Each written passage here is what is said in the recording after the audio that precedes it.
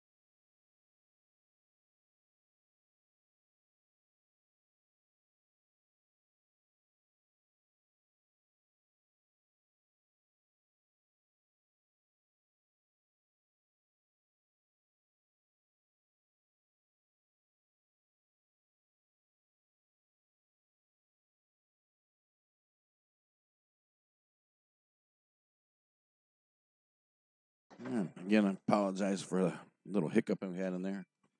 Hopefully, you guys find your way back here soon.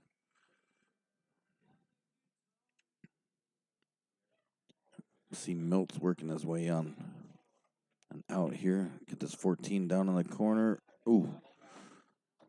Used every bit of it on the way through. Again, I apologize for the little hiccup. I may have accidentally hit a button that I shouldn't have hit, so we're back live now. We should be okay. I promise I won't mess with that too much. Might not be able to do some of the stuff I was talking about earlier, but I'll let you know how that goes. Nice shot by Milt there. Comes back nicely for this 8 ball. Looks like he's going to close this one out real quick. And it'll give him the win 3-2 over Rob. Put Rob on the wrong side of the day here.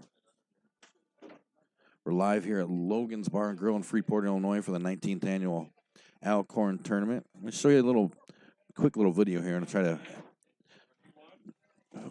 video of what we got going on here. This was shot just a little bit ago here right at Logan's.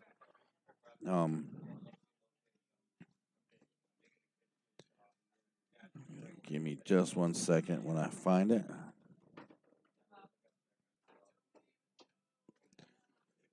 All right. So, like I said, we're live here at Logan's. Got two tables off in the back room on the straight side of the bar grill here. Two tables and matches that were being played earlier. I believe those are done. There's a shot of Chuck up there on the stage. He's doing shaft and tip work, taking care of stuff. I enjoy it. It's fun. Some stuff to He's got some stuff for sale, a couple cases and some sticks there you can come check out. So even if you're not shooting, you're looking for something to do. Nice shot of the main entrance of the bar here at Logan's. Nice facility. TVs all over the place. Nice big TV. We have 3 more tables in the back room here just beyond where we're at. And then as you come out of that room, over here into the main room, you see all the raffle stuff set up. And Kelly and them down at the table and setting up things, getting the raffle tickets out to everybody. So coming out and hang out with us. They're getting ready to call the next match, so give me just a minute, and I'm going to find out who it is, and I'll let you know, and we'll get right back to it. Don't forget, if you enjoy free live streaming pool, make sure you hit that like and subscribe button. Click on the bell, turn on your notifications, and check out the links in the description. Check out the Facebook page. Drop that like on that if you haven't already. And stop through the chat box, say hi, let me know you're here. I'm going to throw a list up of all the awesome sponsors that help make the Al Korn what it is. So make sure stop through and tell them, hey, we saw you on TNT, and thanks for making Al Korn an amazing tournament. I'll be back in just a few minutes.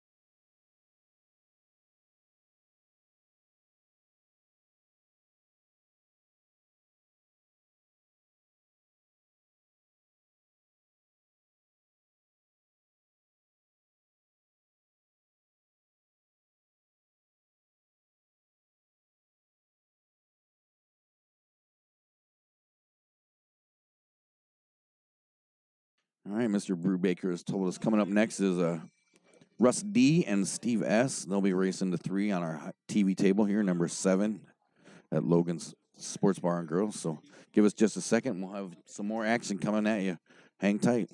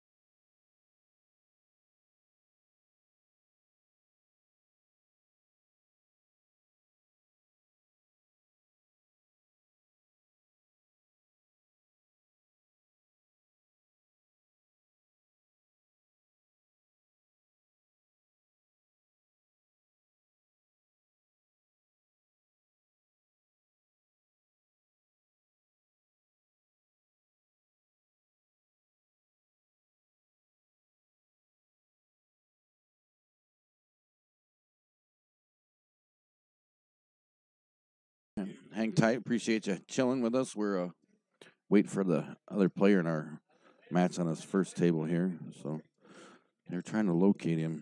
So give us just a minute. We'll be right back.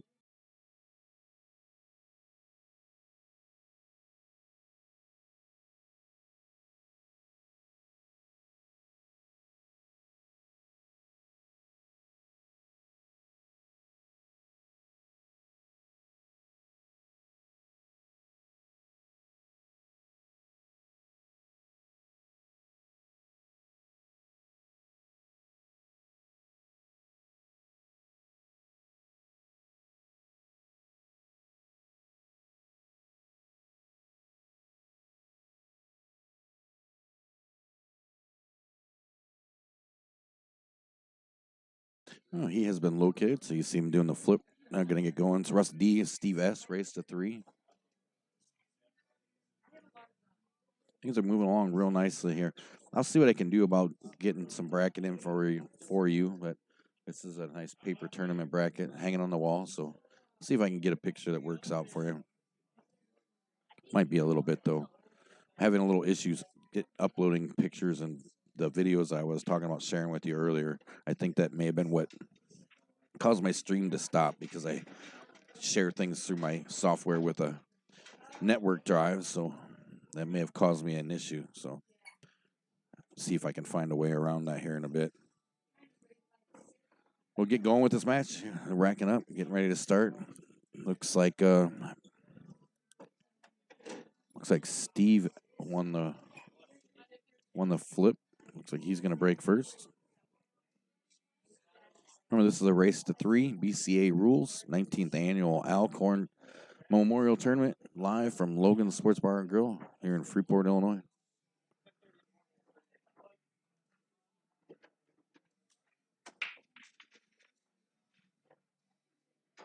Nice break. Left a couple hanging.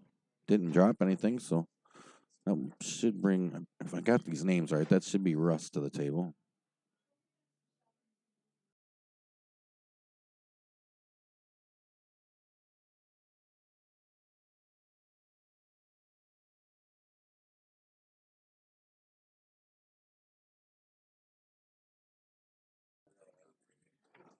I mean, don't get me wrong. People were enjoying in the back of your head. They were like, "Oh man, that's a really nice back."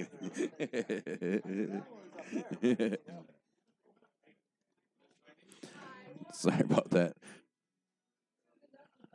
Gus is going to try to sneak past here for the 7 ball. Hopefully, they can keep the cue ball up. But hangs it in the corner there. Got kind of lucky. Come around, take a look at it. He's got the cue ball just hung in that corner. You can see.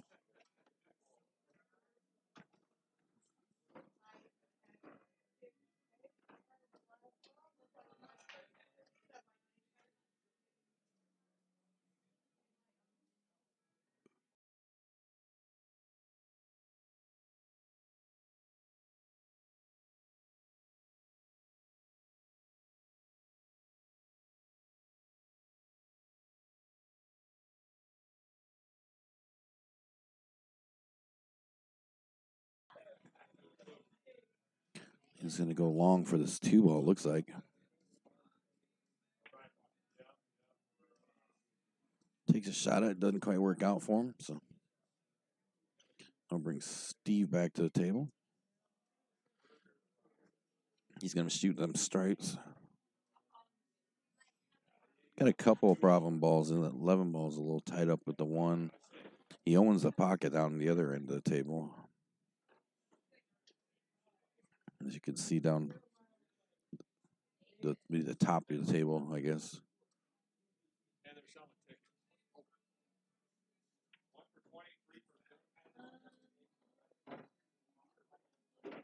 Puts the 15 away nice, comes back. He's got shape for it. Calls for him to watch the hit. He's going to play the 11 ball.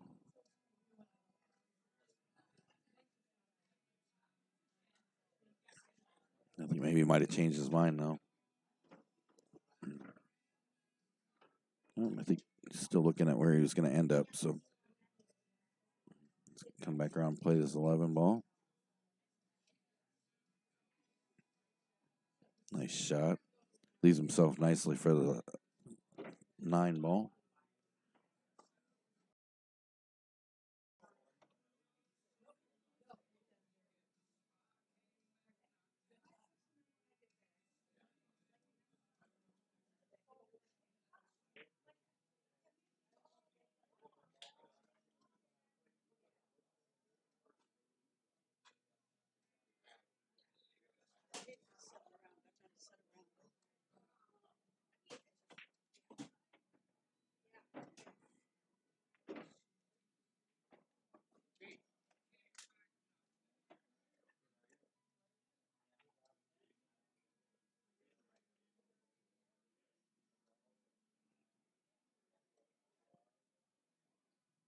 Yeah. Take the 14 up in the corner. Sorry, getting a little distracted there. 14 in the corner. Nice draw. Tries to get back down. Doesn't quite get back far enough. Doesn't look like he can get past that 4 ball.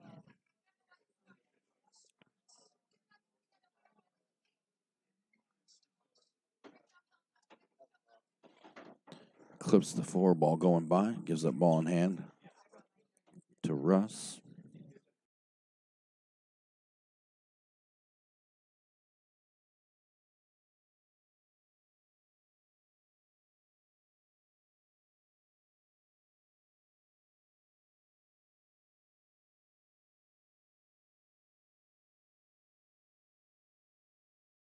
Yeah, so here comes Russ to the table, ball in hand. He's going to start a 2 ball on the side, puts the cue ball down right in the about the center of the table. Drives the cue ball into the side rail, comes out.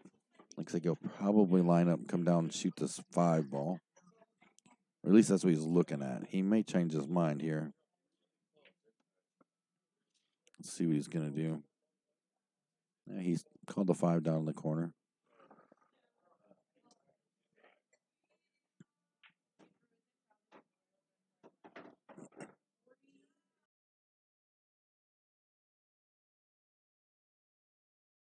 And he puts that 5 ball away pretty nicely. Cannot.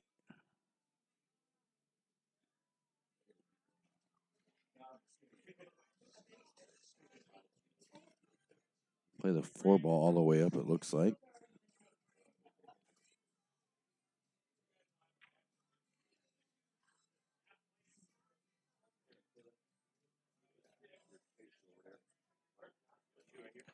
Just misses it. I think he shot.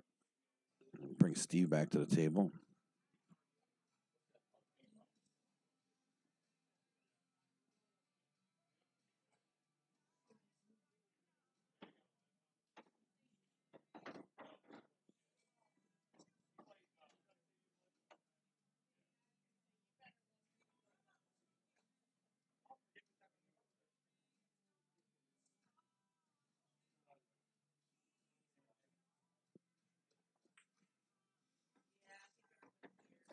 Nice shot. Cue ball comes back around the table. Real nice for the 8 ball.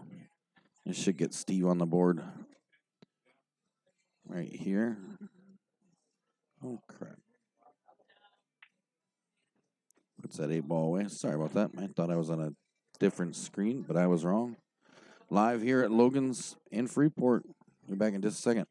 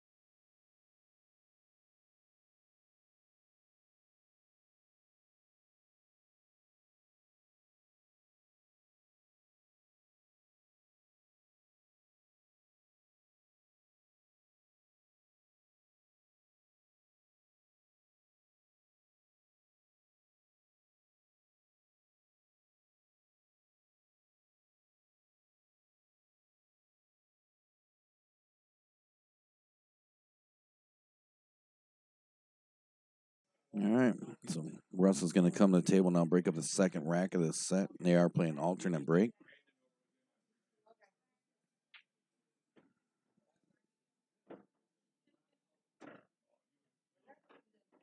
Down a game now. See if you can get something going. One ball on the side.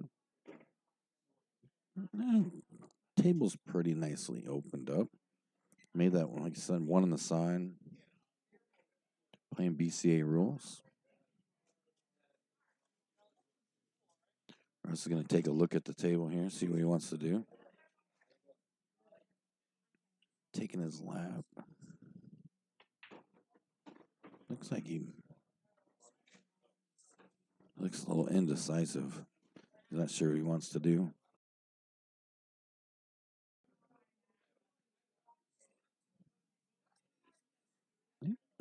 He looks like he called the 15.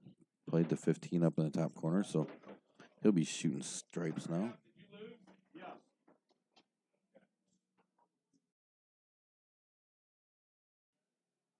Excuse me. No,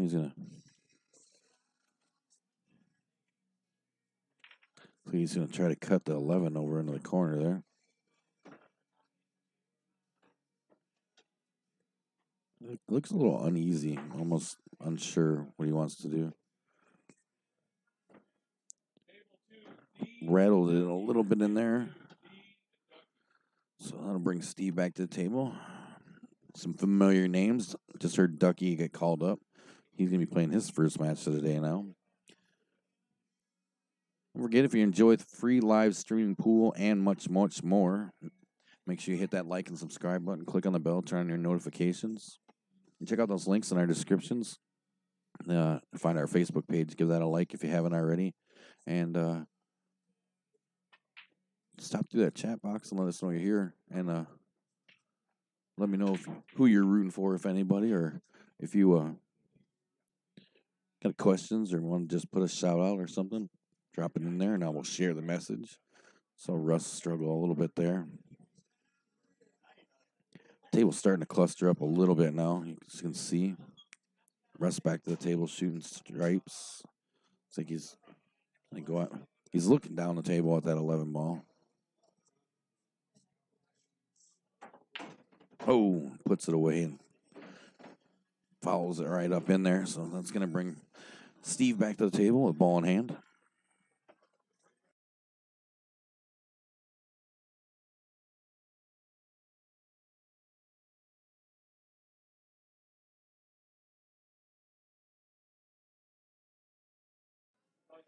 Russ is going to take this ball, or Steve's going to take this ball in hand and make work of the little cluster he had down here at the bottom. Didn't quite get the cue ball out of there quite like he would have liked to, I think. But it did open up the table and gives him control of or opened up that pocket a little more, gives him control of it. So, excuse me. He's going to come back around here. He's looking at playing that 7 ball, but he's a little uncomfortable.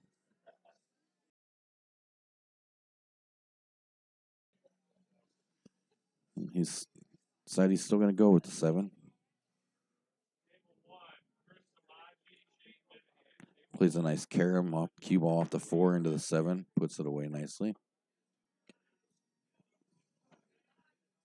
He's in pretty good shape here to get out. Now, nothing's real hung up.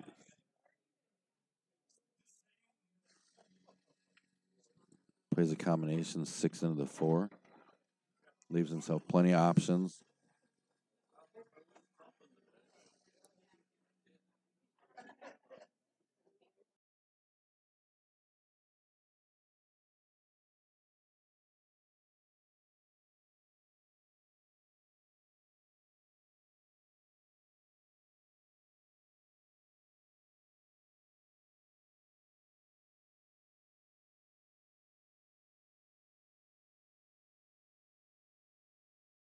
It looks like he's going to go ahead and shoot this 4 ball in the corner. Cuts the 4 ball. The cue ball comes up. Did he clear enough? I think he did. I think he got up there far enough that he can play that 2 ball. So Jump up here and play the 2. A little stop to her. Oh! I think he tried to put a little too much on it. Rattled around the corner just a touch. So that'll bring Russ back to the table. Take a look around. He doesn't have any real trouble balls. 13 and 9 down here by each other. He can get either one of those. Hi there, Vinny. Which one? Steve or Russ? See, he's going to play down here, play the 9 ball, I believe it is. Plays the 9 ball nice. Problem is, put that 13 out in the spot. It still goes in a pocket, so he should be okay. Hi there, Casey. Thanks for hanging out.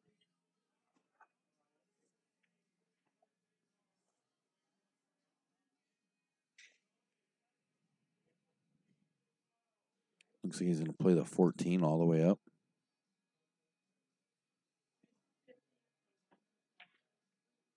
Oh, just misses.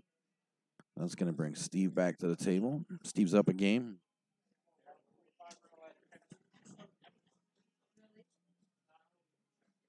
Take a wander around the table, see if he can find it.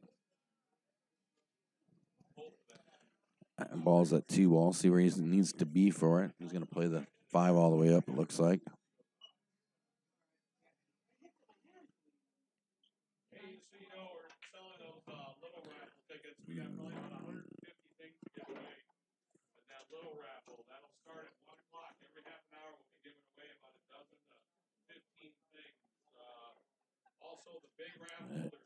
Sorry about the Mike's talking about his raffles.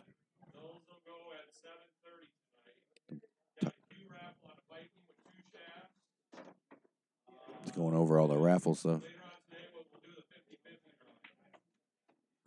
He's got a bunch of mini raffles that are going to get started here pretty soon. You saw Steve jump up to a 2-game lead there. Be right back.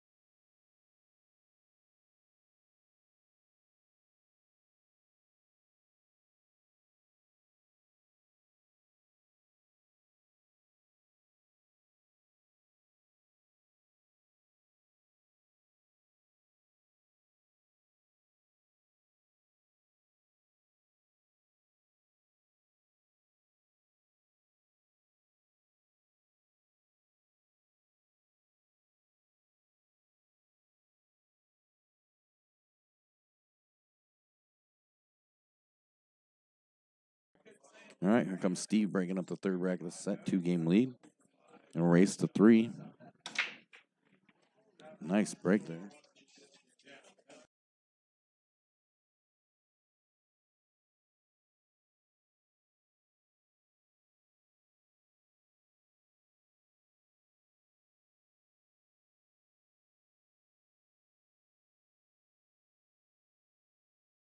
That was a nice break by Steve. Nothing fell, so brings Russ to the table. Things spread out good. Nothing too terribly tied up except for maybe along the side. Looks like 5 and 9 ball might be a little issue along the side rail there. Russ goes with a 6 ball in the corner, so he's going to shoot the solids now. That'll leave him to deal with that 5-9 along the rail up at the bottom of the table there. Looking at the 4 ball.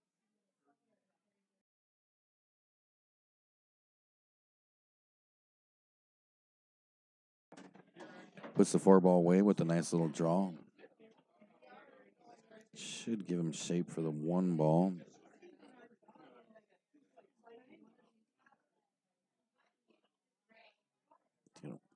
Play that all the way up, most likely.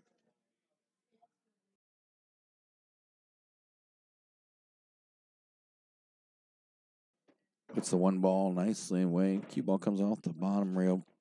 All right, he might be able to cut the three. A little bit of a spot, though, as you can see. Doesn't have a lot of pockets for anything over here now, so see him kind of thinking about what's going on, what he wants to do. Looks like we had another game just finished up over on table 6.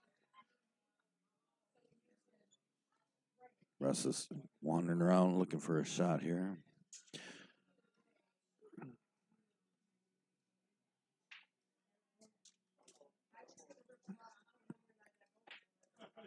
Looked like he tried to bank the 3 ball and just missed. Sorry about that cut over there real fast. Oh, that would find Steve's back to the table now.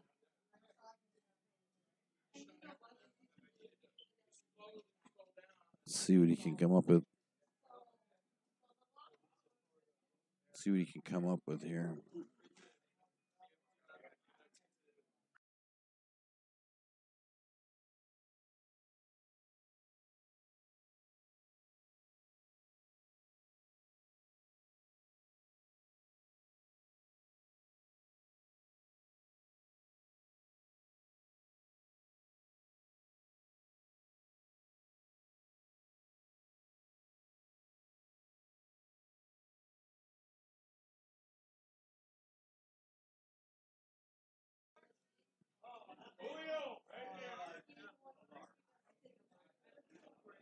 He's taking aim on the 14 here now. Brings the cue ball down off the top rail there. I would like to have come out a little more, but looks like he's going to try to cut the 11. Shouldn't be too bad. Might bump the 13 back away from the rail. Oh, gets just past it. Oh, doesn't quite clear the 3 ball enough, so he's going to have to play the 10 ball. Because don't think he can get the 9 ball. It's so close to the 9 like that, or the 5 like that. He's probably going to have to cut that.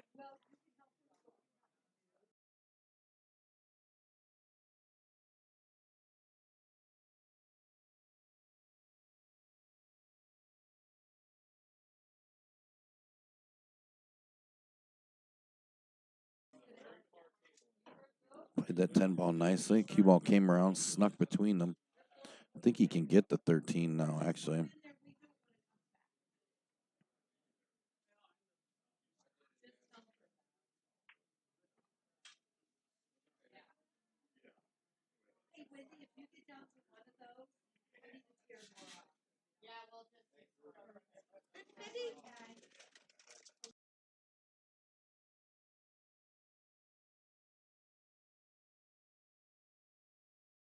Takes a swing at it there, and it's going to Steve find his way back to the table.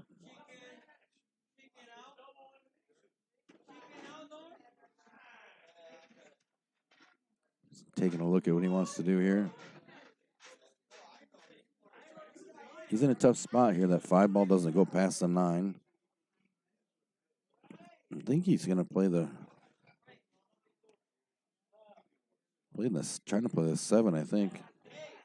Yep, I know he does. Played the 7, tried to get a breakout on the 5. Didn't quite work. Now he's got shape on the 2 to play the 2. He could probably cut the 3 if he wanted and move the 13, but he might move the 13 in the way of the 2. Still going to have to figure out what he's going to do with that 5 ball. The 5 ball's tied up with that 9, and now it makes it even harder. The 15's around there. So he has decided he's going to cut the 3 over in the other corner. You saw him call. Makes a nice shot. Does bump that 13. Get to the wrong side of the 2, if you ask me. I'm not sure what he's going to do with that.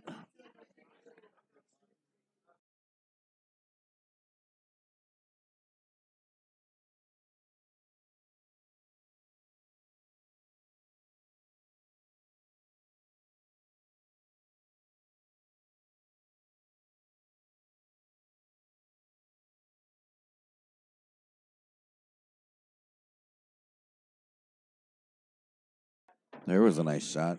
Banked it up in the top corner. Now he can get a clean hit on the 5, but I'm not sure what he's going to do with it. It doesn't go anywhere. I'm not sure what he can do.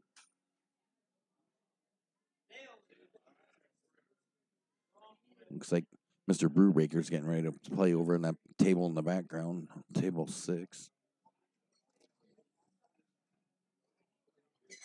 So Russ calls a save. He's just going to hit that 5 ball. And he does. Hits it. Safety. Breaks everything up, which Steve was looking forward to it. I'm sure it made it way easier for him to have Russ break everything out for him. Now things taps the 9 ball in, leaves shape for the 15. Don't know if he got quite the angle he needs to get off that 15 back down the table for this 13 though. So we'll see. Oh yeah, he does. He should be okay. Slow down a little bit. Made it a tough cut, but I think he can get it still.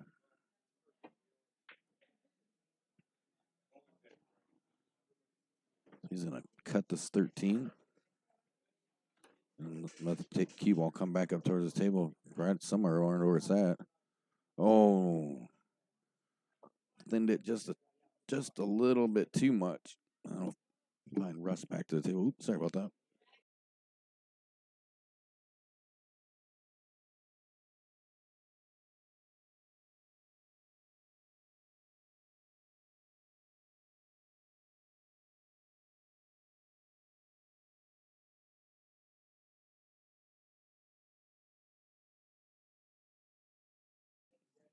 Oh, Steve's pondering what to do here. He's in a bad spot with this 5 ball. Cue ball's right over top of it, straight in line against the side rail. 13's in the way of doing the long table kick unless he puts some English on it.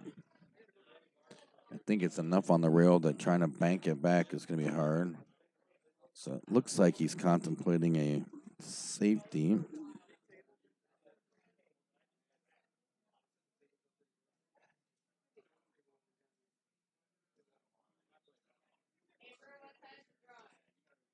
It's like he's just. I'm not sure what he's doing exactly here. I think he was gonna. I think he was trying to bank. He tried to bank it, and fortunately left Steve a real nice out.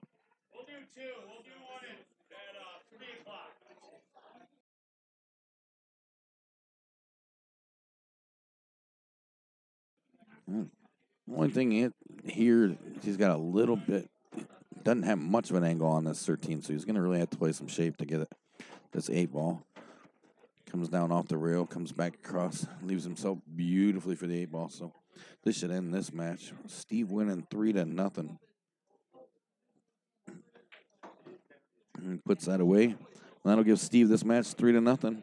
We're back with some more action in just a minute. Hang tight. Don't forget that like and subscribe button. Click on that bell, turn on the notifications, and check out the links in our description. Stop by the Facebook page and give us a like if you haven't already, and check out all the cool groups that go along with TNT. We've got some new leagues signing up right now, and a lot of fun to be had. So we'll be back in just a few minutes.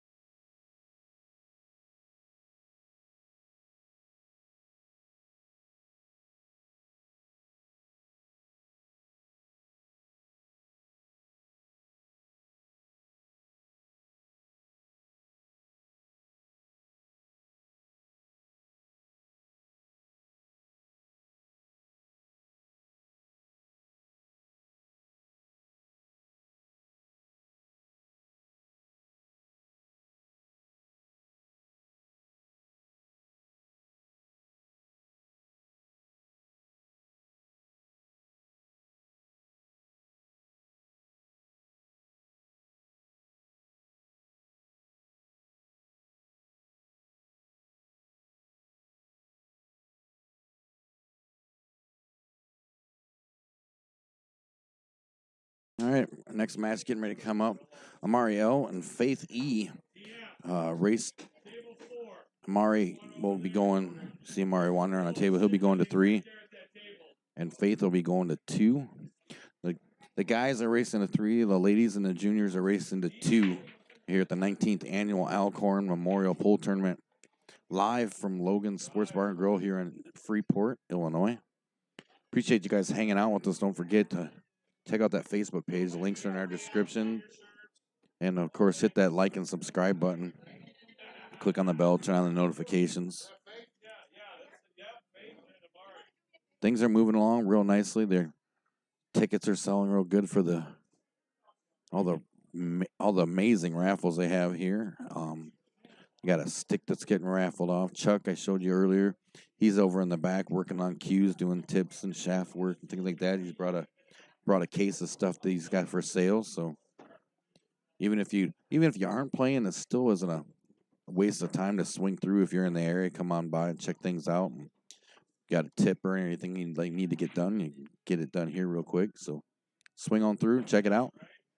I'll be back in just a second after Faith and Amari get going here on our TV table at the Alcorn Memorial Tournament live in Freeport. Be right back.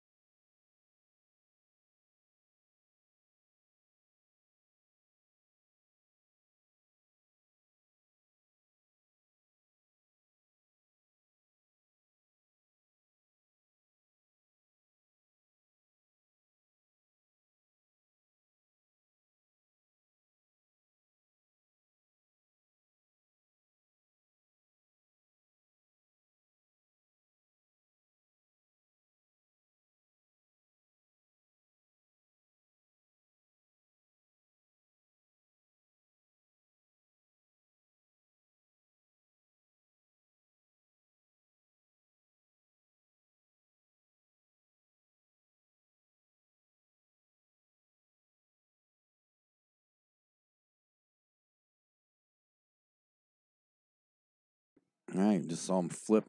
Looks like Faith won the flip, so she's going to break first. It's alternate break all the way through. Like I said, Faith will be going to 2. Amari will be going to 3. BCA rules.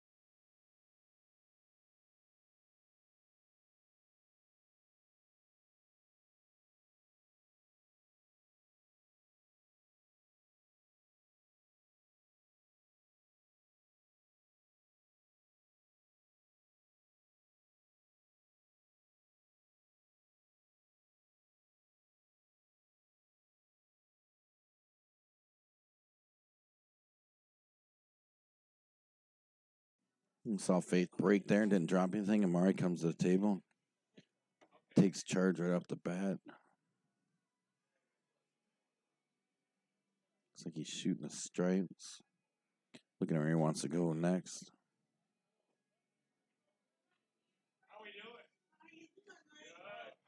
So you can come around here and play the 15 real quick.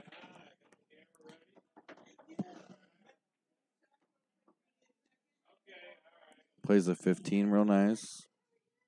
Cue ball bumps his 12 into 13, tying that up a little bit. So I think he's going to play the 10 ball probably in the side. It does. Cue ball goes up top short rail, comes back all the way back down to the bottom short.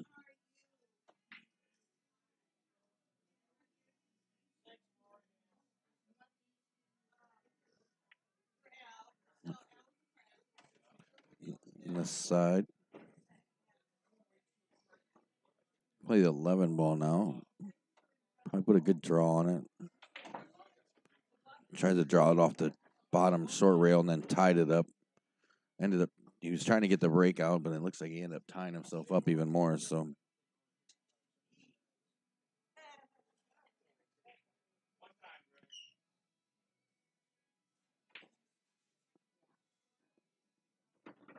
now he's kind of a little tied up here and figure out what to do now. He tied up all his shots and then played safe on himself. So now he's going to come down. Probably got to come off this top. Gets a good clean hit there. So that'll bring Faith to the table, shooting the solids. Nothing too terribly tied up. She's going to take aim at the 4-ball first. Runs the 4-ball across the rail. Real nice shot. She's going to turn her attention around. Play the 3 across the other way.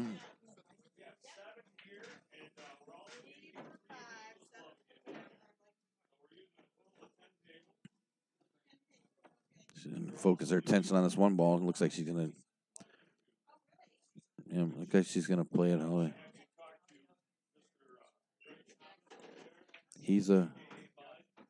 Runs that 1 ball down there nicely. Nice shot.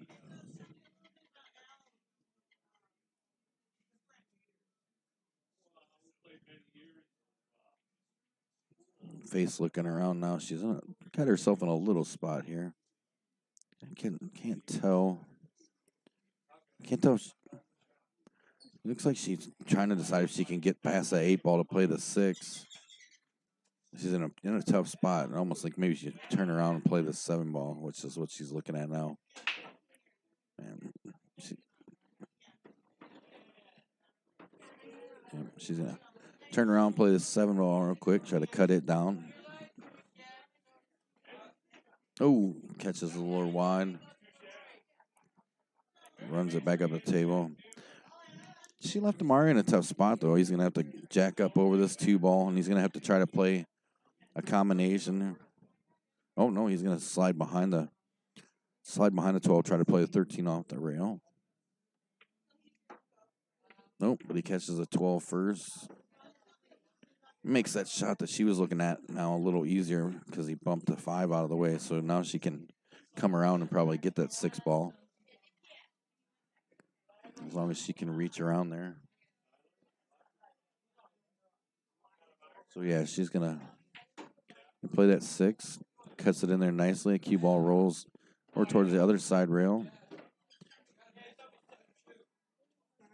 She's playing the 7. Plays the 7 in the side. Lets the cue ball roll past the side. She can take aim at this 2 ball. Left it a little straight on. All she really needs to do is just kind of stop it to play the 5. Lets it roll a little bit.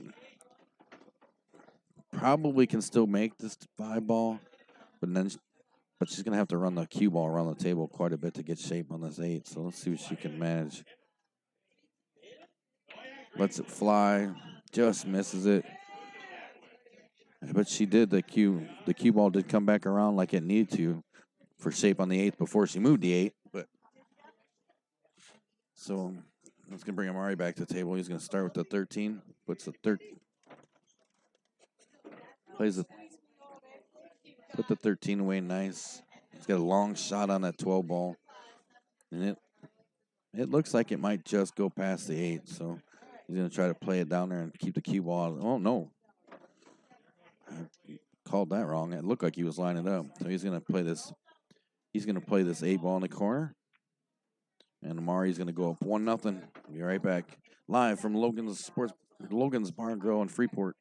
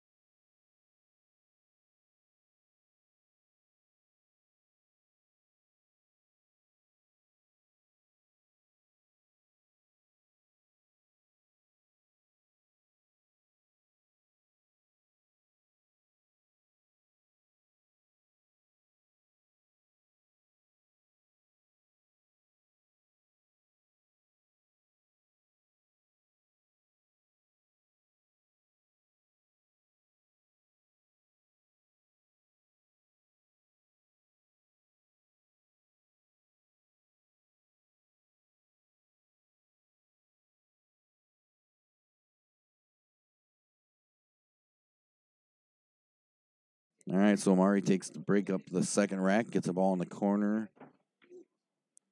1 game lead. And he's racing a 3. Faith needs to get the 2. That's an interesting break. Nothing made it past the bottom of the table. It's all stuck down there. He calls a combination. He's going to call a combination. Just misses it. And he's going to bring Faith around.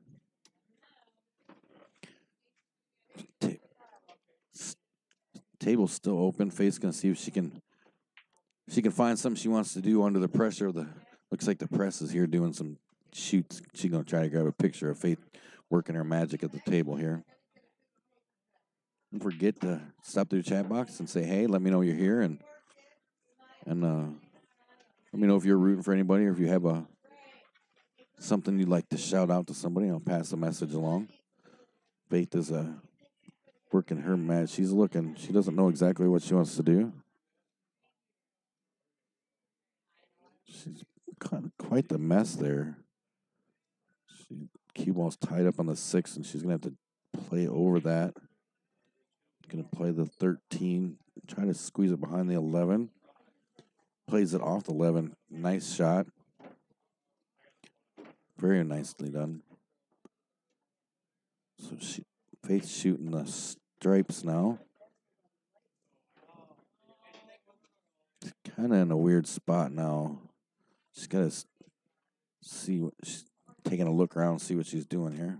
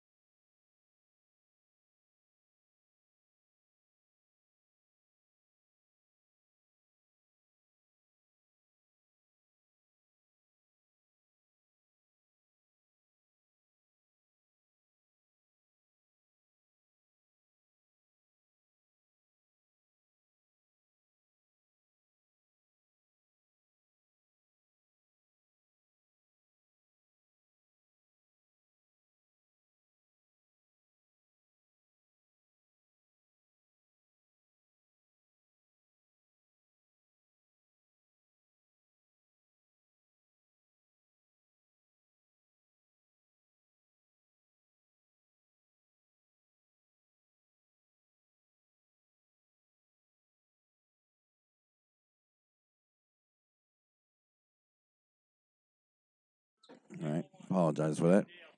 Faith's working her way around. She's working through quite the mess here.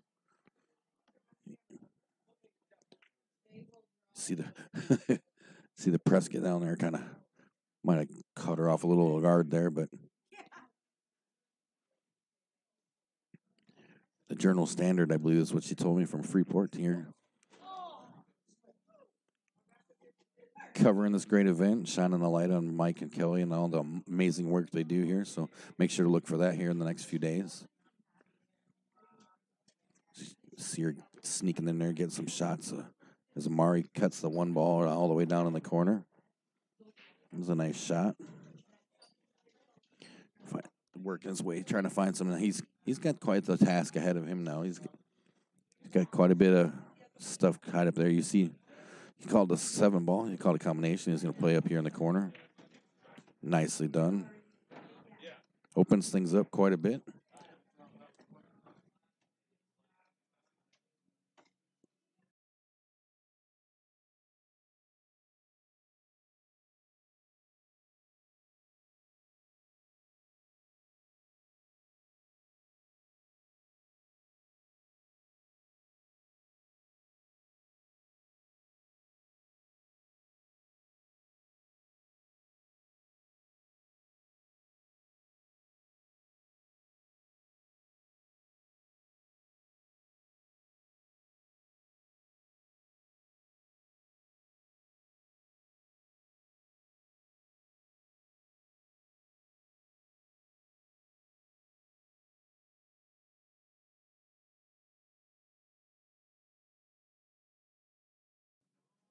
All right. Well, thanks, Hardwood CD. That's a great name. I like that. We try to do our best to share the sport as much as we can, to highlight the people that go out of their way and put the time and effort into to bring us tournaments like this. Mike and Kelly have worked on this for a long time, and it's a great tournament every year. I found my way out here last year and streamed almost all of it, and absolutely loved it. Looked forward coming back and couldn't wait for the call for Mike to come back and do it. And it's awesome. They like I said, they raise money for a great cause. Great raffles. I'm gonna check with him. I'm gonna check with Mike just to make sure. I'm not sure if they're doing it for the same place they did last year. I believe it was the Junior Diabetes Fund last year, Research Fund last year.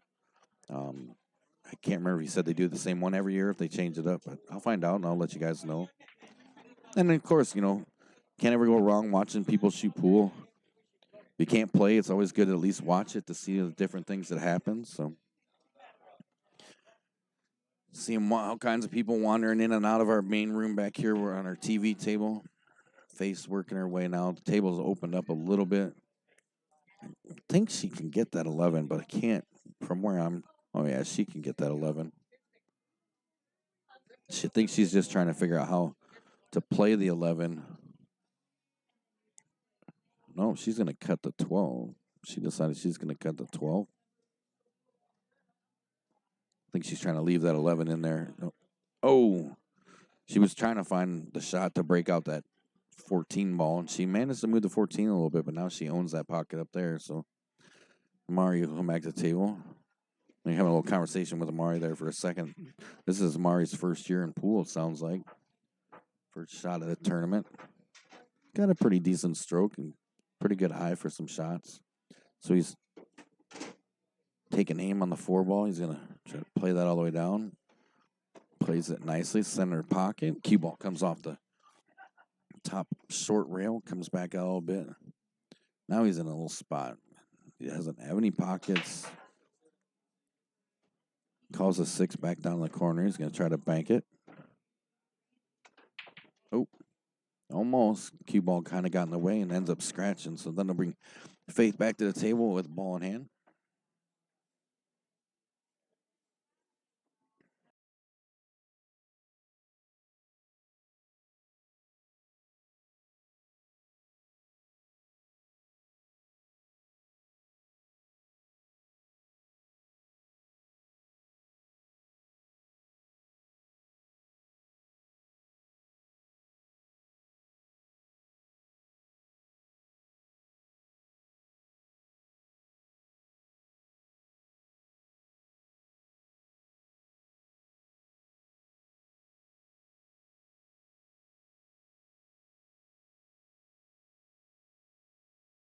Faith finds her way back to the table now with ball in hand, which should help her clear up some issues. She's going to lay this down and try to play this 14. I think looking at what she's lining up, I think she's going to try to play that 14 in the side, and she does very nicely. Plays it in the side off the 8 ball, moving the 8 ball away from there. Gives herself a decent angle on the 11. She'll be able to just play this nice little cut, let the cue ball come up, drive it into the bottom short rail, come back down to play the 14. Leave herself enough angle that she can put a little draw to the rail. I mean, she could probably run it around short or the side and the bottom short rail and come back around for the 8, or put a little draw and draw it into the side rail and come back for the 8. She draws it in the short rail, comes back. Pretty decent shape on the 8. Face not going down without a fight. She's going to tie this up. She got a good chance to tie it up. Doesn't want to rush the shot in. I think she's okay. Should be all right as long as you don't try to draw it. Just let it play through. She calls it across the way. She's going to try to cut it over. No, she doesn't hit it quite that hard.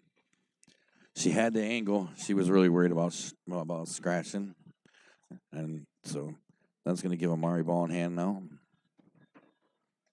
Now the table's a little cleared up. And his only issue is, as you saw there, that 2 and the 3 ball tied up on the side rail. Now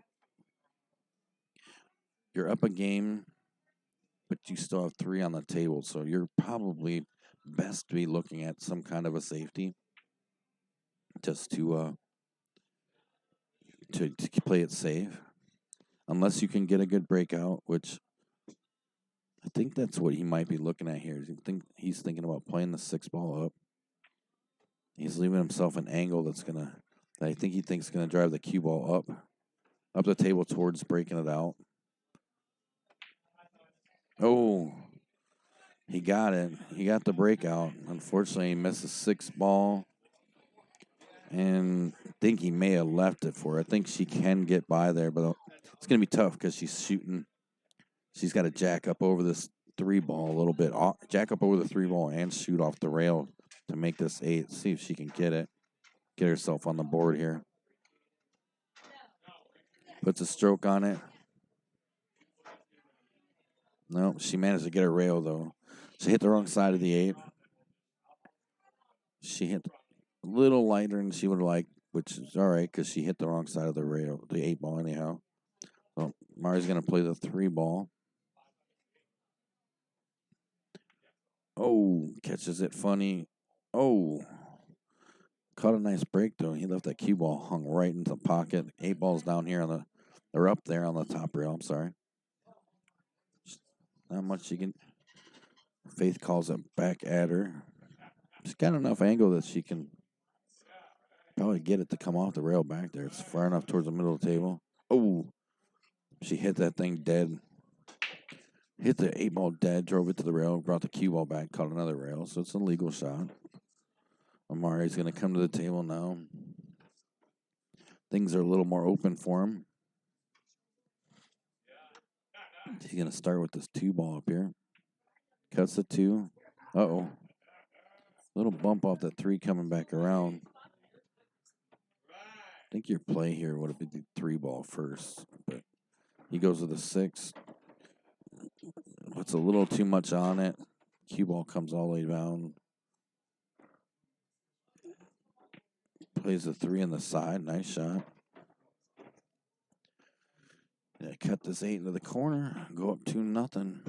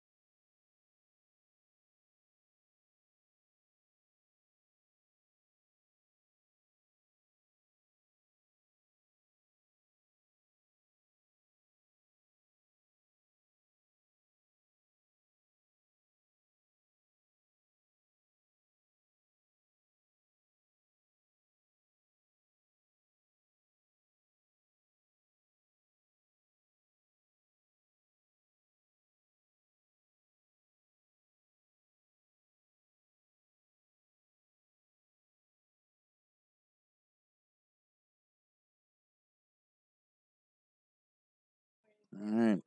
Faith coming to the table. 3rd rack of the set. See if she can get herself on the board here.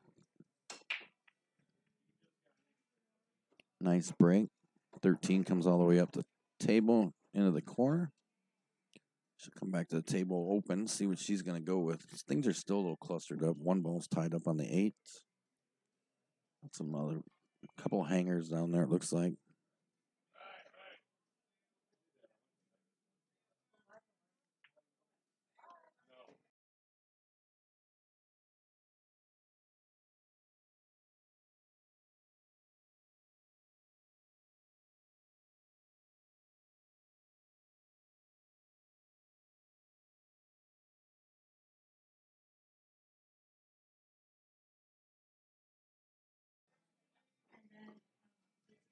She put away that 10 ball. She's going to go after the 9 ball.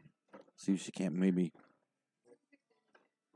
She's going to end up moving the 14. Hopefully she can move it around to where she needs it.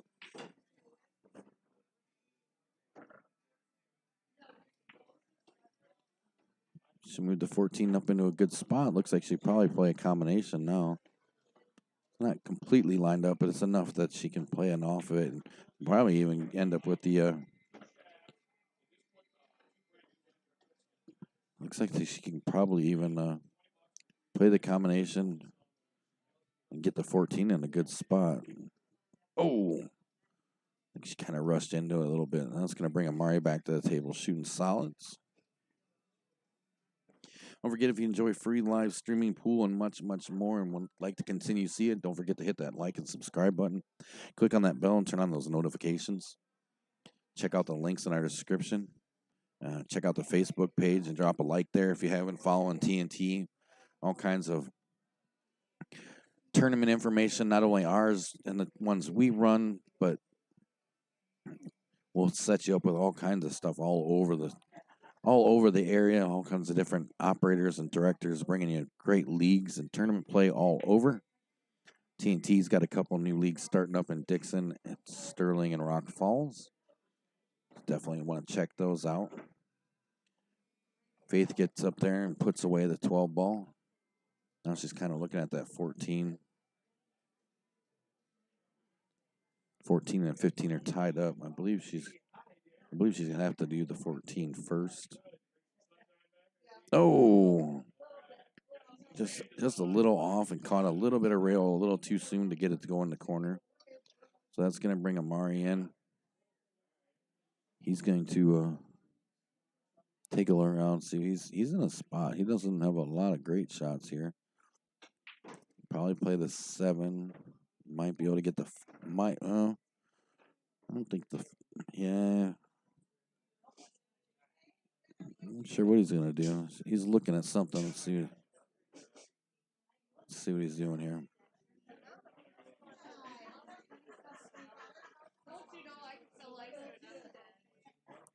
He's taking a look. He's a little.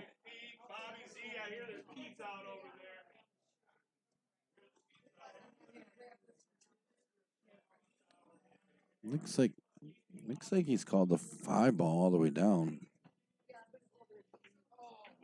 Nope, he got by it, but I just don't think you get the angle on it from with the 3 ball there. So it brings the cue ball down. It's actually not a bad leave. Doesn't leave Faith a lot of shots at anything. I mean, the only thing she really get a hold of is maybe the 15. She's calling the 14, so maybe she can get past that 5 and get the 11, play that 3 ball combination. I think that's what she's looking at.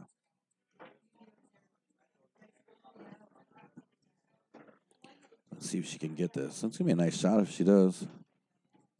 Oh! Took its sweet time getting in there, but she managed. It was a nice shot. Hit it with just enough speed. The only problem is now she blocked up that corner and gave it to Amari. She can't get that 11 past there. She's going to have to figure something out.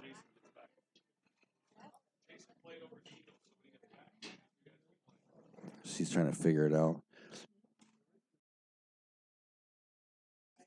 We're running a total of, look at 2, 4, there's 7 tables here, and then they're using the Eagles Club here in town to play some other matches as well. So we got some players traveling back and forth. So we're utilizing a total of 10 tables here for the first couple rounds to keep things moving. Saw Faith try to run that 11 ball in behind the 4, and the 4 ball went, but the 11 didn't quite make it. Mari tries that 2 ball into the side, just catches the corner of the pocket. That's going to bring Faith back to the table a little bit. She's going to, she's got to figure out how to get around there. She's trying to find a way around there to get to the 11. She can't really get to any of her shots. She can hit the 15, but she can't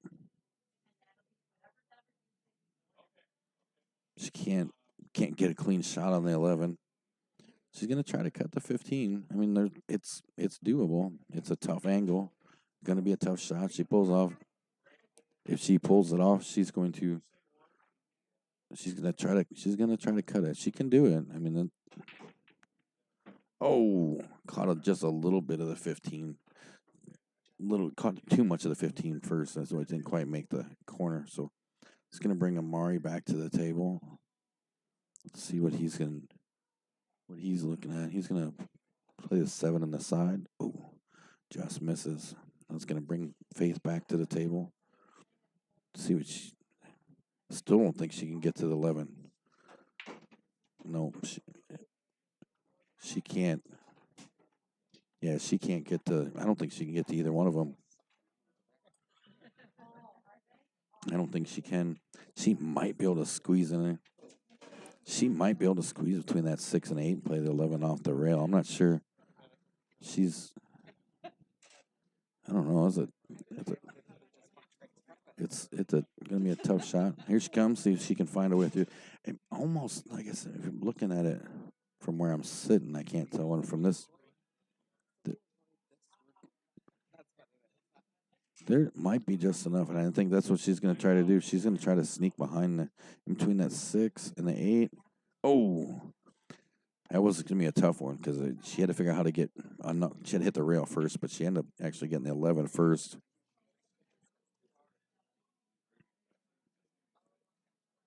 Looks like Amari's going to try to play the 6 all the way down.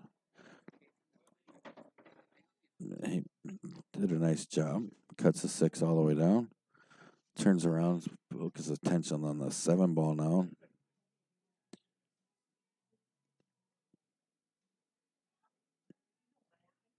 He's looking at the 7. You can see he's taking a second though to see where he's going to come up after the 7. So he's looking a little bit ahead. Now he's changed his mind. They try to sneak the 2 behind everything. It wasn't a bad shot. I mean, took that pocket away from Faith. She's going to have to play left a horrible cut on the 11 ball to make it. Not sure it's going to work.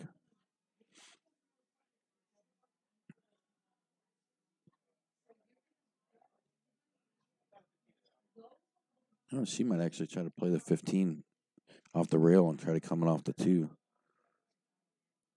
Yeah. Caught it on the wrong side a little bit, but now the pocket's not completely owned by Amari, so Amari's going to come back and try to play the 7 ball on the side.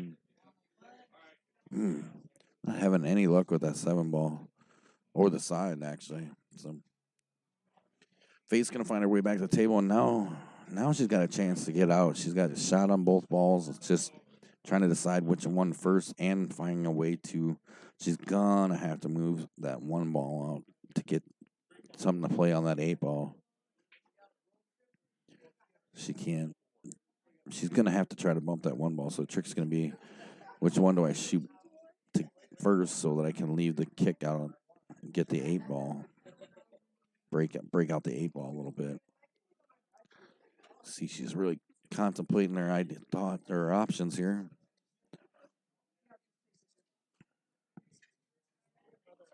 Looks like she's going to go with the 15 first. Oh. Caught it a little weird and didn't quite go in, so Amari's going to find his way back to the table. He's going to take line up on this 5 ball, try to play it in the corner. Drives the cue ball on the bottom rail pretty nicely. And he turns attention to the 7 ball. Gets it. Drives the 15 way back down the table. Gives him shape. He's going to play the 2 ball next. Boom. Drew back. He's going to try to have to, the way he came back, he's going to have to try to play the 1 in off the 15. And it works. Oh, cue ball rolled a little too far. Got in his way to play the 3, so now he's going to have to find something to do here. You either have to do a high. He calls it in the side. He's going to try to clip it, 2 rail it.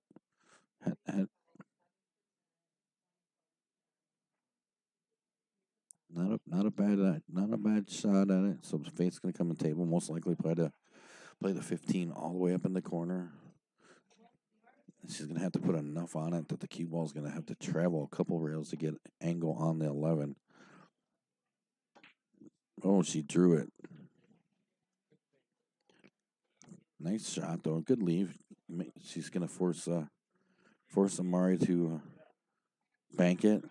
one way or the other. See if he decides to try to bank it back at him. There's a lot going into this shot. You know, you gotta figure out how to make the 3 and get on the 8, or figure out how to maybe play a safety. So he's gonna try to bank it back at him. Oh, just misses it. I think he's gonna luck out and catch himself a little safety here. I think it cleared it just enough where Faith can get up there to hit that 15. And she should be able to get this 15. Oh, just misses it. Mari's going to come back to the table. Well, this one's going to be tricky. He's only really got one bank option. Don't know if he can cut it. I'm not sure.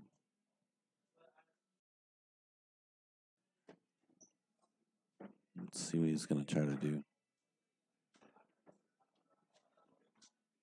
If you're just joining us, thanks for stopping by. We're live here at Logan's Bar and Grill in Freeport, Illinois, the 19th annual Al Korn Memorial Pool Tournament. If you're enjoying the free live streaming pool and would like to see more, make sure you hit the like and subscribe button. Click on the bell, turn on your notifications. Mari's going to try to bank that 3 to his right side there. Oh. Uh-oh. Is he going to get lucky? So he...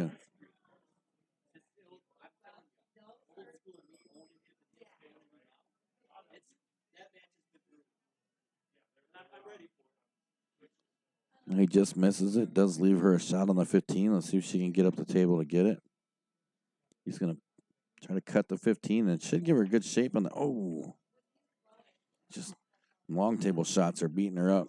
Not having any luck with them.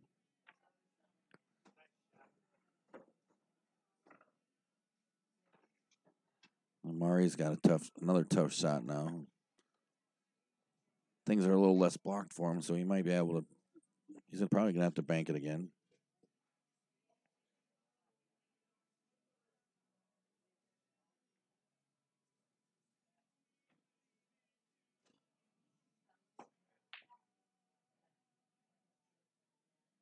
There, took a stab at it, just missed it.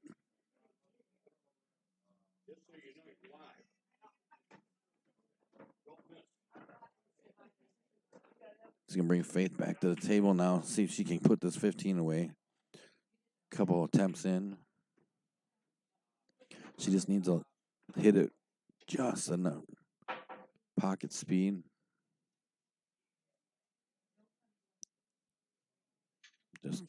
She's going to come to the 11 first.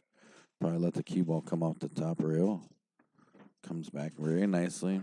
Makes it a manageable shot. I guess it makes it a lot easier for her to manage that shot than it would have been the other shot she was trying to. Would have had to reach quite a bit. So all she has to do is she's a little more straight on than she probably would have liked, but she just needs a little cut. Draws back nicely off the side rail. Now just come over here and put a nice easy stroke on it.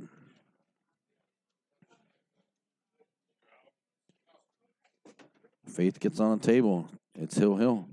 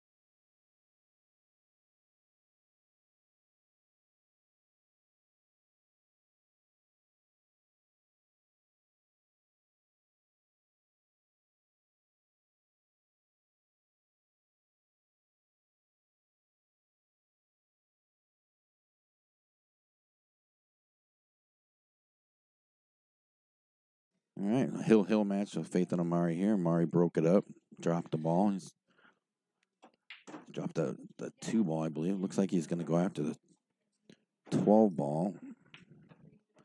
Puts the 12 away, so Amari's going to be shooting the stripes. Table's pretty well laid out. There's nothing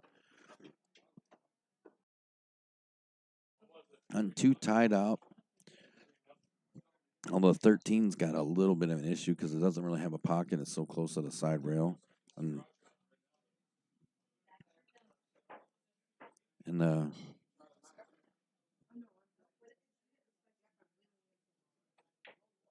tries to bank the 9 back at him. Just misses it. That's going to bring Faith to the table. She's going to be shooting shooting solids. See if she can find a way to close this match out.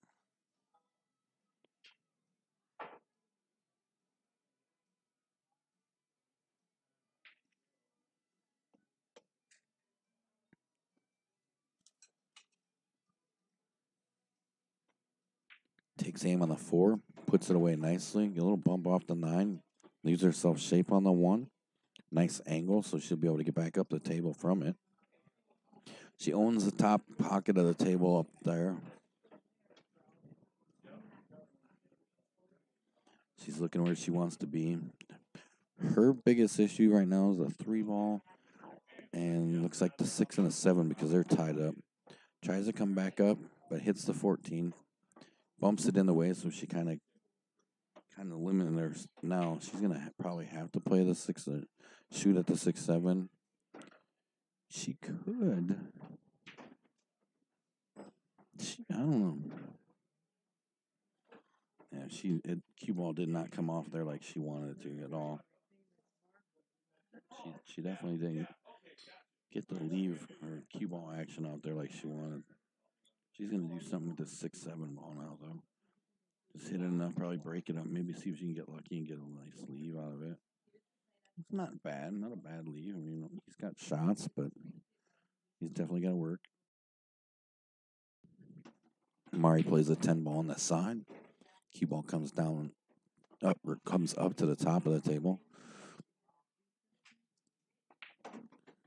Plays a 9, draws the cue ball to the top short rail, comes out, leaves himself shape on the 14 for the side. Lets the cue ball come up.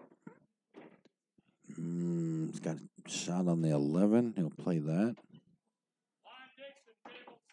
Oh! Tried to overplay it, trying to get the leave.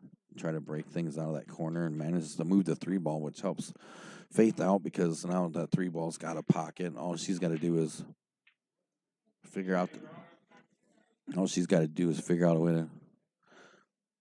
a way to. Looks like she's going to play the 5 ball. Plays the 5. Cue ball comes back, bumps the 3 just enough, clears the 8 so she can play the 7, it looks like. Comes around, takes a look. Looking at what she can do with the 6 ball. She's going to have to put a stroke on the 7 ball if she makes it.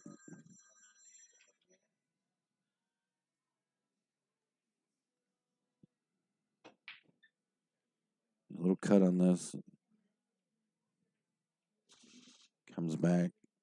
Oh, nice. Came back nicely for the. You can be careful here, though. Got a little closer to the 6 ball than you probably would have liked. Don't draw too much.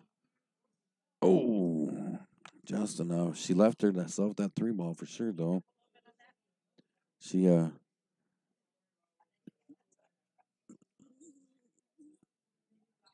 definitely didn't make it easy for Amari. The 11 ball might go on the side. I am working on that hardwood. I'm trying to find a way. He is running a paper bracket like he has in the years previous, and it's hanging up on the wall. And it's if I get a picture of it right now, it's gonna be really hard to see. So, I'll see what I can do here. But and if I do get a picture of it, I will probably have to share it onto. Oh. Mari just missed that shot and then scratches. It gives Faith ball in hand. Good chance that she could get out here. close this match out. Remember, Faith is going to 2 and Amari's going to 3, so this is a hill match. Faith lines up the cue ball behind the 6 to play in the side, and she's going to have to let this roll a little bit, and she does.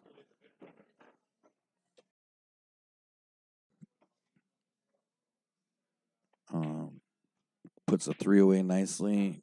Ooh, cue ball doesn't come quite back off that top short rail like she'd like, but she seems pretty confident in the cut on the 8 ball. When this match gets over, Hardwood, I'll go over and get a picture or 2 of the bracket, and I will post them on the TNT Facebook page so you can look at them that way. That way you'll at least be able to zoom in on them. Look at that. Now with that shot, Faith wins this match 2-2 over Amari, and she's going to move on. We'll be back in just a minute with your next match. Thanks for hanging out. Don't forget to hit that like and subscribe and click on the bell and turn on your notifications. And I'll see if I can get a bracket up. So hang tight. We're live. Logan's Bar and Grill, Freeport, Illinois, 19th Annual Al Korn Memorial Tournament.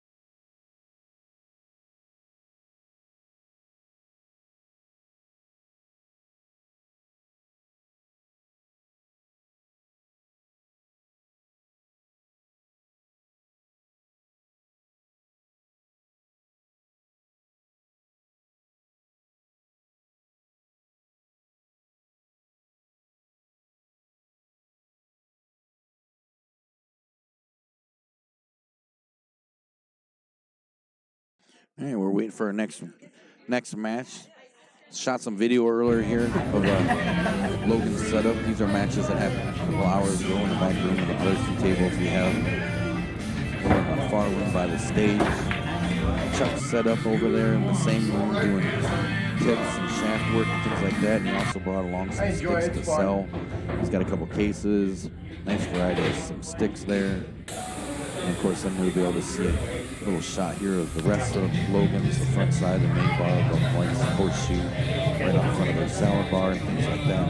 TVs everywhere, for all the sports you want. Then we have that small room with another 3 tables over there. 1, 2, 3, just next door where we're at here. And you see all the raffle stuff set up right over there. We got our next match is coming up. It's going to be Wendy A. and Gary A. See, the players are moving in and unpacking their stuff. So we'll be back here in just a minute with some more action at the 19th Annual Al Korn Memorial Tournament, live from Logan's Bar and Grill in Freeport, Illinois. We'll be back in just a few minutes. Hang tight.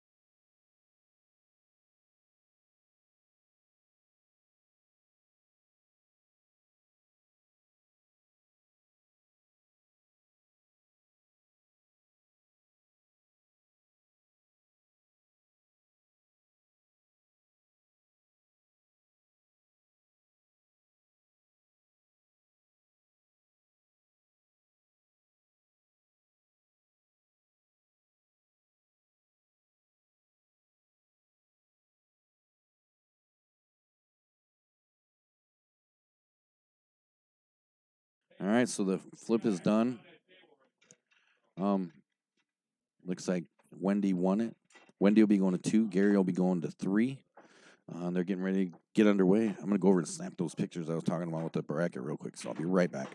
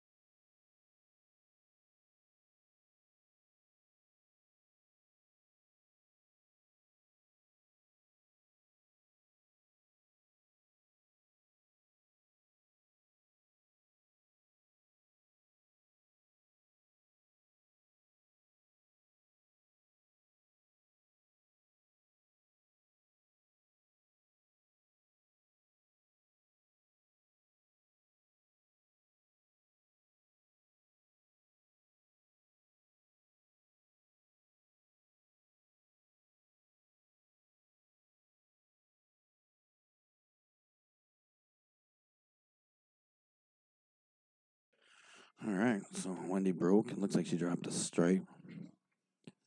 Just taking a look at the table, see what she wants to do.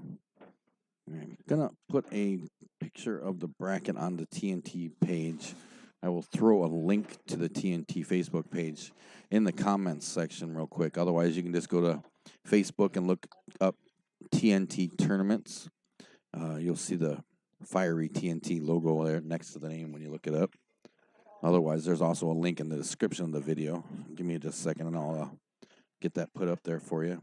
I took a couple pictures. I'm going to try one of the whole bracket, and then I'll put all the pictures I took up, and that way you can try to zoom in on them. And the other ones were kind of hard to maybe piece together, but I'll put all 3 of them up there so you can try to see if you can figure it out.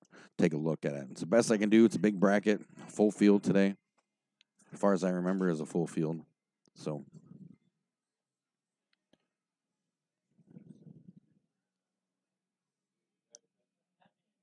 Wendy's going to find her way back to the table.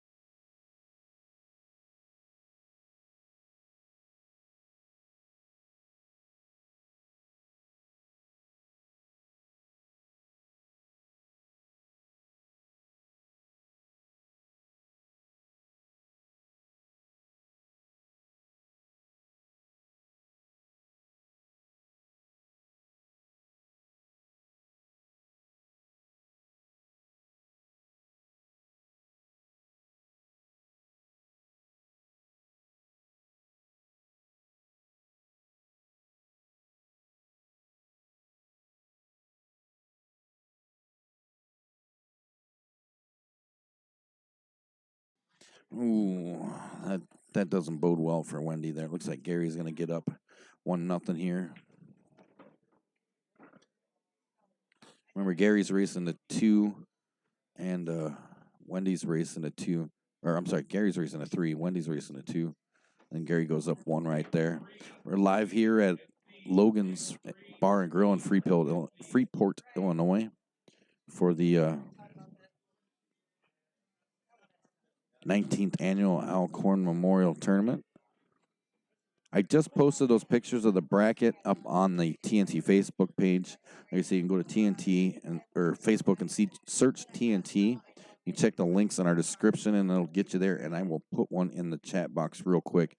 I took a couple pictures. The first couple pictures I kind of got as close as I could and moved my way up the bracket for you to look at.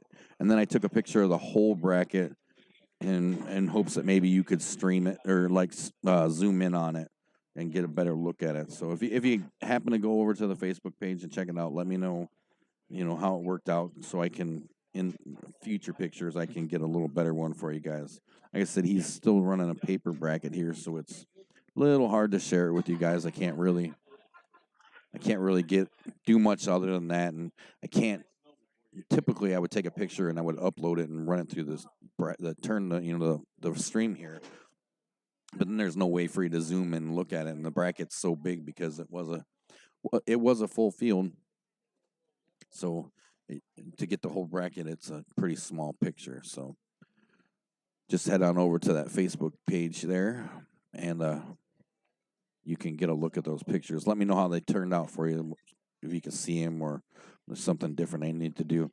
Big shout out to all these sponsors right here. I know there's a bunch of them, and it probably hurts your eyes looking at it, but all these people here play a big part in making this tournament what it is amazing as it is. Mike and Kelly Brubaker do an amazing job getting all these people together to bring this tournament to you and all the great raffles that come with it. So definitely make sure you check them guys out and tell them you saw it on TNT at the Al Korn Memorial Tournament, and stop by and show them how much you appreciate them making this a great tournament. And Gary broke there. Looks like he dropped a 5 ball. Table's going to be open. He's going to wander around and take a look at it and see what he can come up with. He's up 1 game to nothing on Wendy. He's going to 3 and she's going to 2. Let's see what he can come up with here real quick.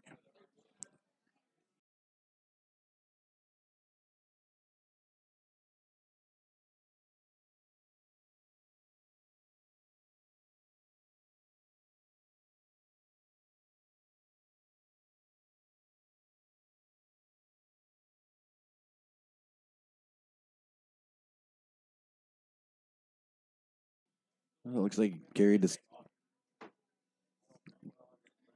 going with the all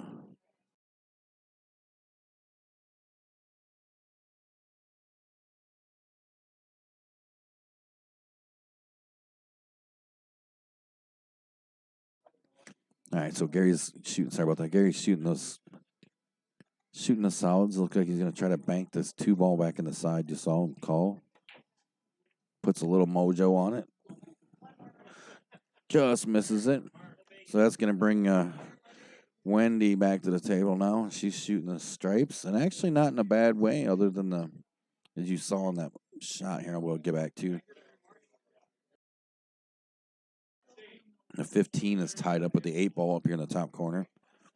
Wendy's taking aim at the 9 ball right now. Cuts it. Runs the cue ball back up past center table. Catches a little bump off the 10 ball. Snugs up onto the 14. Looks like she's going to put that. She's going to try to play that 14. Oh. Thanks. Oh, no, I'll be all right. Oh, no, yeah, napkins, yeah. Faith is my new favorite person in the world. She just brought me food. She rocks. Wendy's making quick work of this now.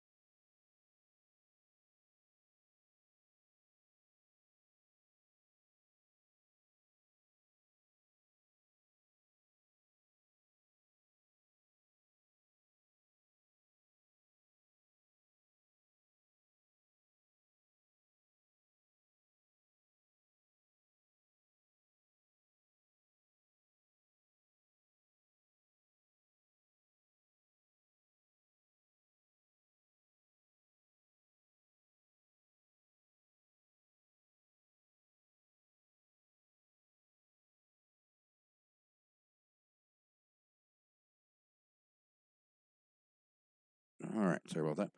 Gary's found his way. If I didn't already say it, and I know I did, so I'm saying it again, but Faith from our last match, she rules. She brought me food. That's how you do it. Bring the guy with the cameras food. That makes him happy. Looks like he's going to try to. Not sure what he was trying to bank the three. I'm not sure. So I'm just going to bring Wendy back to the table here. She's still in a tough spot. That corner pocket's all tied up there. The 8 ball's tied up on the 15. And then her 12 balls tied up behind the 7. So she's definitely got some work cut out for her. See what she can come up with here.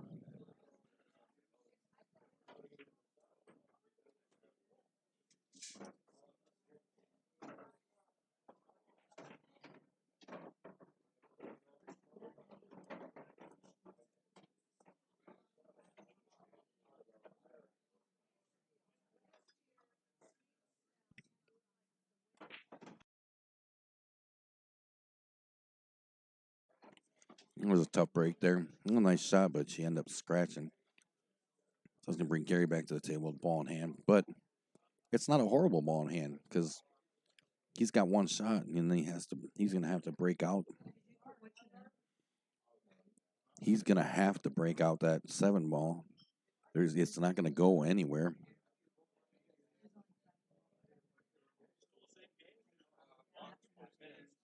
See what he's going to do here. See what he's got store here.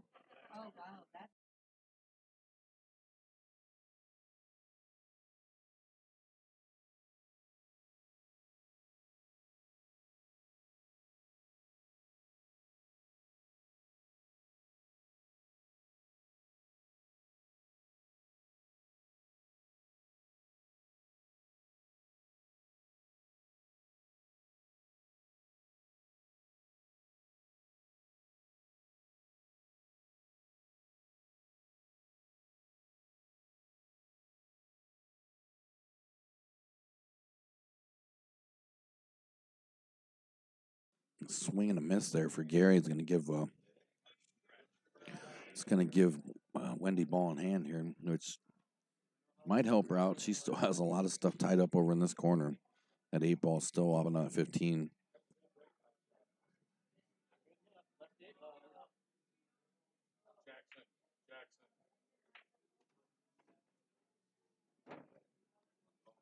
She didn't manage to break anything out, but she did leave her, so now she can. She'll play the 12 ball and break it. She can throw the 8 ball far enough away, make a nice shot on this 15 all the way down. She'll be in a good shape.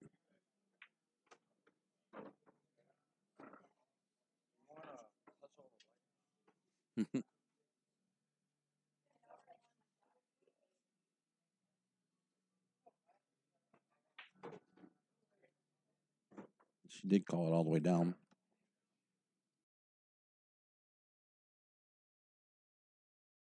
Wow. That was absolutely stunning. Wendy is. Oh, no. Same girl. Oh. Well, Wendy was that close to tying it up there, but she didn't leave him a great shot. I mean, he calls it on the top right corner. He's going to try to bank that 7 back up. I don't think he hit enough. He didn't, and he's going to force her to make the same kind of shot here. Oh, I can't. That was heartbreaking watching her, especially after that 15 ball shot. That 15 ball shot was so clean, so pretty all the way down the rail. She's going to try to bank it back up there in the corner. Oh, it's going to be a good leave, though.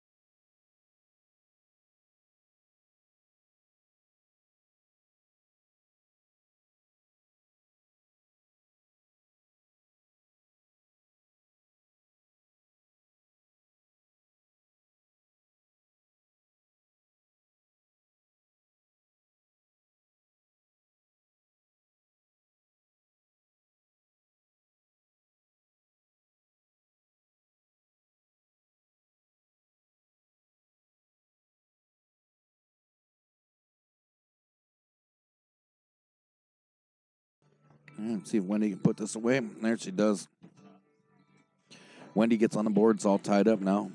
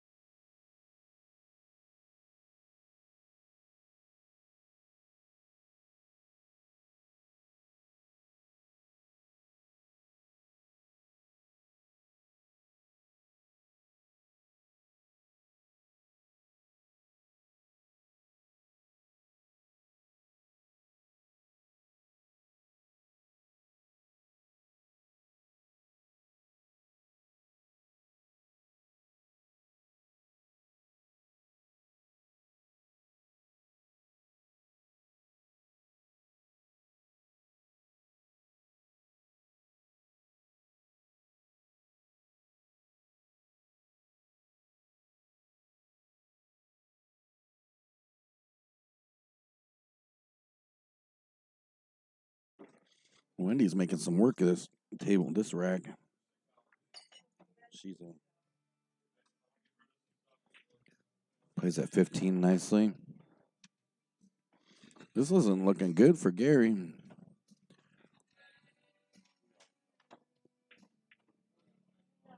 No way. No way. Oh my goodness. Oh my gosh. Oh, I have nothing for that. Hey, that was she was a terrible run, terrible end to a great run. That was harsh.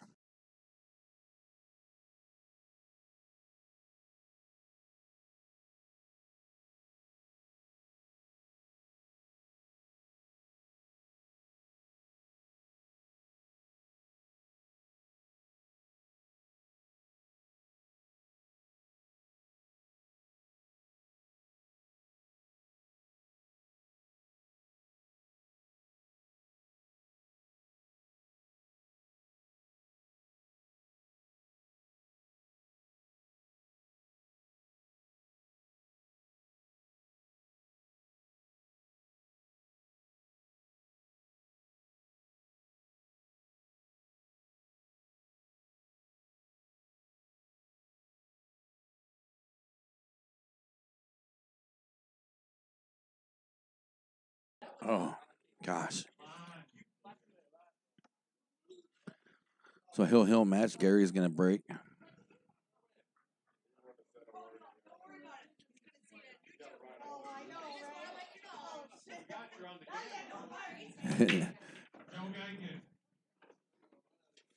He'll match. Gary breaks, scratch. He's gonna give Wendy ball in hand now. See if she can. Let's see if she can pull off that run again and finish it off the right way this time. She was shooting amazing in that last one. That was just straight mean.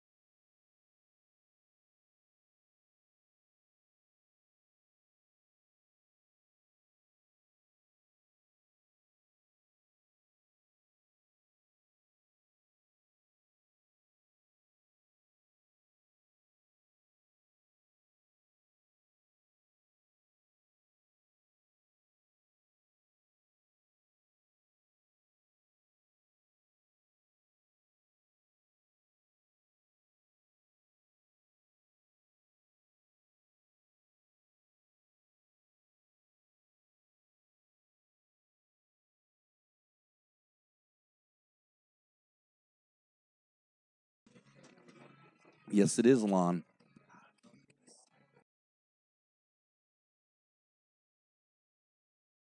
We got Wendy back at the table here.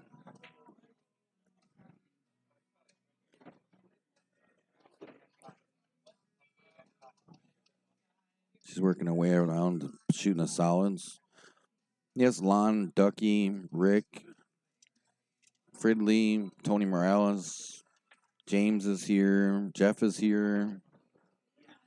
A lot of familiar faces out here today.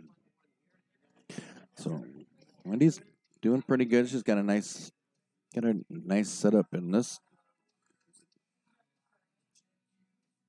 table now. She's got a good chance that she can play the 7 ball all the way up. Puts it away. Oh, just rattles it.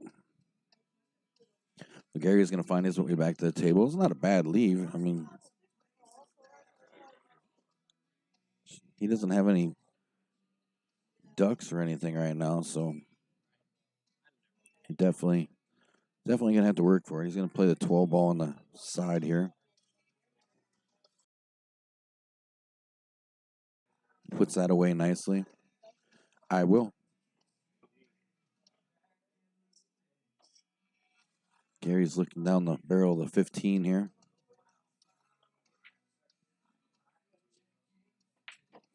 Puts the 15 away, draws the cue ball up just past the side pocket. Gets shape on the 11.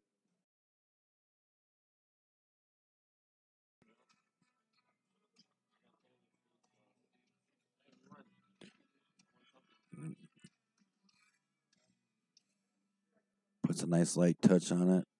It's cue ball at the bottom, short rail. Leaves himself for the 9 all the way down.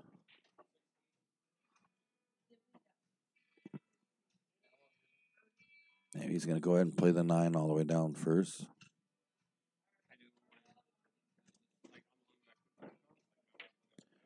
Plays it nice, puts a good stop to it so he can.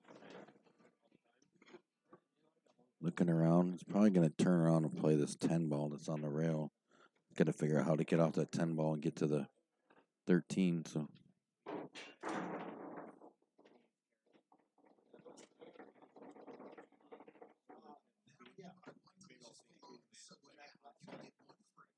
bumps the 8 ball way out the way. Looks like he can play the 13 on the side pretty easy, but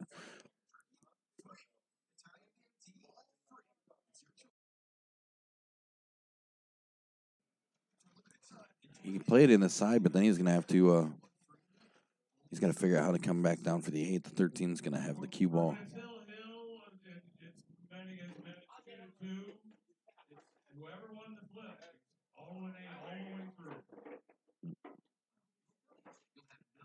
He's trying to figure out how to get shape of the 8 because the shot to the side is going to, any shot to the side or even all. Yeah, see, that was about his only way to get back behind that 8. He's going to have to play the 13 on the opposite side off the 6 and draw to move the 6 ball to have the shot on the 8 because otherwise he would have had to been on the other side of the 8. Oh, got on the wrong side of the 6 and made the 6 not 13, so that's going to bring Wendy back to the table. She's in pretty good shape here. Nothing's tied up.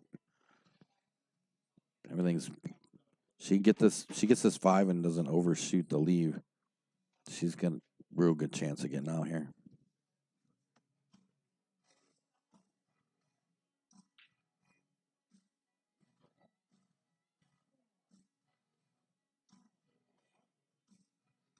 See what she's gonna start with the 5. Oh, rattles her a bit. Comes back to the right side of the table though for the making that 13 definitely harder for Gary.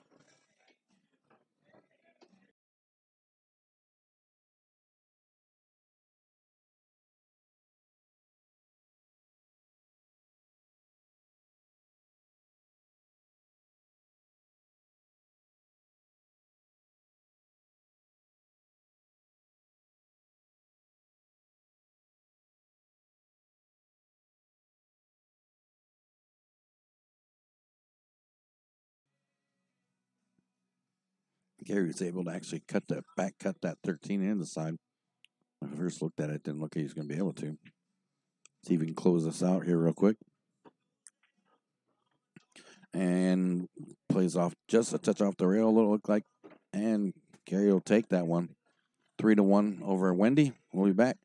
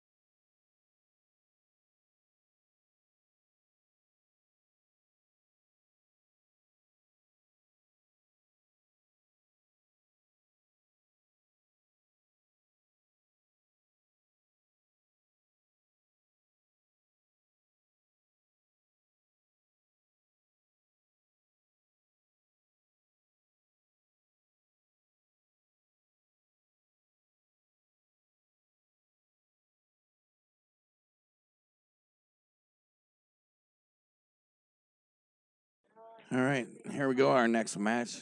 Jason N and Milt E raced to 3. Looks like Milt won the flip, so he's going to break our first one.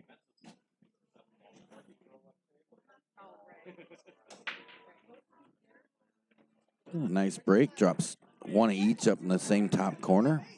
So he'll find his way back to an open table here. We're live here at Logan's Bar and Grill in Freeport, Illinois for the 19th annual Alcorn Memorial Tournament. If you enjoy free live streaming pool and much, much more, make sure you click the like and subscribe button. Turn on those notifications so you keep up with all upcoming stuff. And check out the links in our description. Stop by our Facebook page and give it a like. Looks like Milt's going to come down the bottom corner with a 13. Nicely done. Draws back. Gives himself the 14. He's looking at the 12. Looking where he wants to be next. I think he changed it up. He's changed his mind. He's going to play the 12 first. See if he can move some of this stuff around.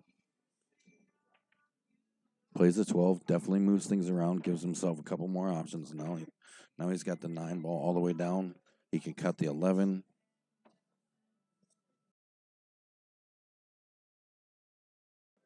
He's going to go ahead and play the 9 all the way down. Oh! Catches the corner just a little bit funky and just misses it. So that's going to bring Jason to the table shooting solids.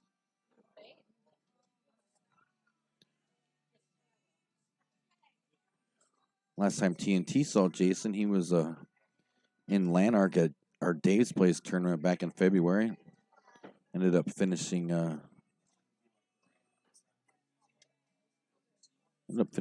I believe, they split, so I can't remember. They split it, so he finished first and second, I guess, if you want to be technical about it.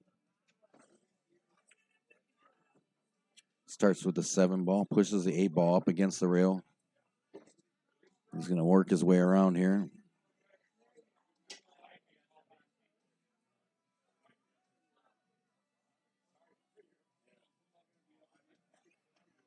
Trying to decide where to go. Looked at the 4 ball. It's got quite the angle, so we'd definitely be able to bring that cue ball out of there if he has to off of it. So he's going to play that 4 ball first, it looks like.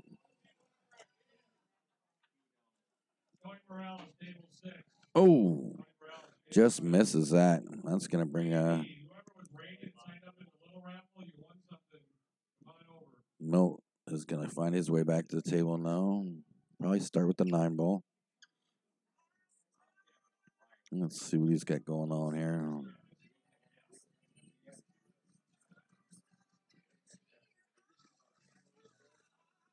Cuts the 9 in nicely. Cue ball comes up past center table, slightly to the side. Leaves him a couple options. He can play the 15 and try to bring the cue ball off the bottom short rail, or top short rail. He's going to go with the 11. Puts a little draw on it. He'll play the 15 next. Play the 15. Probably just enough on it to get in the pocket. Play it on the bottom short rail. Oh, he's really trying for that leave. He got good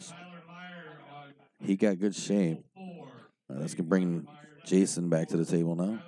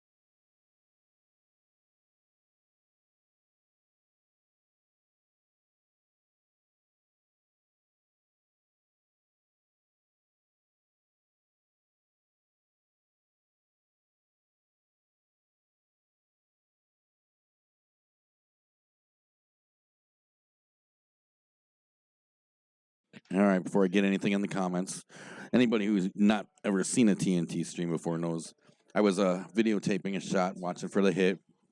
We try to eliminate judgment calls by videotaping them in slow motion, going back and watching them if it needs be. It was a good, clean hit, so Milt's found his way back to table. He's going to shoot the 14 up.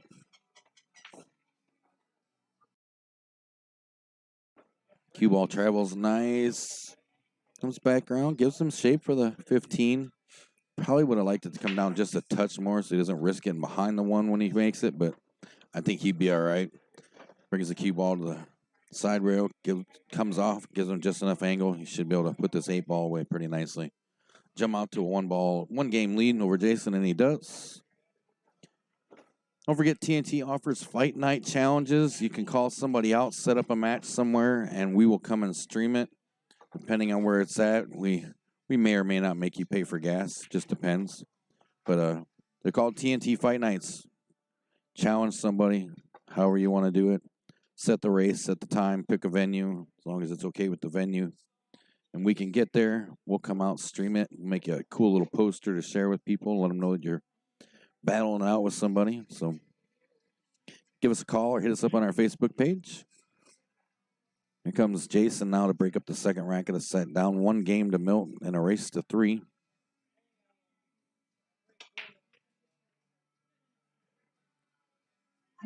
Decent break, nothing falls. So that's going to bring Milt to an open table here.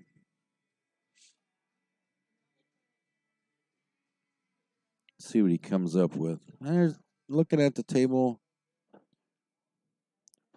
Stripes are a little better looking right now than the solids because of one ball and 1, 2 are both tied up around the 8. He's going to start with the 13 little cut on it. Puts it away, bumps a 6 out of his way, leaves himself a couple options. More than likely, he'll shoot the 11 in the side. Just a small little tap, barely pocket speed. Puts a little draw on it, comes back. I think that worked out for him. He gives him either the 14 up in the corner if he wants, or I think he gave himself just enough room to sneak up past the 15 to play the 10 ball.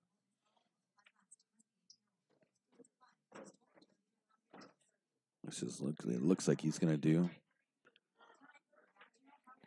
Nice speed, stops it nicely to play the 12 ball, maybe the 9.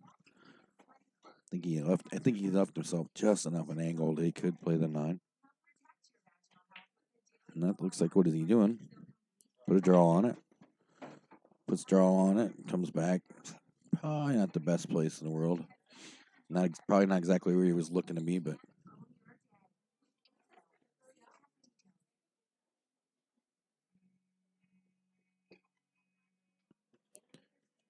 taking a look around.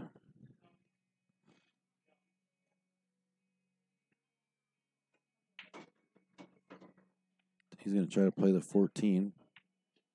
Oh, nice shot. Nice cut on that 14. Got good shape on the 15. Should be almost pretty easy out, other than getting that 8 ball still hung up. So let's see what happens here. Oh, caught a little chunky on the 12 ball up, or the 15 up. Just missed it. Gonna find Jason back to the table now.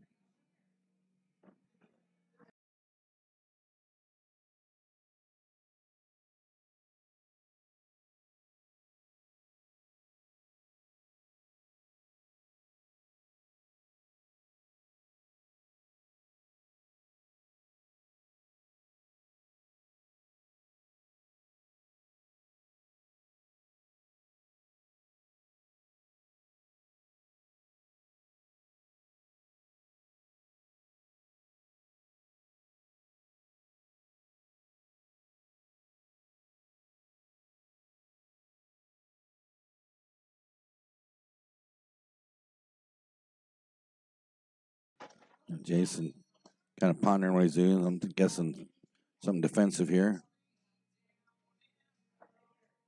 Drives the cue ball down the table. Puts a lot of stuff in the way for Milt to get to any of his.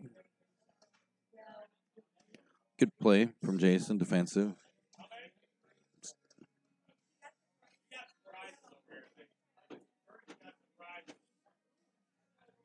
See what Milt decides to do here.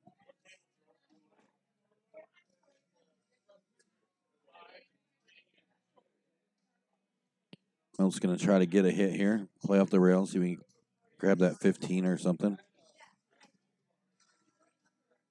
He makes contact, but he doesn't get ball in hand, or gives up ball in hand. So Jason will have ball in hand here, which will help him make work of this now, because you could tell he was at last at the table. He was a little stuck for shot.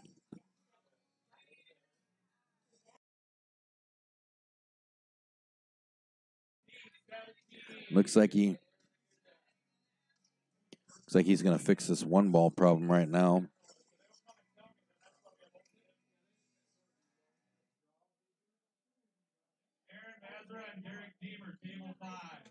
You can hear in the background, you might be able to hear him. Brubaker calling out more games as we move right along. Jason shoots a nice combination, clears that 1 ball. John Riley, Lori Peters, table 3. See what he's going to do. Dave Laurie and Braden Nazareth, table 2.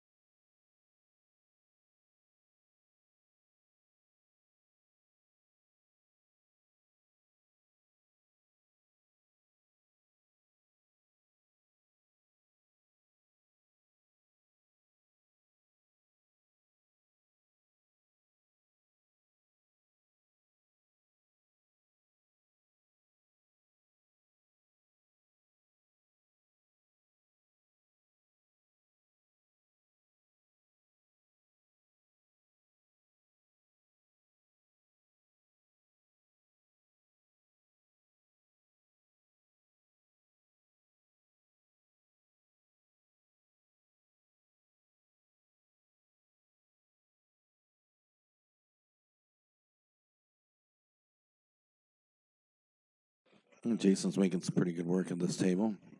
Methodically making his way around. Nice shot on a 6 in the side.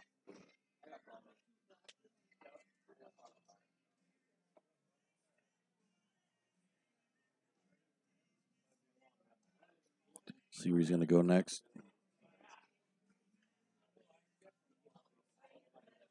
Working his way around.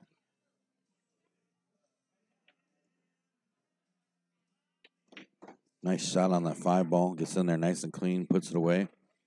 He's going to shoot up over the top of this 12 ball. Try to get at this 1 ball.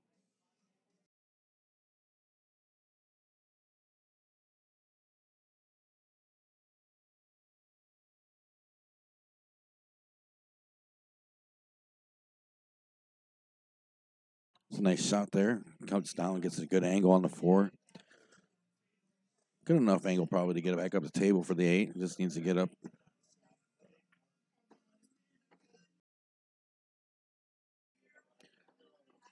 Decent cut. He should be okay.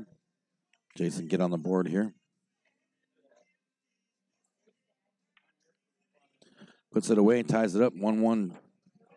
Check out these awesome sponsors that help make this a great tournament that is, with all their donations, is prize money and their money and raffle items and things like that. Help make this, like I said, the great tournament it is. Kelly and Mike Brubaker are doing an amazing job year to year putting this together, going around, talking to the sponsors, getting them to be a part of it and donate things and all that, and they do an amazing job. And of course, without all these people, they wouldn't have a lot of the stuff they have. So make sure that you are swinging through those establishments and saying, "Hey, man, good job on the helping us out with that Korn tournament. We appreciate you a ton." Tell them you saw it on the TNT YouTube channel. Here comes Milt to break it up. It's tied up 1-1. Third rack of the set. See, puts the 8 ball in the side pocket. It'll give him the option to spot or re-rack.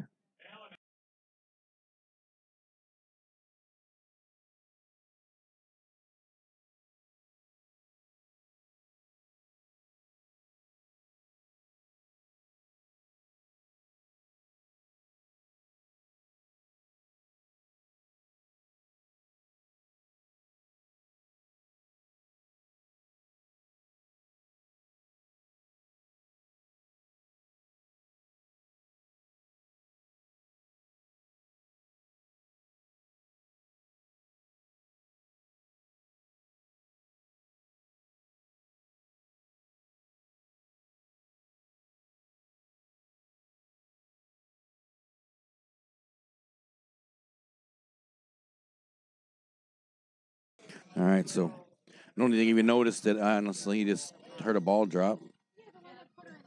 So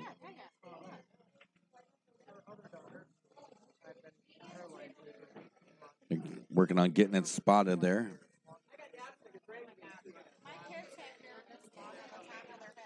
He wasn't sure that. I don't think he noticed it was the 8 ball. He just heard a ball drop and was trying to decide what he was going to do. So now they got the ball spotted, and I think he might have changed his mind. But he decided to go with the 2 ball. Plays a nice shot off the rail. So Milt's going to be shooting those. He's going to shoot them solids now. Table's not bad laid out, honestly. 3 ball might be the only problem, but it still has some pockets. So Milt's going to play the 6 ball, it looks like.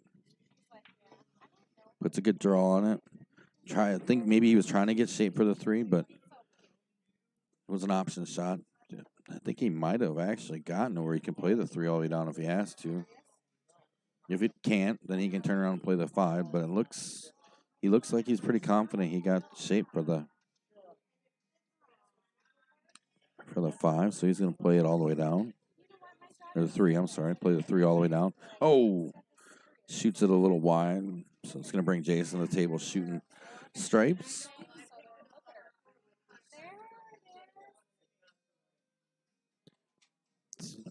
See where he's going to start. He's going to play the 11 ball right now because it's probably the best shape. Oh, no. Played the 12 first and came back in on the 11 ball.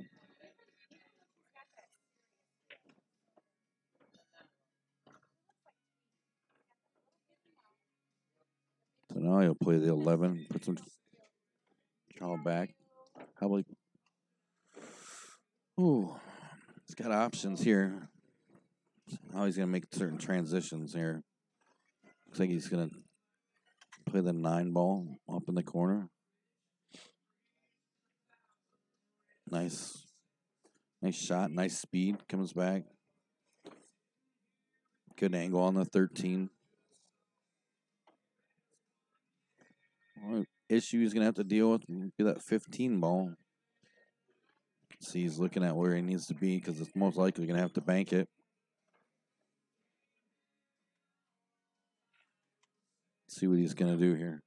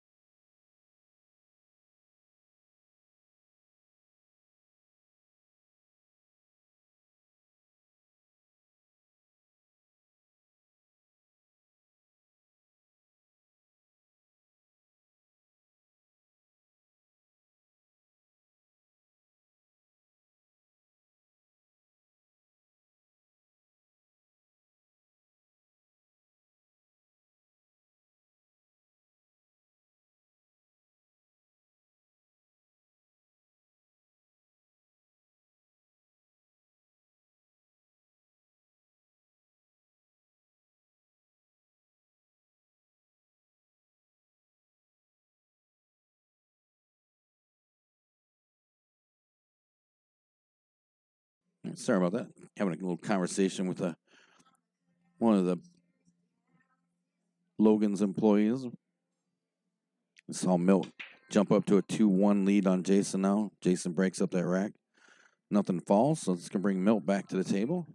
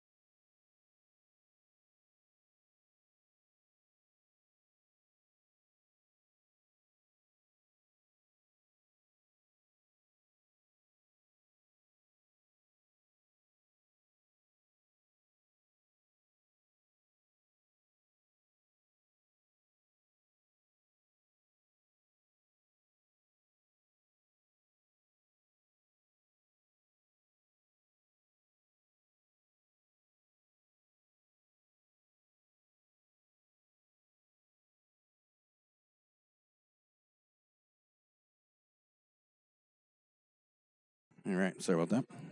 Checking out some raffle items over here. They got a really nice Viking stick they're raffling off over here.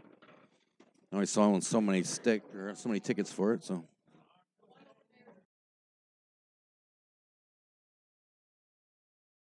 Jason's back at the table, down a game to Milt. See Mr. Brubaker sneaking in the shot over there. He's playing on table number 6. Playing against Mr. Morales.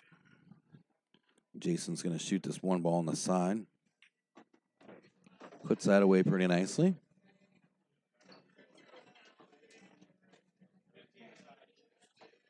He turn his attention to the 5 ball now. Shoot it all the way down.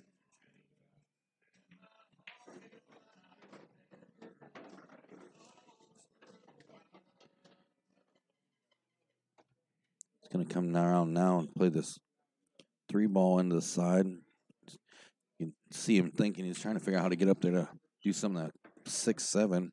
Doesn't really have a pocket. Uh-oh. He just drew himself right into a scratch. That's going to get a Milt ball in hand, which probably, looking at the table, is not going to bode well for Jason.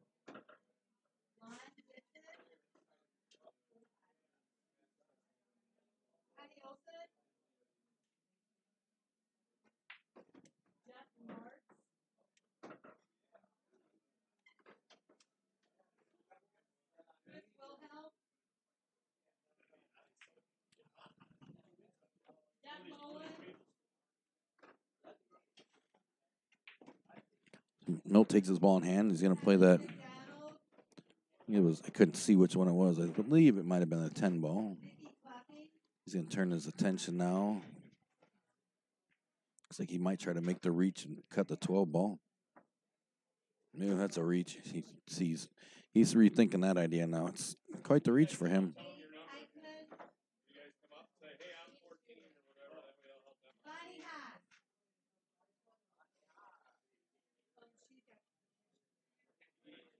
See what he's doing.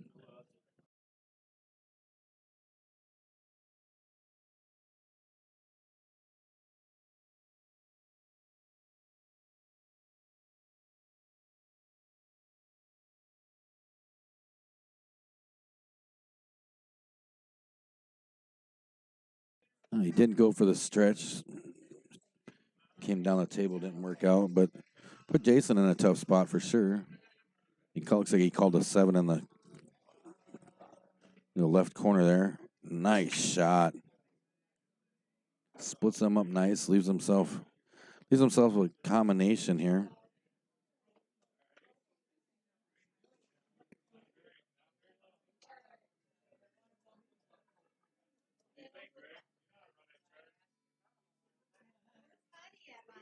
Let's see what he's definitely looking at the combination because I don't think he can get behind it. I think he was looking to see if he could get behind it off the rail.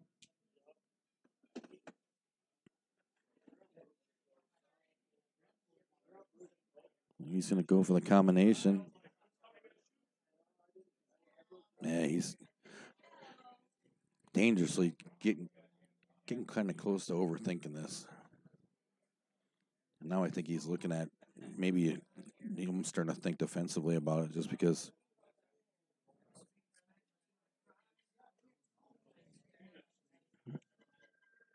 See what he plays the shot or not.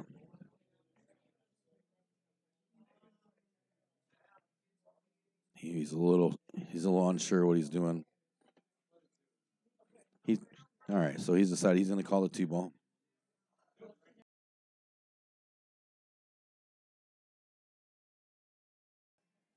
Oh, just misses it.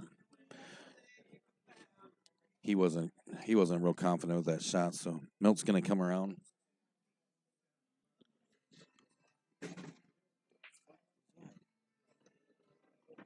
That was weird. Sorry about that.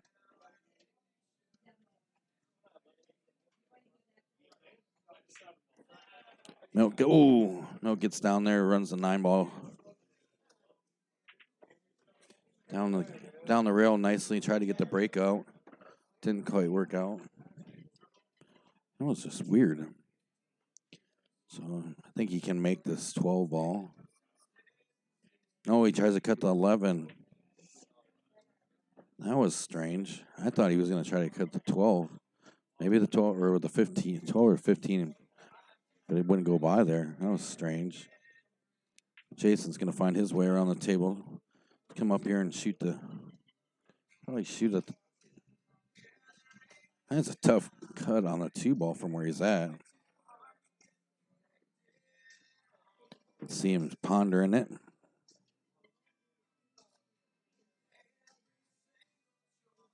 Yeah, he can't decide what to do.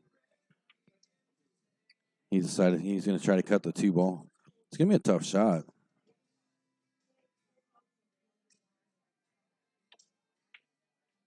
Oh, he didn't even try to cut it. He was just going to. He went out and tried to play a carom shot on it. Get the 6 out of there and try to carry him off the 6 into the 2. So that's going to bring Milt back to the table. The 6 came down there and blocked the combination, so he's going to have to shoot the 12 first. Plays the Didn't get. Either way, he's still going to be able to get the 11.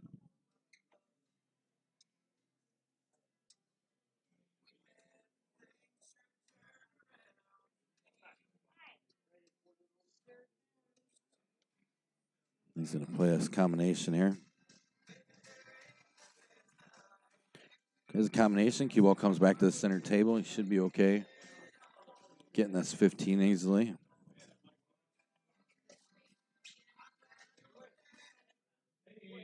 Chuck's still over there, going to be here for about another hour.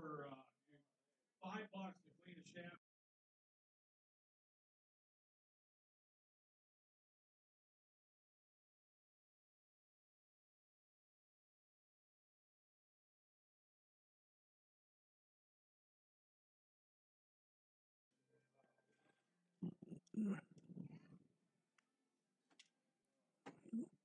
Milt puts that 15 away nicely, comes back for the 8. He could finish this match off right here.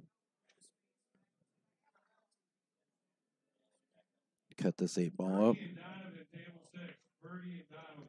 And with that shot, Milt wins that one 3-1. Our next match will be coming up in just a second. Hang tight.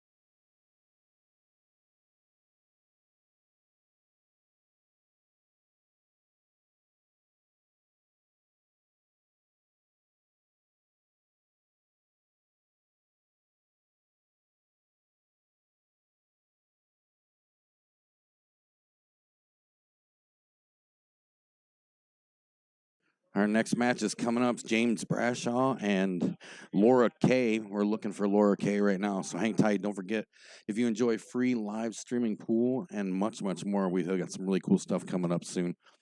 Make sure you hit that like and subscribe button. Click on the bell, turn on your notifications. Check out the links in the description. Check out the Facebook page and give that a like and follow if you haven't. Keep up with all the stuff TNT. We've got new leagues, tournaments coming up, so keep up with it all. We'll be back in just a few minutes with our next match. Hang tight, James Brashaw, Laura Kay coming up.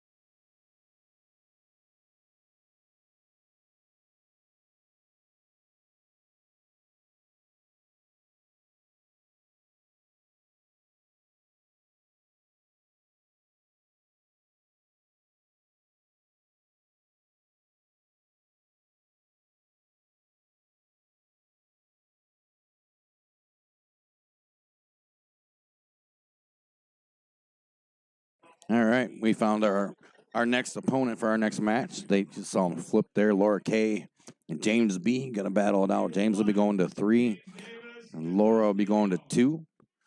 They'll get going here right in just a second. Looks like Laura might have won the flip, so she'll probably be breaking. Hang tight. We're getting ready to go.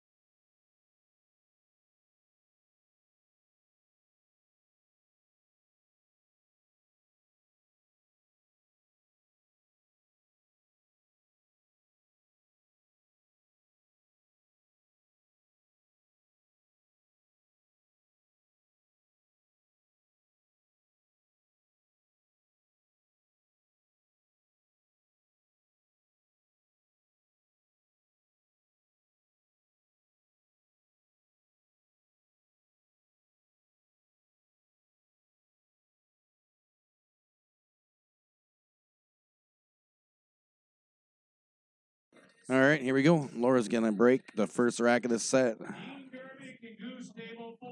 Dean Gerbic and Goose, table 4. Nice break. Doesn't get anything to fall. That'll bring James to the table.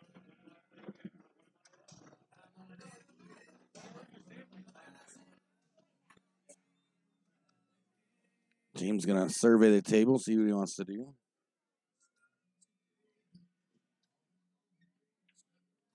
Not a horrible break. I mean, she didn't get anything to fall, but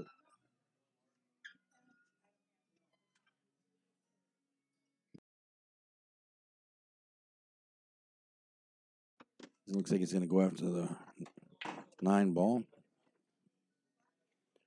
Puts it home with authority. Comes back around. Pretty much gives himself the 14.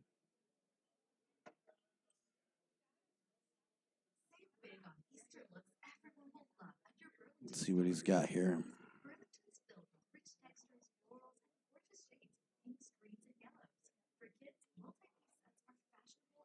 He doesn't have a lot of shots unless he plays some kind of a weird combo with the 10, 13, 15 on the side, but I don't think that even goes.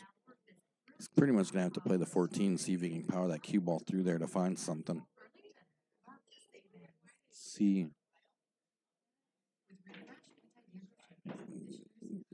Gets the cue ball. Gets the cue ball.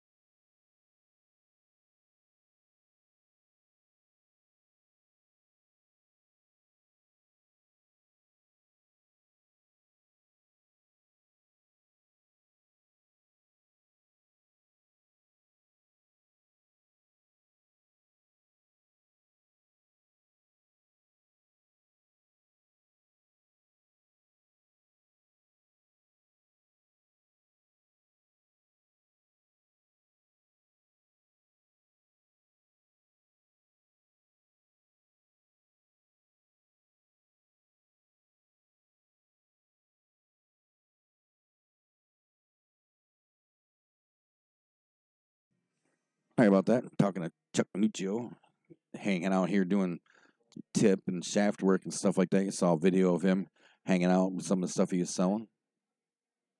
He's getting ready to take off. Go enjoy the weather. I've only been outside once a year in the past. Oh, James had a nice little run there. Just missed finishing it off, so that's going to bring Laura to the table. Let's see if she can. James got everything out of her way, so she might be able to work her way around this and get on the board real quick. Remember, Laura's going to 2, and James is going to 3. So, see if she can come up with some. Let's see what she can come up with here. She's gonna have to make good choices here and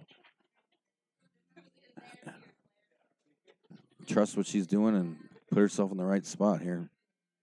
So well it works. But anyhow, I was talking to Chuck Muccio. He's getting ready to wrap up shop here and head on out. So nice speed on that. Just lets the 3 roll in. Looks like she's gonna come around and play the 1 ball.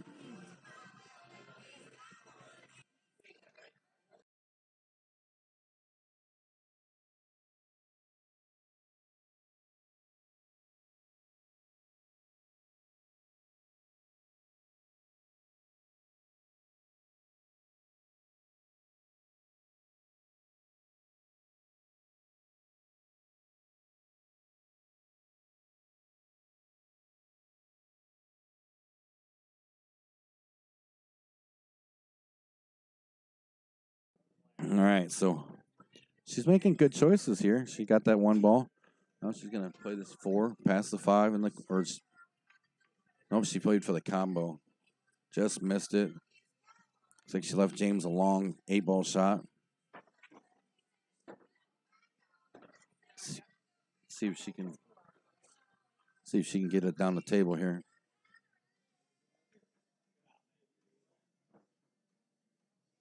He's gonna try to go all the way down with it. It's a tricky spot, or maybe he's cutting to the side. I can't really tell. We're looking at it. Guess we'll find out in a second, huh? Nope, he's going for the side. Oh, just misses. It comes up, cut it a little too thin, so it's gonna bring Laura back to the table for another shot at it.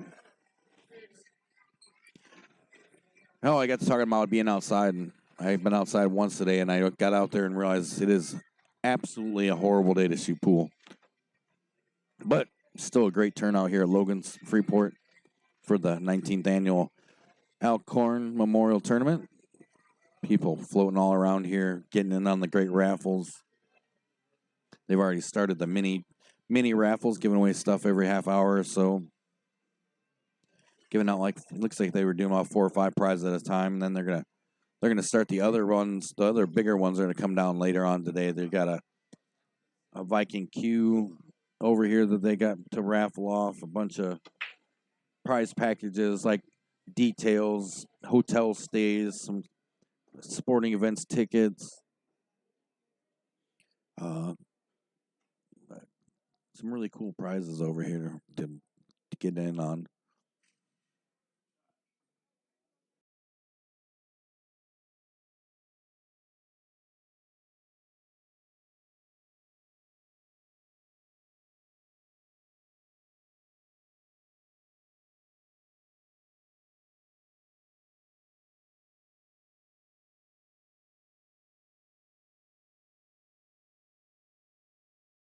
All right, I had to clarify that. I was getting ready to say it, and I thought, man, I better ask him about it.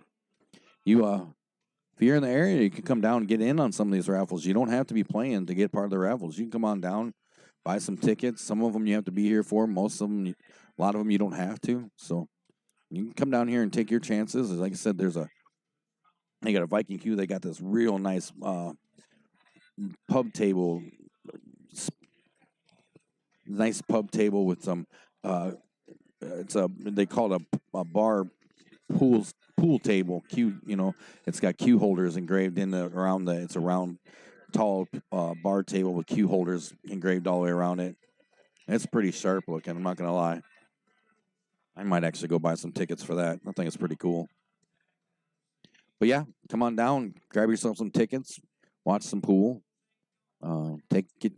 Get in on a chance to win some of these really super cool prizes from one of these awesome, all these awesome sponsors. James, another shot at the 8 and just misses it. Comes up just a little short. Kind of a two-way, but she's still got a shot on the 5. She's going to have to play this 5 and get this cue ball around the table. One way or the other, she's going to have to draw off the side rail, off the 5, come back down to get angle on the 7, or get herself in a position to play another really good safety like she just did. So, let's see what she's going to get here. Oh, I don't know if she got enough on that. Oh, just not enough speed. Little light on it.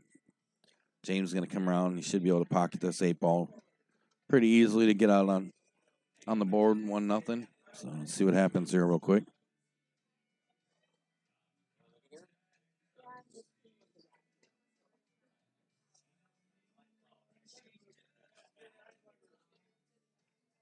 Oh my goodness. Oh, James. He missed it. I have no words. I have no words. No, I said I have no words. I said I have no words. At least none that you can hear. That's going to bring Laura back to the table.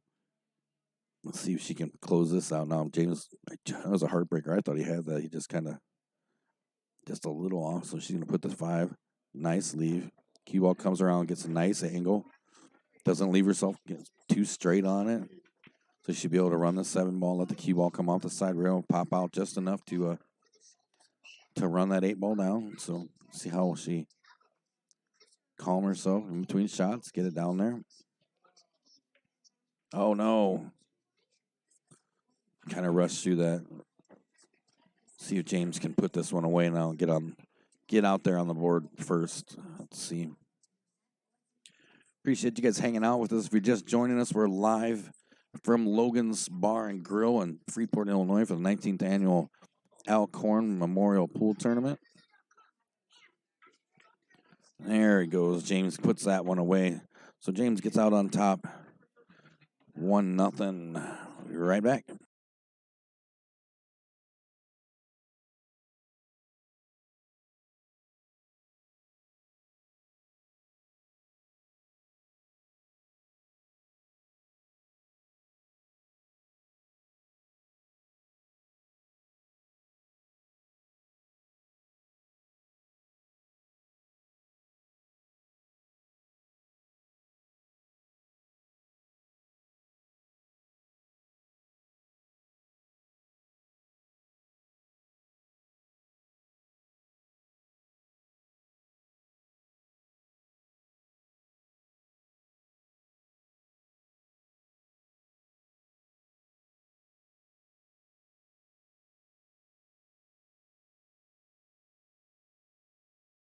All right, so here comes James now. He's going to break up the second rack of this set.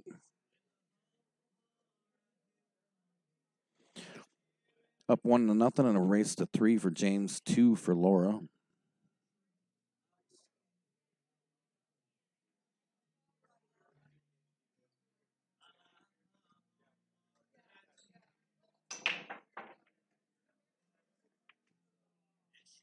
Kind of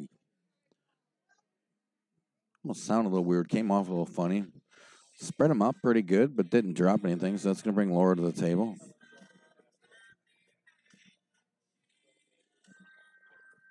See how this works out for her.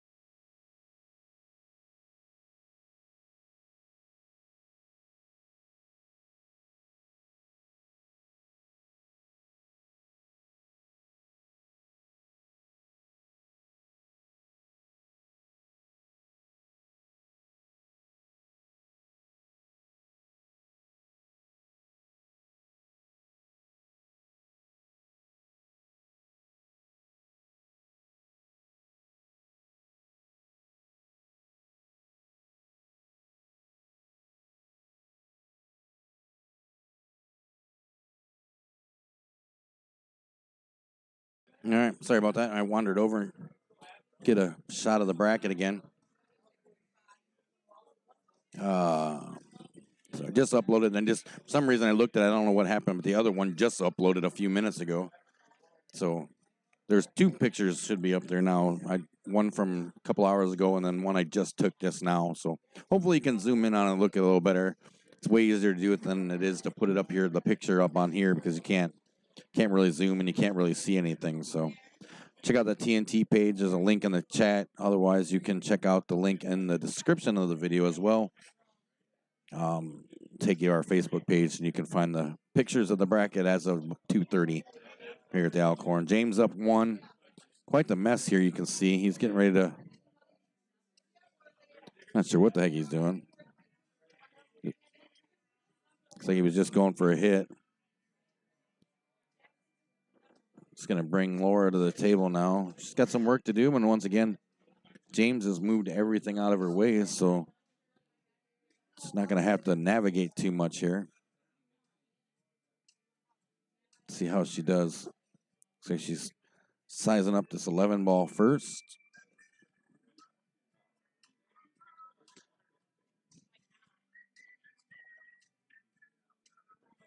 Puts the 11 ball away nicely. Cue ball comes out. Maybe a little more than she would have liked. But it looks like she still should be okay. She's got a couple shots she can look at. Let's see what she's going to... Let's see what we can do.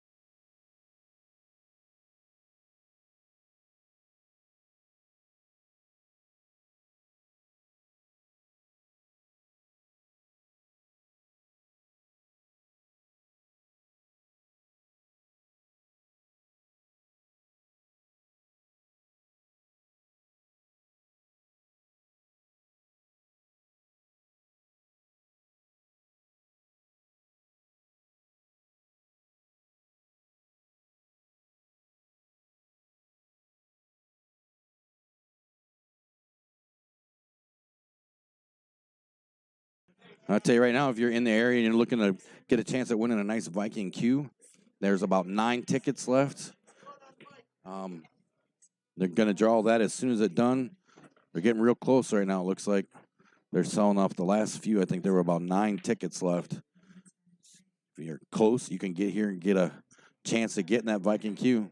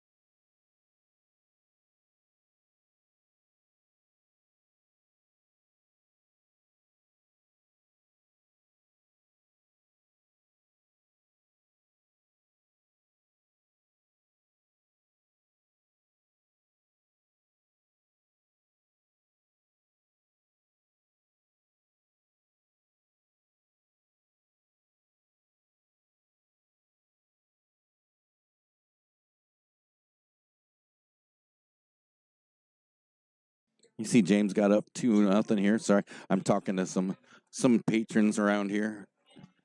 So I'll be back in just a minute.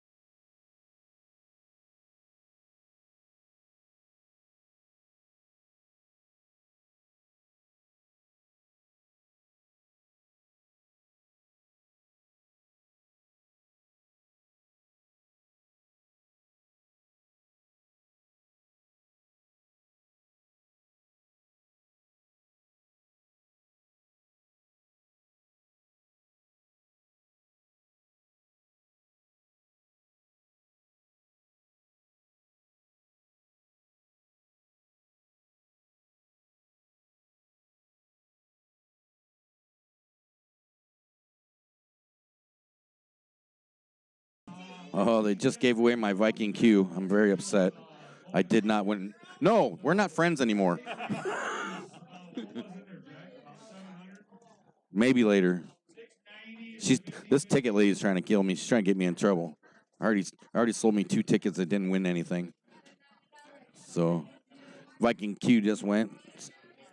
Nice Viking Q, 2 shafts in a case. All kinds of raffles in full effect here. You do not have to be shooting to win. You can come down and participate in them. Come on down, drop some money, grab some tickets, drop them in a bucket, get your chance to win a bunch of cool prizes. There's hotel stays, car deal, details, sports tickets. There's all kinds of stuff over here on this table. Still that pub table too with the built-in cue holder notches all the way around. It's a nice looking table. If you saw that video I played earlier, maybe I'll throw it again for you. It had you could see it in there. It was in that video. It's a nice looking table. James and Laura is still battling out here. Quite the little mess. It's a thinking game here. They're definitely putting the work in. Let's see what they're doing here.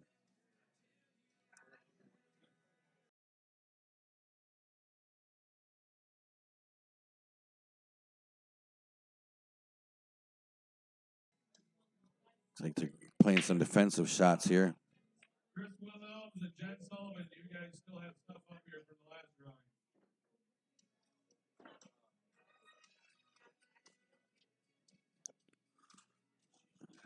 James trying to figure out exactly what he wants to do. Looks like he's going to kick at the probably. I think he's kicking at the 5. Manages a nice safe shot or legal shot. This one's going to get a little tricky. There's all kinds of really cool stuff going on in these raffles here. So, like I said, if you're in the area and you got a couple of minutes, swing on through Logan's Bar and Grill in Freeport, right over here, just up the road from the Menards by what was that next to us? Farm and Fleet's next to us, I think. So, swing on through, take your chances at some of the raffles that are left.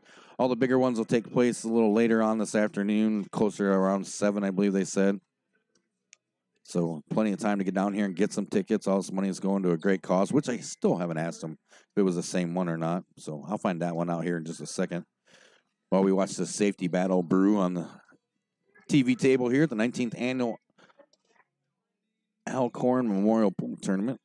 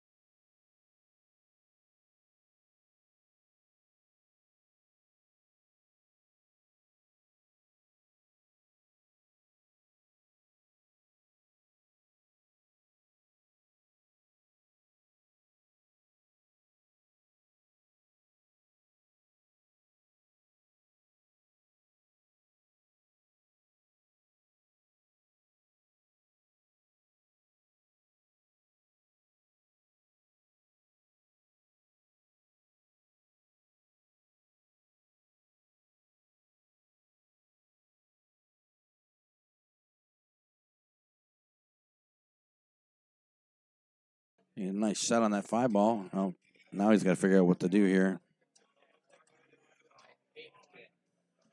He's in a tough spot. Oops, sorry about that.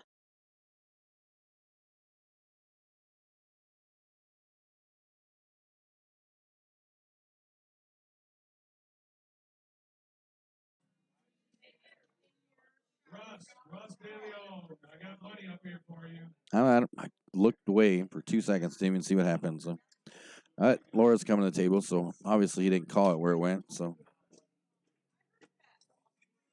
let's see what she's going to come up with here. Once again, she finds herself at the table with everything out of the way. So,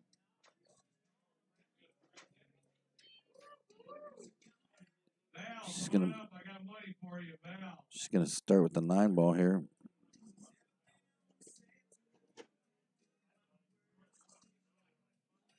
Oh, I don't think she put enough on that one. She did not hit that with enough.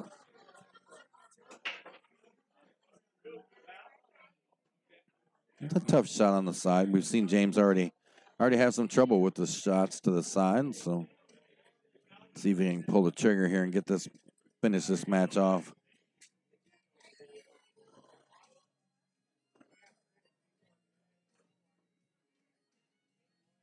Take a second here. He drains it away. So James will win that one 3-0. We'll be back in just a minute with our next match. Hang tight.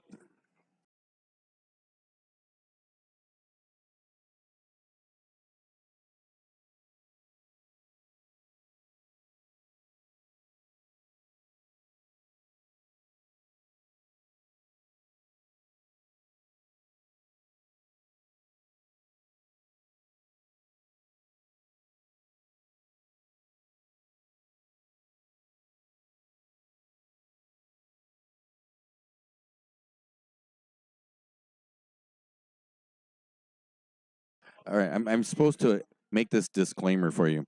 James plays much better than he just did. Just putting that out there for everybody. He told me I had to tell you that. Now I hope the check clears.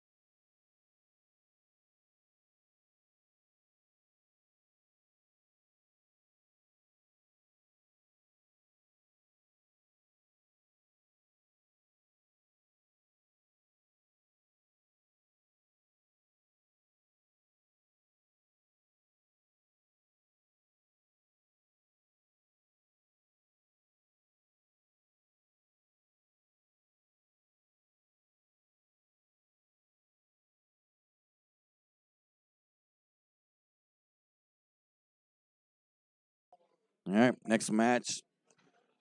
Mr. Harville and Mr. Smith. Ken Harville, Justin Smith coming up next on the TV table here at the 19th Annual Al Korn Memorial, live from Logan Bar and Grill in Freeport.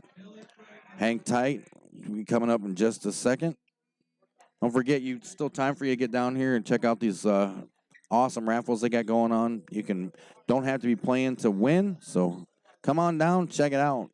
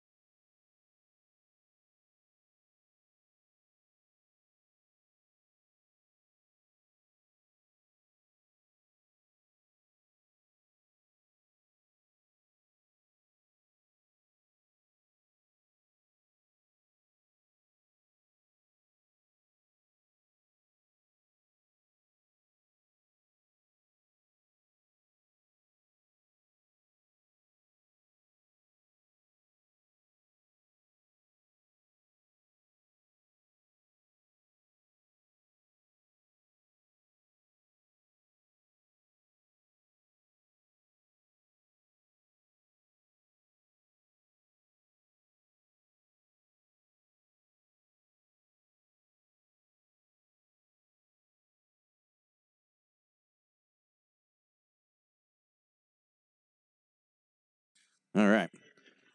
Helping him straighten out a little situation there about a shot that Ken took there. Got it all squared away. Everybody's in agreement. Ken takes a 6-ball up. Ken's been to a couple of our tournaments. You guys have seen him on our streams as well as a couple others. Saw him a couple of weeks ago playing a 9-ball championship, I believe it was.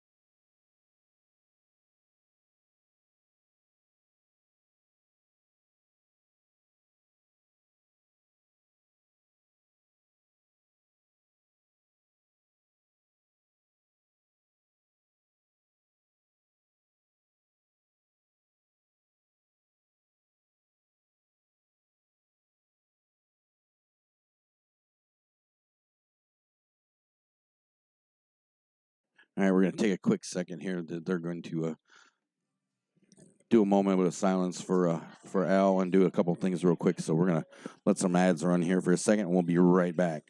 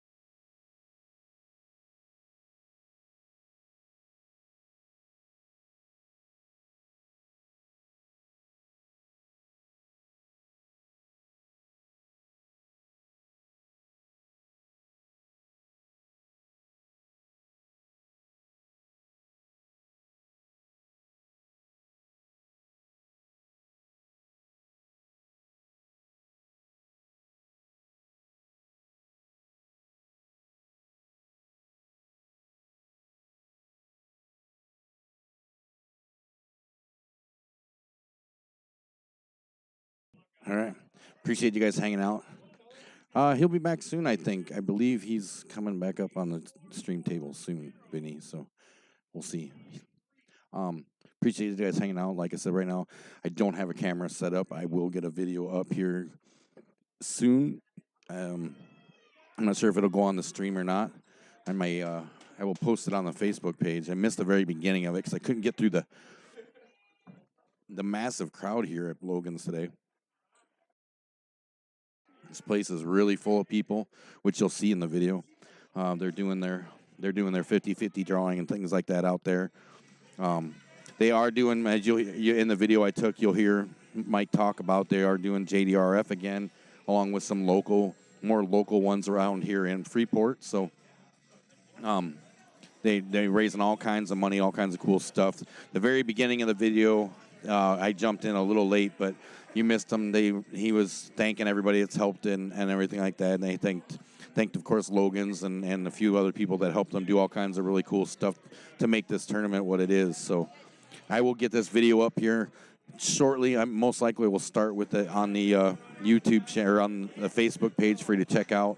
And if I can, without messing up the stream, I will try to get it snuck in here. I'll try to get it snuck in here on the stream here in a little bit. So Ken's up 1-0 here on our feature table. He's racking the second rack and getting ready to go. So we're gonna get back to the action. We appreciate you guys hanging out. Appreciate you sitting watching the same ad over and over again. And make sure if you haven't yet, hit that like and subscribe button. Click on the bell to turn on your notifications. And make sure you hop over to that TNT Facebook page. Give a follow and a like to that so you can check out everything going on. Like I said, I'm putting some pictures of brackets up over there, and I will put that video up real soon of the little moment we just had out in the bar. So hang tight. Here we go. Ken's getting ready to break it up. He's up 1-0. I'll be right back.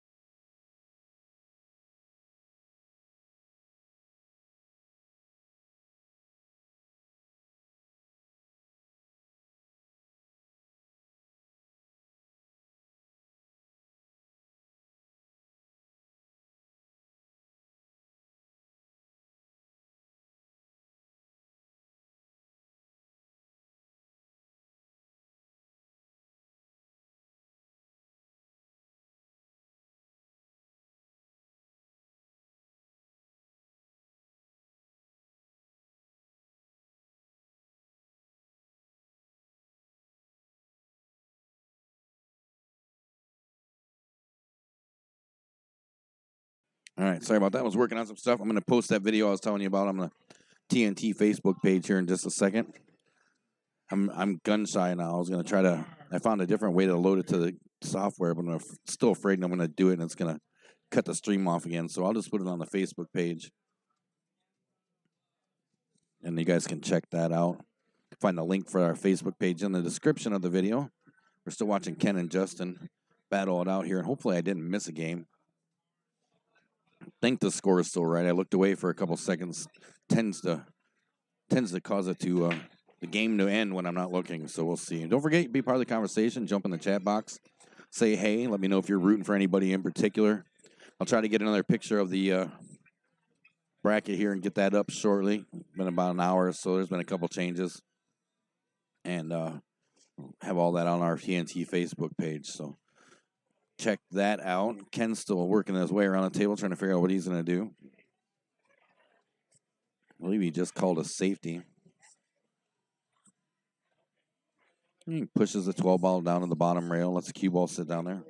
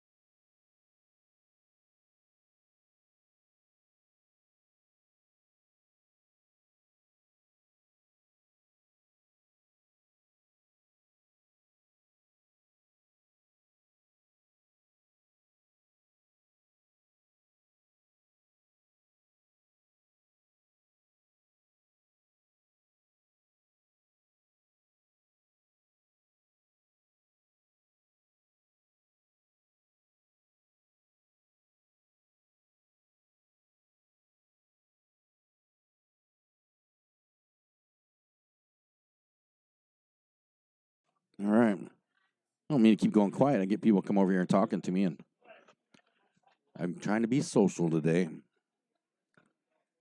Ken's in a big miscue from Ken there. That's going to give ball in hand to Justin now. Hey, it's 1-0 Ken in a race to 3.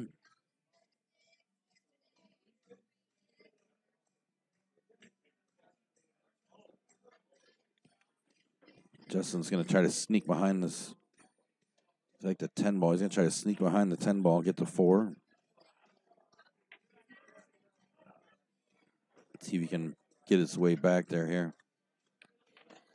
And he manages to get back there. Gets a nice draw. Q comes back out nice for the 3. A little angle enough to get up there to.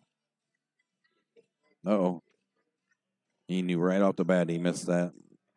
He ended up catching the rail just before he hit the 3 ball. So it's going to bring Ken back to the table. I'm good.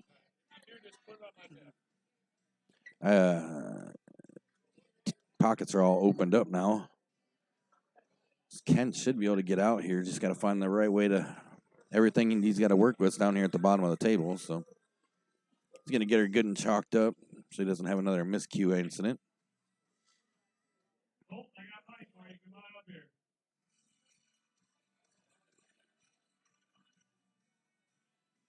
go over and get a new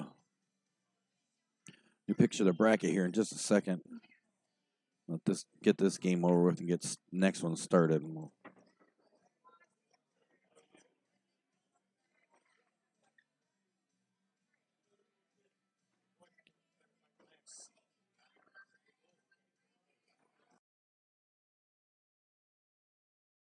Left himself pretty decent angle. He should be able to get up the table for the 8, okay? 2 quick rails. Pretty routine shot on the 8. Should put him up 2-0. There you go. Ken's up 2-0. Be back in just a second.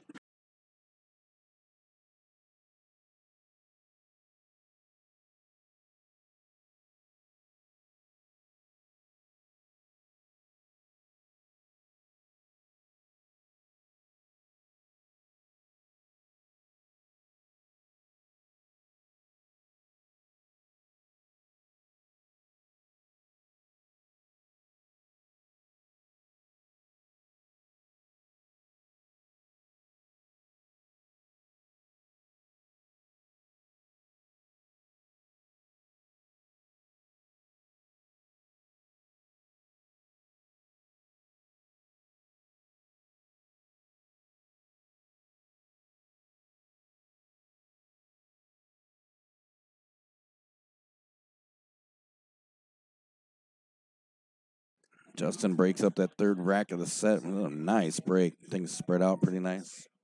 Takes sight on 9 ball. He's shooting with a little conviction right now. He's none too happy with the way things have been going. Down 2 games, obviously. He's got a real good chance of getting himself out here. Everything's kind of sitting real pretty. Just find the rhythm, stay with the rhythm. Try not to overplay anything too much.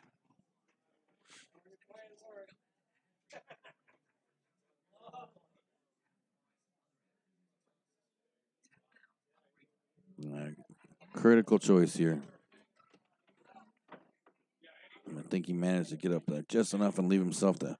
I don't know. Yeah, he might have left just enough window to get down there. Yep. See the walking around now. Maybe he didn't leave the window he needed to get to it. I think he can get to it. I just don't know if he can hit it with the angle he needs to make the cut down the table. So we'll find out here in just a second.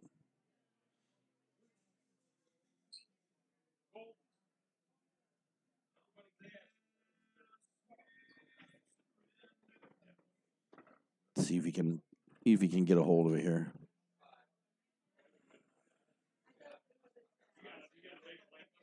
Man, it's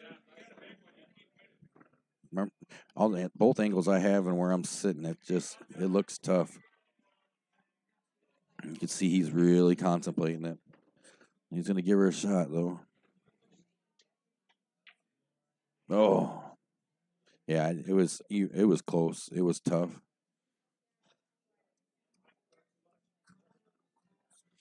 Real close to getting out on that one.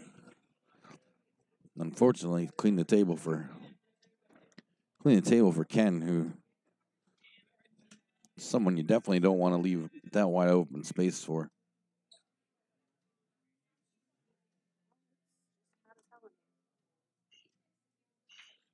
Let's see what Ken's gonna.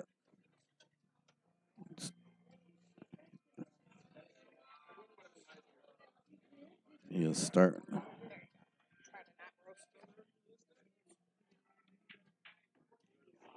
Pushes a 4 in there off the 6. And they come over here and play this 2 in the side. He's going to have to roll a little bit to be able to get. I think he gets.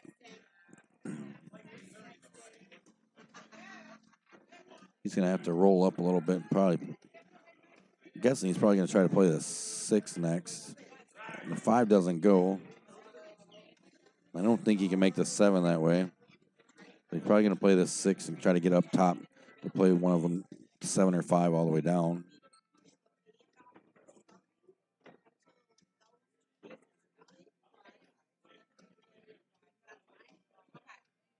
Nicely done. He should be able to get this. Just a touch of draw. Let the cue ball just kind of come back for the 5. Unless he's trying to get the 3. Okay, he was trying to move the 3 around a little bit. Got on the right side of the 5 to shoot the 5 on the side. Oh, no, he's going to play the 3. He's going to cut the 3 and let the cue ball come down the table.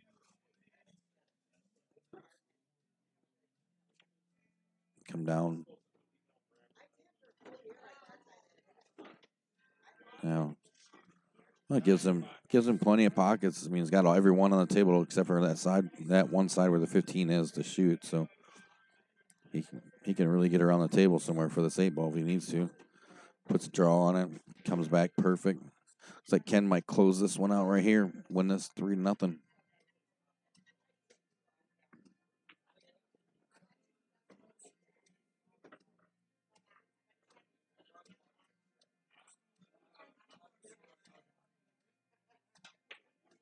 And boy, he did that the scary way. Ooh, that was frightening. Ken Harville or Justin Smith. 3-0. We'll be back in just a minute with your next match.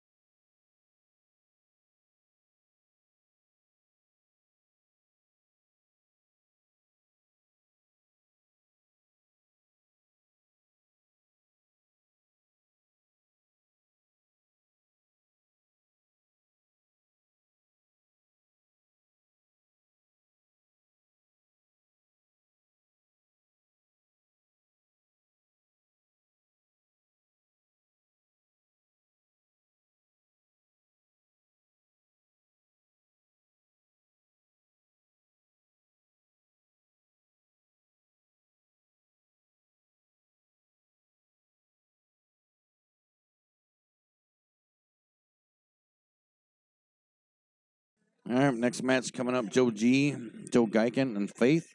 Saw Faith on our feature table a little earlier, so she's going to make her way back. That video I told you about is posted up at the TNT Facebook page. You can find a link to that in the description of the video, or you can, I'll throw it in the chat box again in case you can't still see it. I'll throw it up in there one more time for you. You can go check out that. Check out the video, the moment they head out in the bar where Brew talked about everything going on, telling you where some of the money and donations went and things like that. So you could check that out on the Facebook page. I'll throw a link up real quick in the chat box. So we'll get some action coming up here in just a minute on the feature table. Hang tight. Checked out this list of all the amazing sponsors for the 19th annual Alcorns Memorial Tournament. Make sure you stop by and tell them how awesome they are for helping out. And let them know TNT and Mike Brubaker and Kelly sent you. We'll be right back with some action. Thanks for hanging.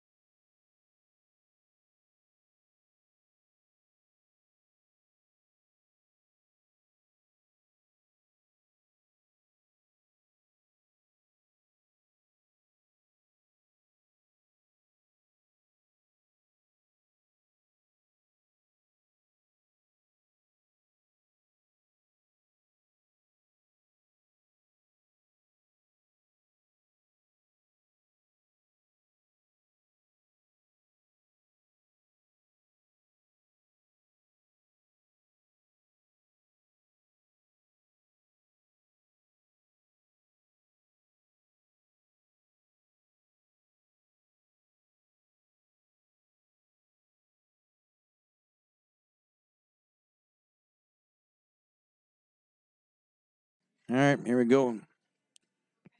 Joe and Faith racing 3-2. Joe's going to 3. Faith's going to 2. Joe won the flip. He's going to break first. I'm going to throw that link up to the Facebook page one more time. I'm also going to throw out a hashtag that you can search on Facebook to help you find everything.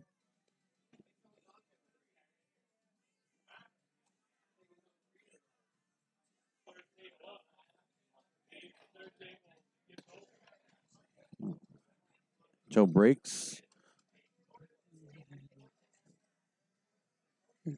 Looks like I looked away for a second. Every time I do that, I miss something. So.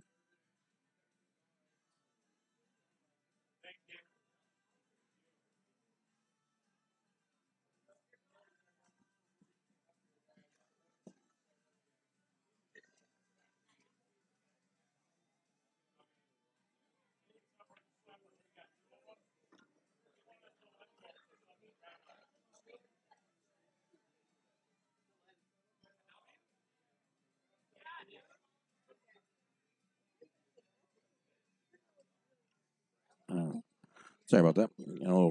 Preoccupied. People talking to me in the corner in my ear, and I'm trying to share some stuff for you guys. So hang out 1 second.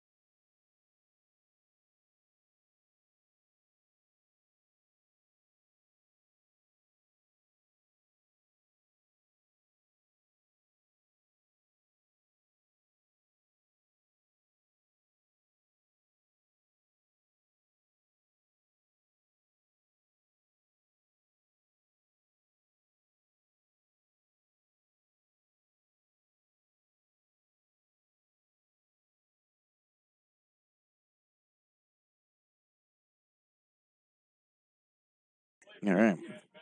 Saw Faith do some bridge work there.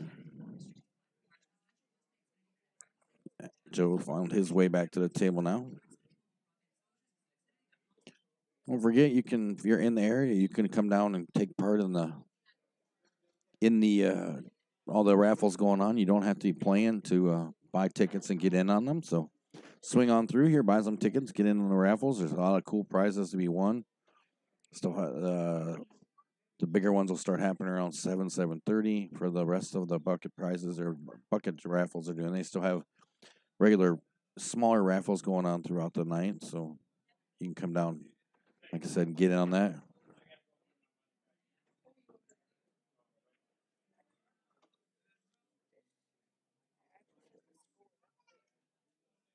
Joe's turned around. That's right. Joe takes 11 up there.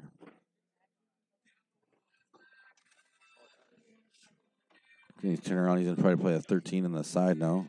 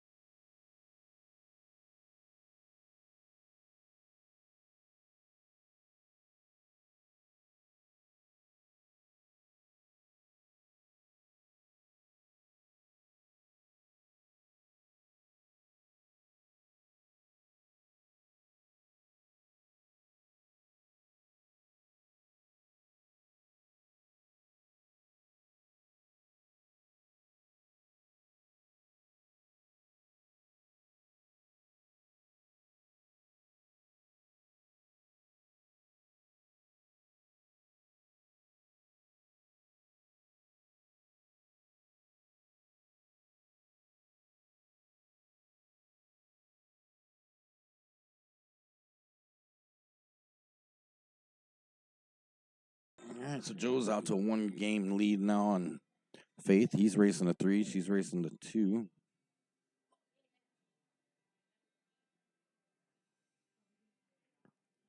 Faith broke the second rack of the set here. She's back at the table. She believe it was the 2-ball that she made on the break. She's going to go after the... She decides she's going to stick with the sounds and pockets the 1-ball. She's got her eyes on this 5-ball to take it all the way down now.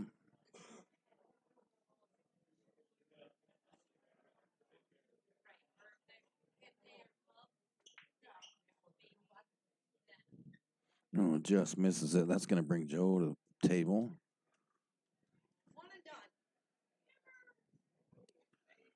Joe's going to find his way here. He's going to be shooting the stripes this rack.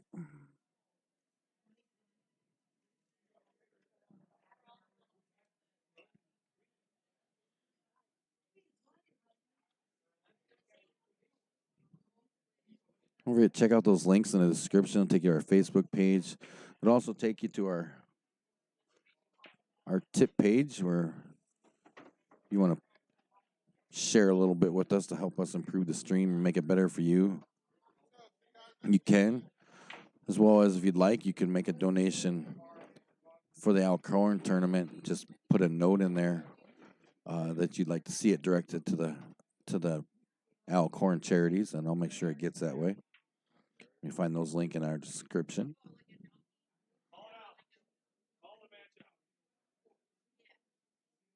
Joe's in a spot here, looking around the table, trying to figure out what to do.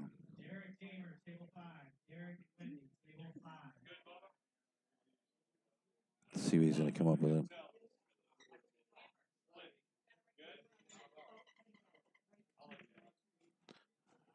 going to let these guys battle it out for a second. I'm going to right back. I'm going to go grab a picture of this bracket.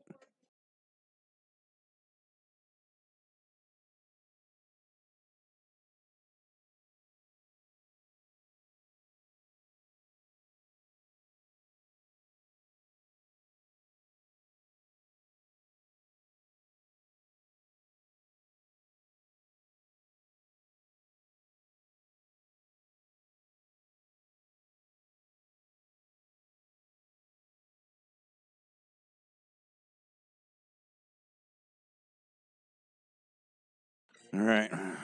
Joe's coming back to the table now. Sorry about that. I'm getting ready to upload another picture, updated picture of the bracket to the TNT Facebook page. So you'll be able to check that here in just a second.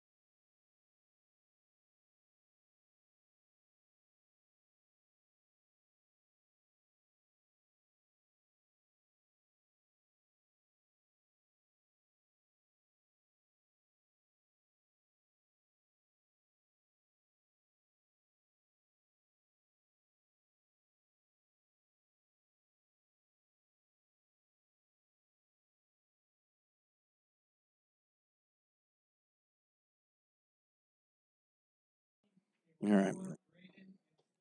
It is in the process of posting, so that bracket as of 3:55 is up right now on the TNT Facebook page, so you can stop and check that out. Hopefully it works out that you can zoom in and see it pretty good. Yeah, it's not the best, but you can kind of get an idea.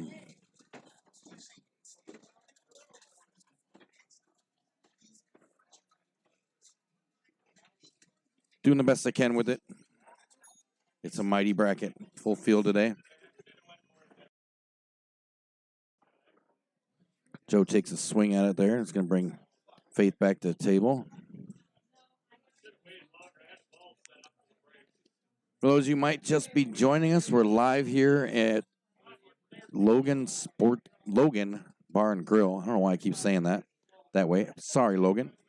Logan Bar and Grill here in Freeport, Illinois for the 19th annual Al Korn Memorial Tournament. We're right in the thick of things. Been going for about, well, just shy of about 6 hours or so. Started at 10 o'clock ish, pretty close to on the ball, moving things along real well. We're in the back room here, featuring table number 7. Got Faith and Joe playing right now. We've got 7 tables here at Logan Bar and Grill, and they were sending players over to the Eagle Club for a while. I think they're done with that. Had some great raffles going on all day, some mini raffles, some other really good stuff that they're going to raffle off a little later. About an hour or so, gave away a really nice Viking cue with an extra shaft with a beautiful stick. Still a little hurt that I didn't win it. I thought I had it. It was so close. My ticket was so close. But anyhow, ton of fun. Remember, you don't have to be shooting to get into any of the raffles or win them. So if you're out and about and over this way, swing on through the bar. Check out some of the awesome food they have here. Get in, buy some tickets, get them in the raffle for the things you want. See if you can win. Some of them you have to be here for, some of them you don't. Come on down, check it out. Come say hi to Mike. Come say hi to me. Come say hi to Kelly. The whole Brewbreaker clan's down here running things, taking care of everything, doing a great job, keeping things moving. It's been a great event, and just really proud to be a part of it. You saw Joe put away that 8-ball to go up 2-0 on Faith now. So we'll be back in just a second. Now they get them all racked up.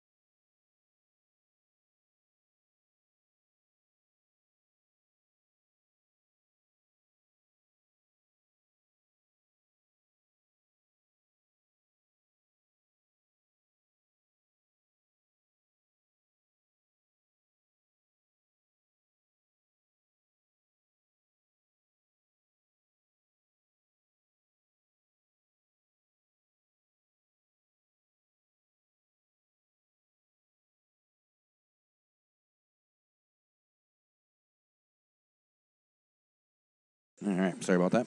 Checking out some stuff. Looks like they're talking to the Brewbreaker clan, taking care of business over there. Looks like Faith's got ball in hand. Uses it nicely, pockets the, like it was a 12 ball. She's got options now for sure. She could definitely make a hurt on this table and get on the board, maybe force a hill match. Let's see, she's going to go for the 11 ball, looks like. Plays the 11 on the side.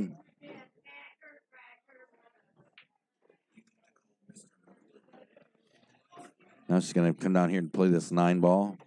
9 ball, nice shot.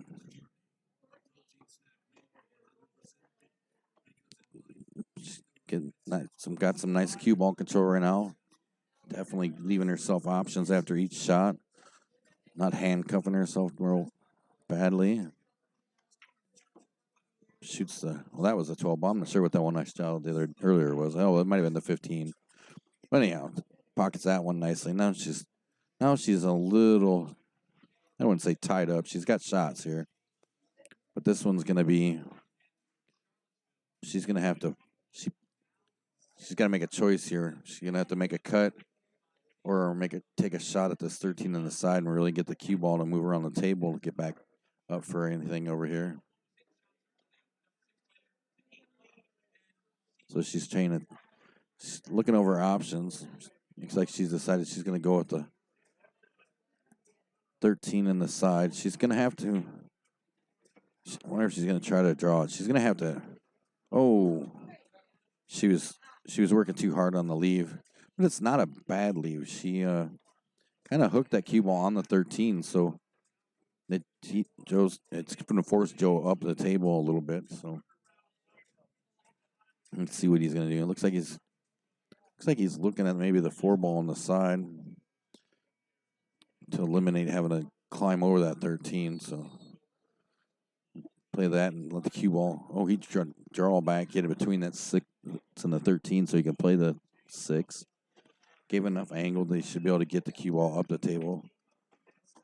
Oh, that was kind of maybe wanted it go less or more, but plays the 4 ball up in the corner. Cue ball comes back across the table. Nice for the 3. Not looking the greatest for Faith right now. First time we've seen Joe over here on the stream table, and everybody's played him so far, so he's playing pretty good. The first couple of games were a little sketchy, but he managed to close them out. Calls it to your right-hand corner on the screen there, bottom of the table. Puts it away nicely. So that'll put Joe out on this match 3-0 over Faith. We'll find out what our next one is coming up in just a second. Hang tight. We'll be right back.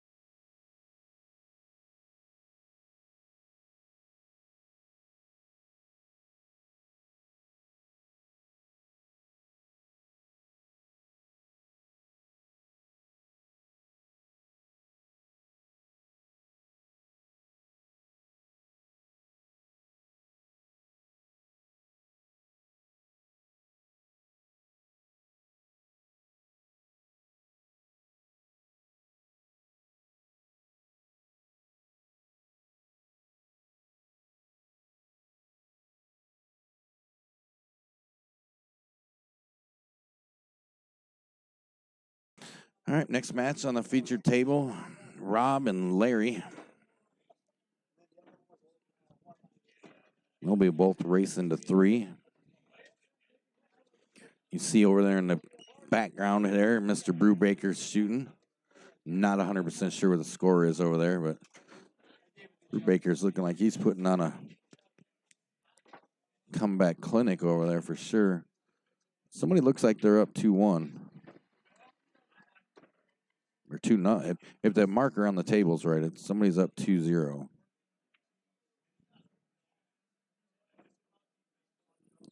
I'm not sure though. We'll find out if somebody moves the marker here in a second. Looks like Larry may have won the flip on this one. We're going to get going here. Yep. Looks like it's 2-1 now. Mr. Brubaker's on the board over there. Here comes Larry to break and get going. Race to 3. I honestly couldn't tell you. I think this may be loser's side, but I'm not 100% sure. I will try to find out, but me and the bracket are on opposite sides of the room, so. Decent break from Larry. Doesn't drop anything. It's going to bring Rob to the table open. See what we can come up with.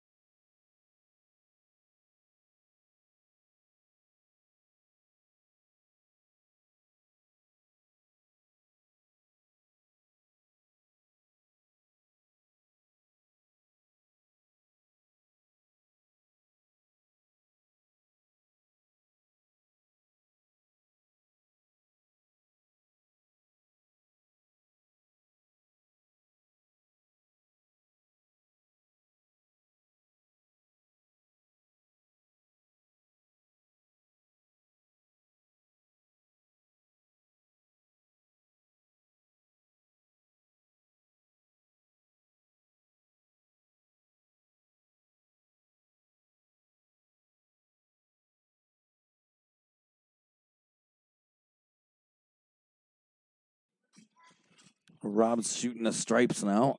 Put his saw in pocket the 13 there. Kind of little stuck. Looks like he's looking at cutting the 11 in the side. No, he was looking for a leave for the 11 in the side. He's going to play the 14.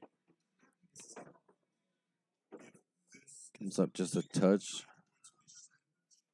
Looks like he should be able to get that 11 in the side and bring the cue ball down this way to play. He's going to bump that 8 a little bit probably on the way through, so let's see what happens. He's definitely shooting 11 in the side. You can see by the way he's lining it up.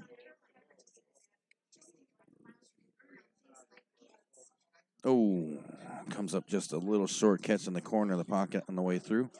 So that'll bring Larry back to the table.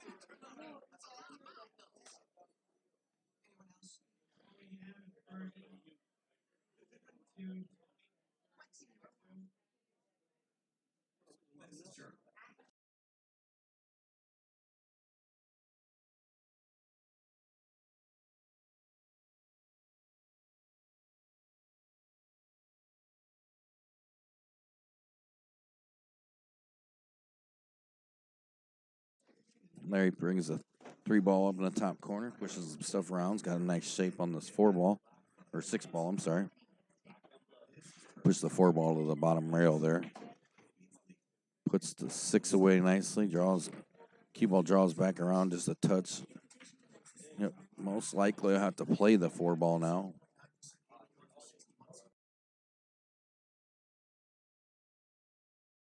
Maybe he has a nice enough angle on it where he'll be able to work the cue ball around the table. Most likely try to get shape on. Ooh. I don't know if he cleared that 7 enough to get the 2. The 7 might actually go past the 2 in the corner. I think that's what he's doing. And it does. Runs a cue ball down. I think he can probably get at the 7 ball.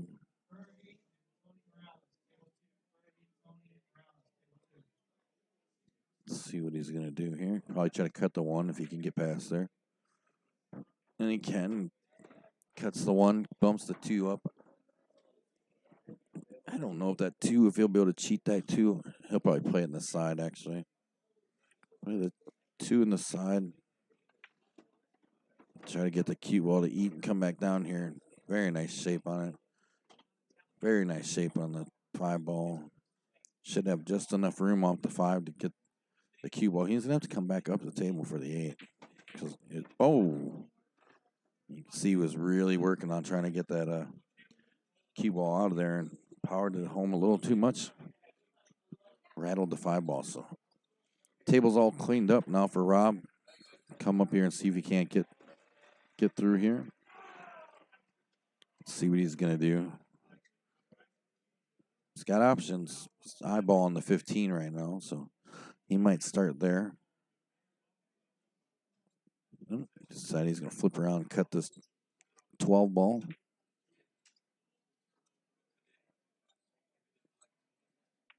Cuts the 12, bumps the 11 on the way back up.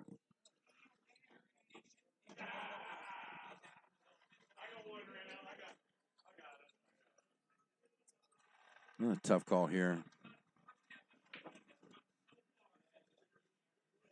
I'm wondering,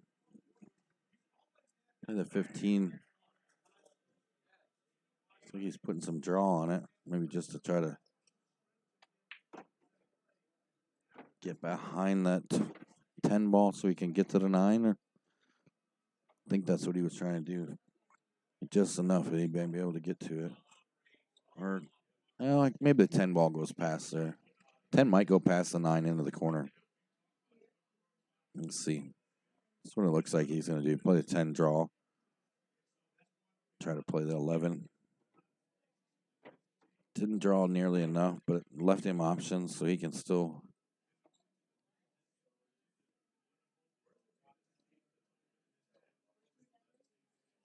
see what he can do real quick.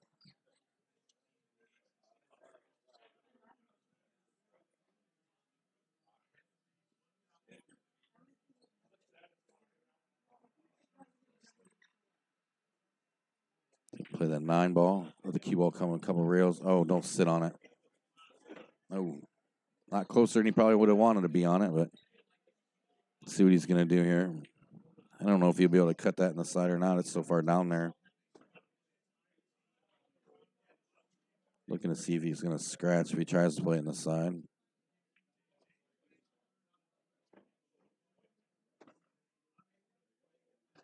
Yeah, that's going to be a tough shot. He's going to try to cut it in the side, though. I think it's a little too far down table. Oh. But he might. Oh, I thought maybe he was going to get lucky and get a blocker out of it, but it did not work. Comes back down the table and leaves Larry lined completely up with the 5 ball.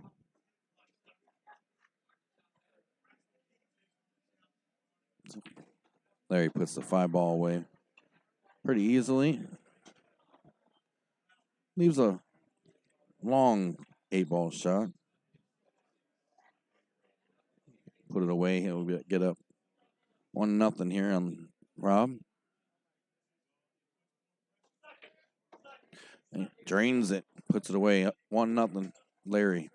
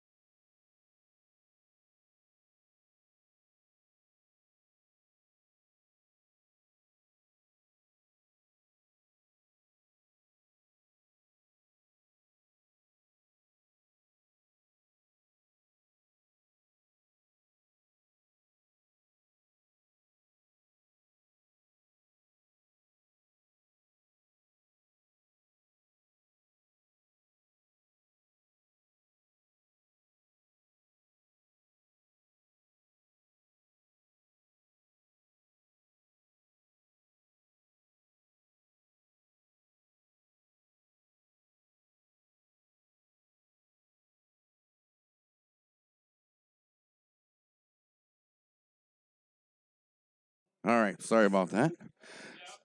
So Larry's up 1. He's at the table. Don't forget, there's still time to get down here and get into these raffles going on. You do not have to be shooting in the tournament to get in on them. Just come on down.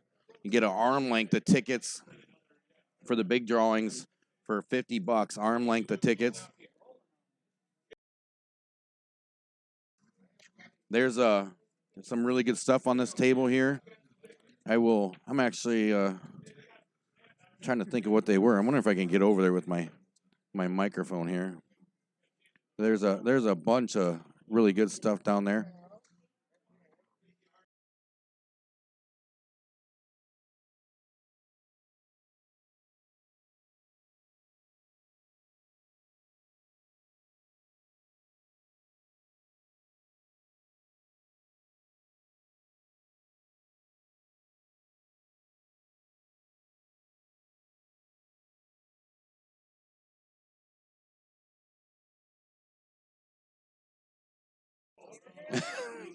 There you go.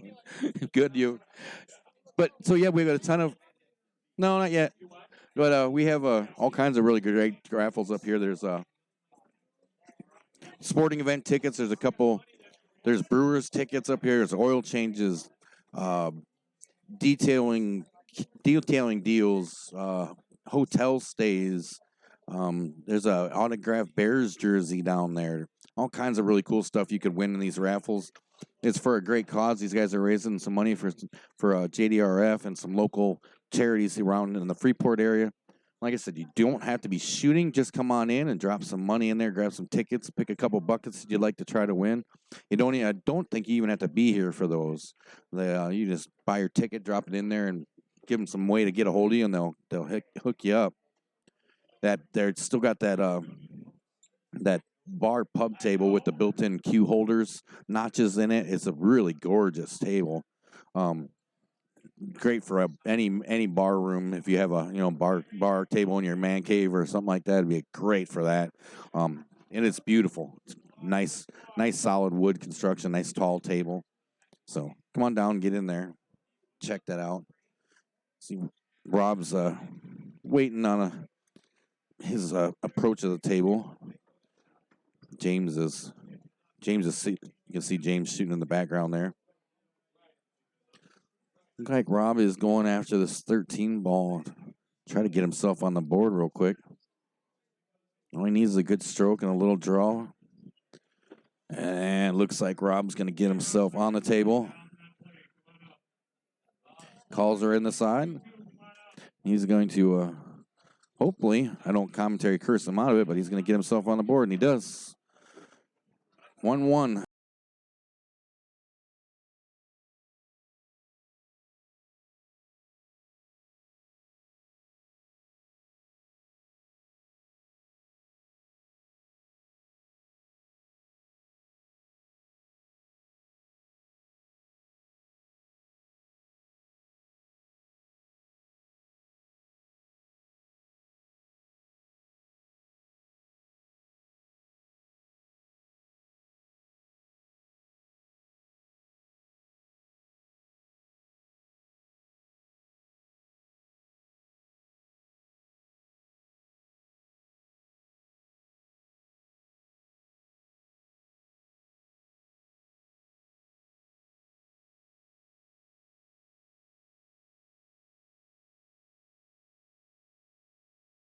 All right, so third rack of this set. Larry breaks them up.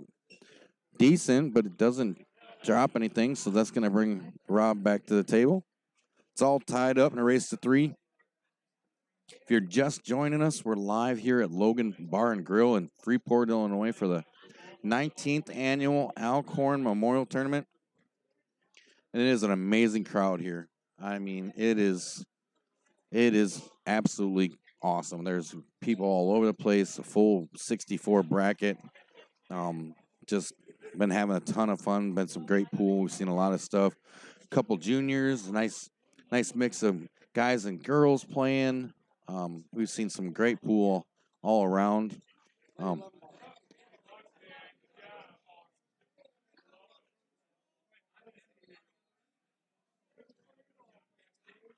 Looks like Rob's going to play a combination here. Calls the 11 ball.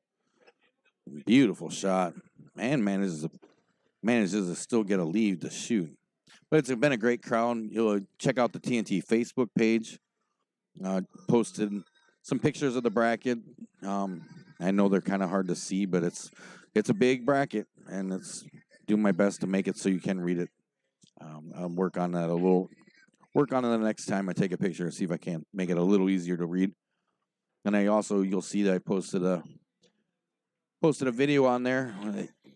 Every year they take a moment where they go out and gather in the bar and having a moment of silence. And Mike thanks everybody that helps make the tournament great like it is, all the sponsors and all the people who put in time and money. And, of course, you can't forget how much time and effort Mike and Kelly and the Brewbreaker clan put into this whole thing. So they do a great job. It's just as fun, if not probably more fun this year than it was last year when I was here. They had Chuck Nuccio was here doing tips and shaft work and stuff, and so it's always a lot of fun. So if you didn't make it this year, call right away and get a hold of him. Get yourself on that list. I'm going to tell you next year, the 20th annual, Mike says he's got some big plans for it, so it's going to be all kinds of fun next year. A lot of cool, probably a lot more cool things just to make it a little extra special next year. So don't miss out on it. It filled up fast. I mean, he filled up 2 weeks ago and had a healthy waiting list. So don't miss out. It's a lot of fun, a lot of good pool shooting. Big thanks to the Eagle Club here that let Mike send people over to play on some tables over there the first few rounds to keep things moving along. We're getting down there now. Things are moving pretty good. So a few more hours still for sure.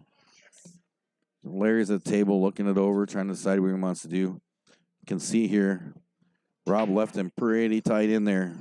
Didn't leave him a lot of options. I don't think he has any clean shots. Hold on one second.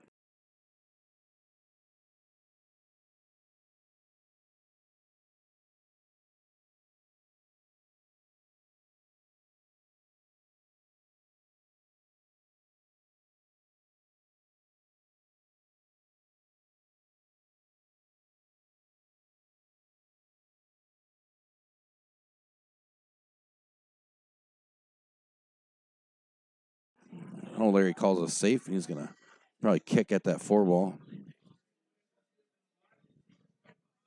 And gets a nice legal hit. Bumps the 4. 4 touches the rail. So that'll bring Rob back to the table. This one's a little messy. This one's going to be a battle. See how it goes here. Big thanks to everybody here at Logan Bar and Grill for all the stuff they're doing to help out with this.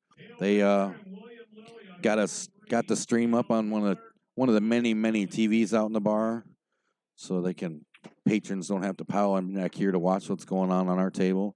So appreciate that. This is a great bar. It's a nice layout, nice size, great food. It smelled so good in here all day long.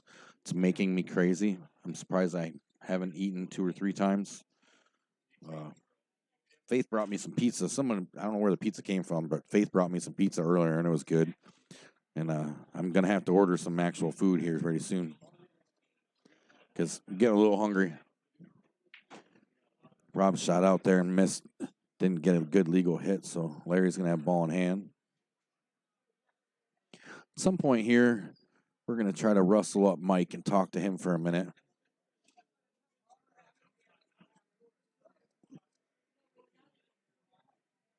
We had a blast talking to him last year. Larry takes his ball in hand. He's going to use it and play this 2-ball. Puts that away pretty nicely.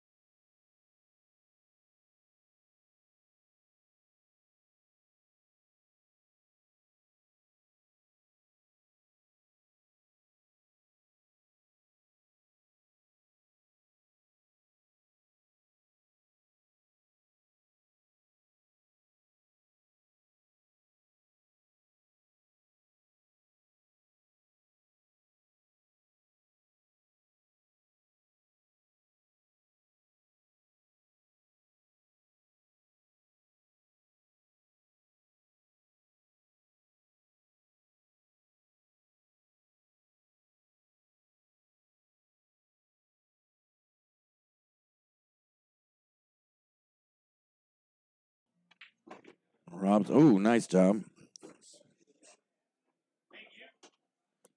Rob gets a nice little break out there. All he needs to do now is get a good hit on this 14 up in the corner. Make sure he doesn't hang himself on the 5-ball or something. Oh, you could tell he was trying really hard to make sure he got clear all that stuff, so he didn't have to shoot over anything or off the rail for the 8-ball. And he made that one crucial mistake, trying for the lead before you make the ball. Oh no! Oh, that was creepy. Larry managed to run that cue ball as far to the edge of the table as humanly possible and hung it there.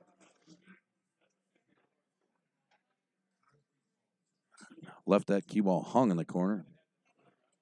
He didn't play the 6-ball on the side. Oh. Oh. That didn't. None of that rolled well. None of that rolled well at all.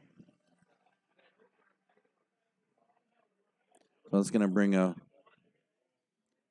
bring Rob back to the table here.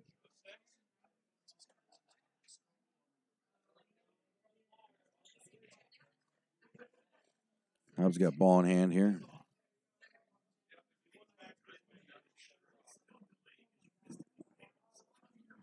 Rob's going to play the 14 in the side and let the cue ball just roll up and get the 8 in the corner.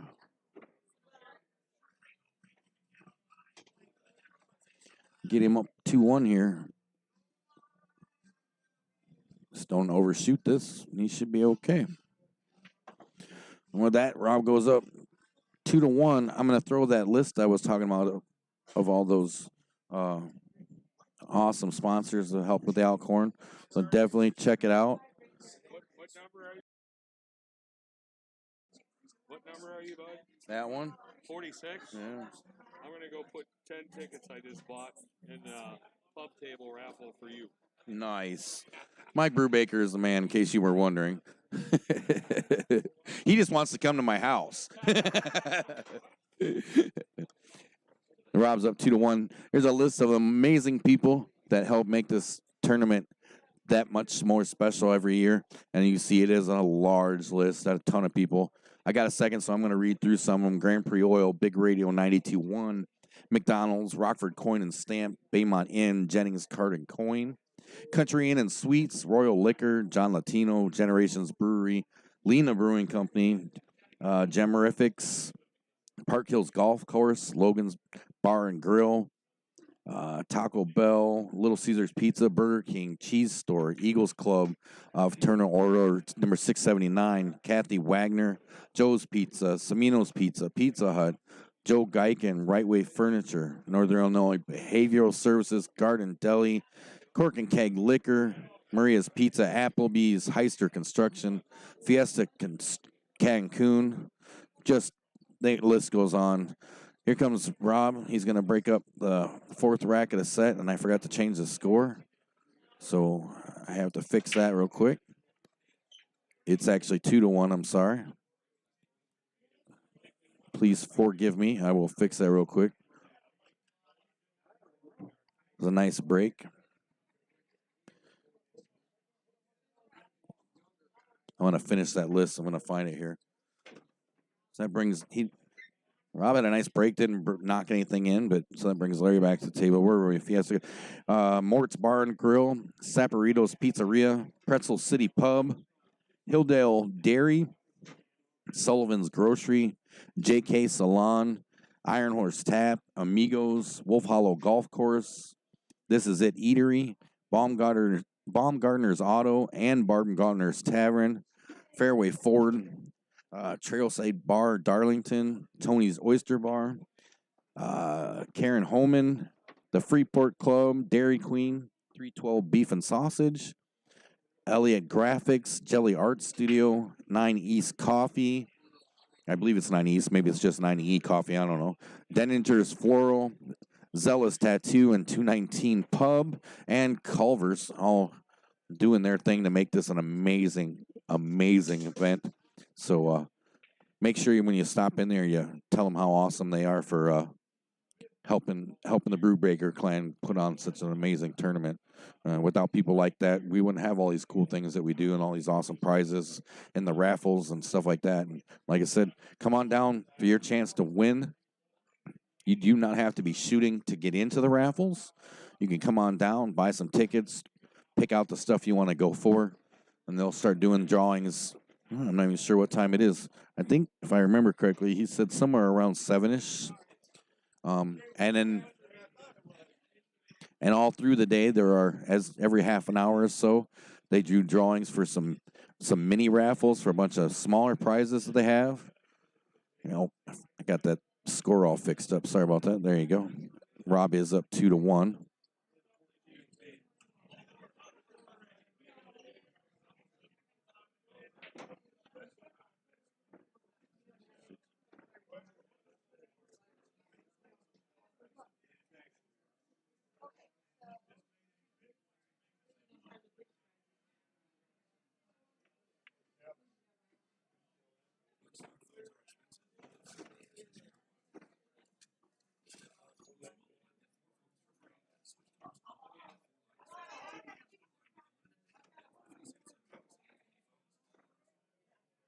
Table 2.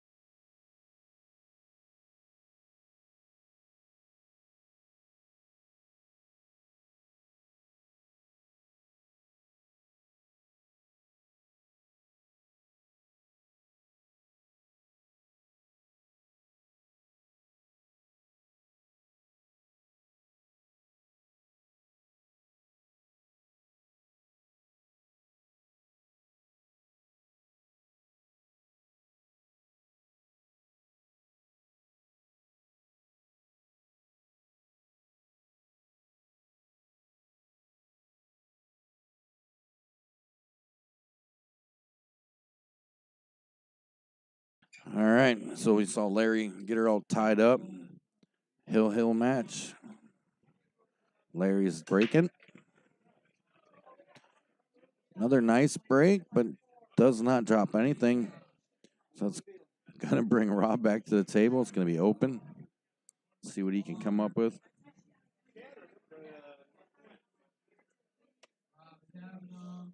If in case I haven't told you, and you didn't hear me a couple minutes ago, Mike Brubaker rocks. He just put a bunch of tickets into that pub table drawing for me because he's so freaking cool. Plus, I'm pretty sure he just wants to come to my house because he told me if I want it, he'd deliver it because there's no way I could fit that thing in my car. So I just think he wants to come to my house. But either way, he rules. Just means that anybody on either side of the tickets that he put in for me is going to be the one that wins it. So you're welcome. You see Rob working on it, looking around the table, so he wants to start. Kind of handcuffed here on what he can do because the cue ball's tucked up on the one ball. He's pretty much got to shoot it. Pretty much, well, he can get a shot at this 11, it looks like. I think that's what he's going for. Well, he can't decide. He's changing his mind here a couple times now. Let's see.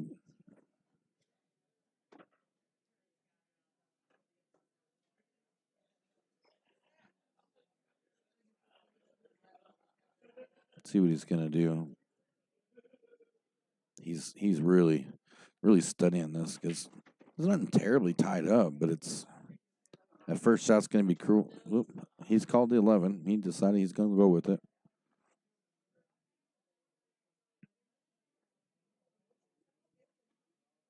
No, got a little thin. That's gonna bring Joe to the open table. You're in the process of doing another one of those little drawings right now.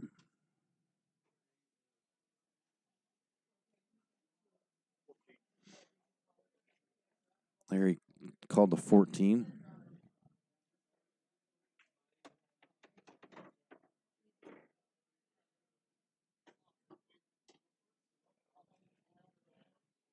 So Larry's shooting the stripes now.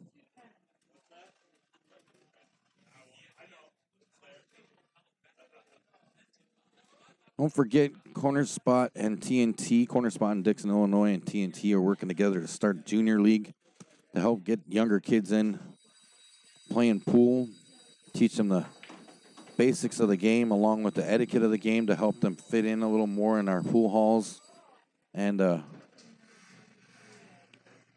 just keep the sport alive by bringing in younger players, introducing them to it, and teaching them the passion that it is. So if you have a youngster that would like to shoot, we're looking to be on the Corner Spot in Dixon Saturday morning, sort of Saturday afternoons around noonish, noon or 1 o'clock. We'll be doing a junior league where the kids will come down, and right now we're looking at doing singles action. Depending on how many we get set up, maybe we'll even divide them into teams. But the basic principle of it is to just teach them, like I said, the etiquette and the basics of the game.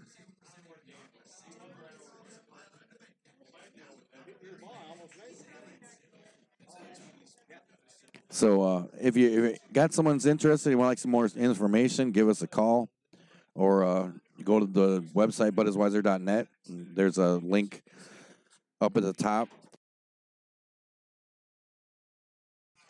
It says TNT Junior League sign up. You can also contact us via messenger through the buddisweiser.net. There's a little messenger thing that pops up down there if you have more questions. We will be announcing a player meeting for that pretty soon to kind of answer questions and get people signed up. Hopefully that'll be pretty soon, kind of get things settled down and squared away with other leagues we got going on, just so we're not getting too far behind. So it's coming soon. We're going to get those kids playing, teach them how to do it. So like I said, if you have questions, get a hold of us. Rob had ball in hand there, played combination on a 6 ball. Doesn't have too many big problems on the table.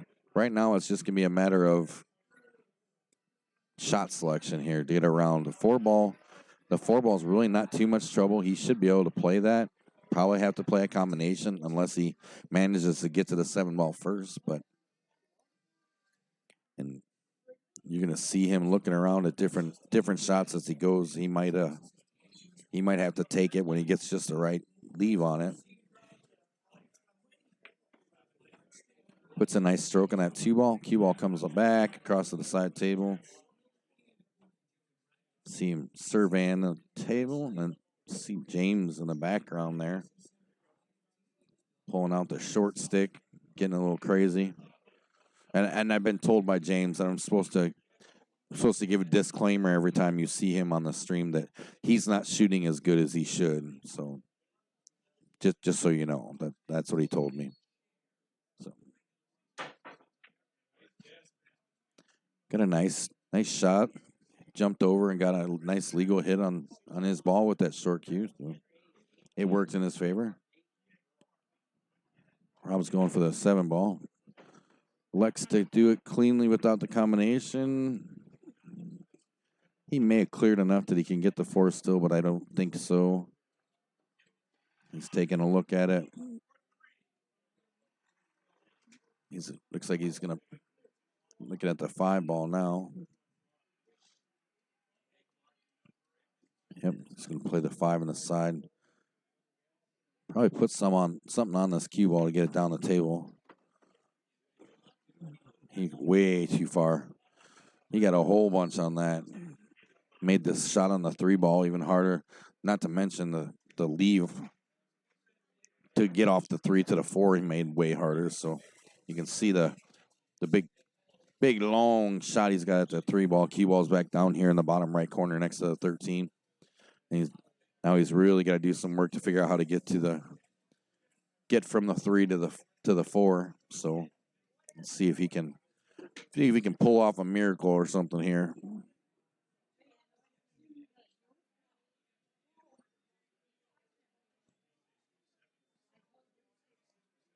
He's bearing down on this 3 ball now.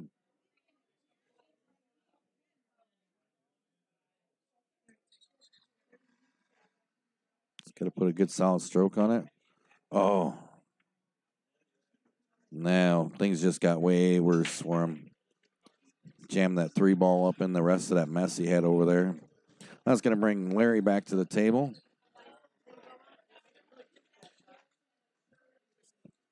Larry looks like he's going to plan. He's going to calls the 10 ball. He's going to shoot the 10 ball all the way up.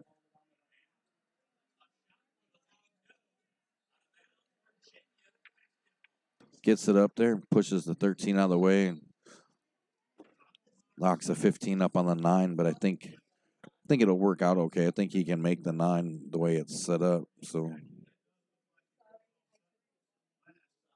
he looks like he's coming back down the table for that 13 he kicked out of there.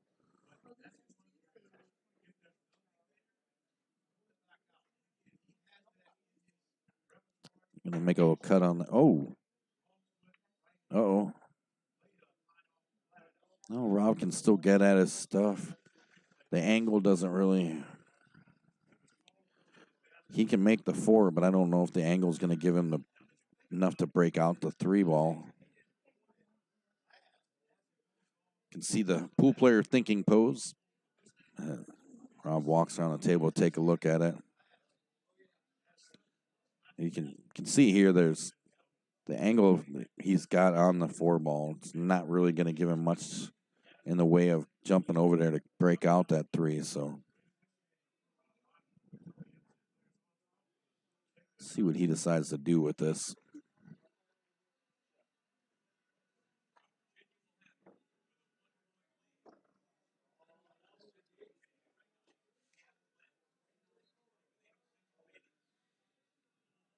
He's really studying it here.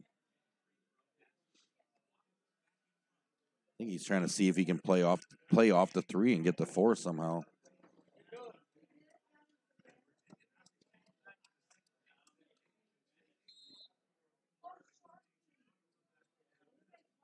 He's really contemplating this one now. You got to wonder if maybe he's not going to overthink it. Let's see what he's going to do. Yeah, see, I'm getting whiffs of that food again. I'm getting hungry. We're live here from Logan's Bar and Grill in Freeport, Illinois. You're watching the 19th annual Al Korn Memorial Pool Tournament. Rob Kavanaugh's at the table. Hill match with Larry. And he's decided he's going to play a safe.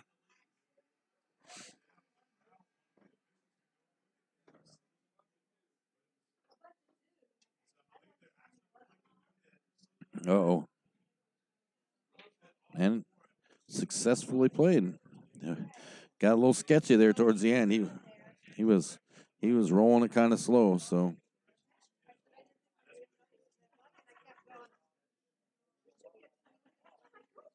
brings Larry back to the table. He's gonna shoot that 13 on the side.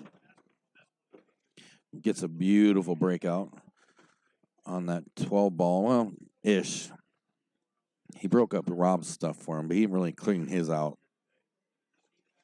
It's still kind of locked in there. 12 ball still a little locked in there, as you can see. He'd have to get pretty good angle down table to be able to play off the rail and get it up in the corner. So see what he comes up with here.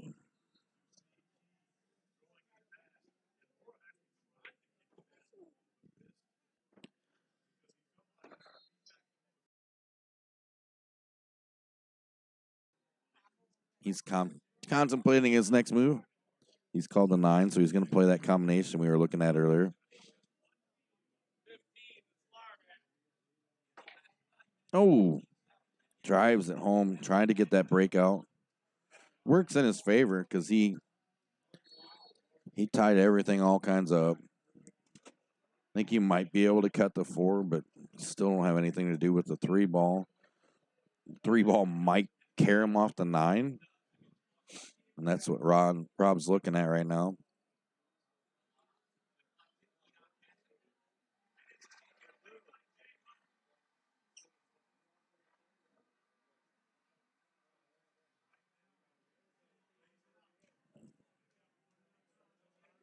Taking a good long look at it.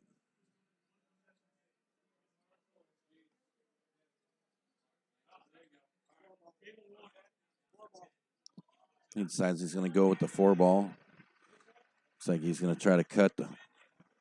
Well, he's starting to second guess himself now.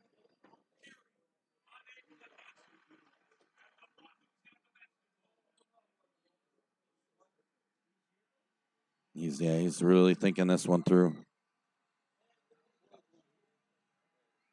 He went back to the 4 ball. He's going to try to cut that 4 ball. See if we can. It should go, and it does. Now he's going to do something with this 3 ball, which is going to be kind of tough. He's going to be able to hit it, but I don't think he can make it anywhere. Honestly, I mean, he's going to try to carry him it off the 9. He's gonna try to carry him it off the 9.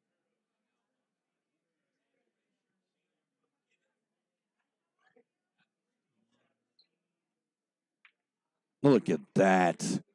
Beautiful shot. Now he's just going to have to take a nice deep breath here, collect himself, come down a little bit off that. The rush on that one.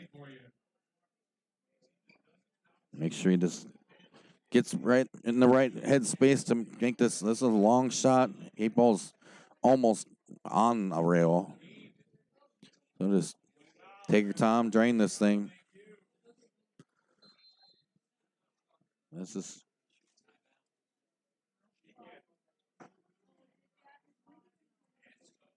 He's called it down the corner. See if he can put this one away. That 3 ball shot was really nice. Oh. Got a little bit into the 8 ball. A little too much into the 8 ball. Drove it off the rail. Ended up bouncing it just wide of the pocket. So that's going to bring Larry back to the table. He's going to play the 12 ball first.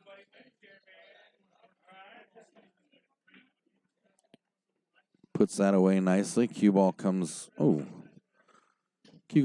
back around, sneaks behind the 8 ball, between the 9 and the 15. So that's a little awkward leave, but it could work out real well. It could work out well. It could work out bad. We'll see. Excuse my sniffles. I'm sorry. Looks like he's going to try to play the 15 on the side here. Nice shot. And I believe he cleared the 8 ball. Last thing Rob wanted to see was that way that he cleared that 8 ball pretty nice. So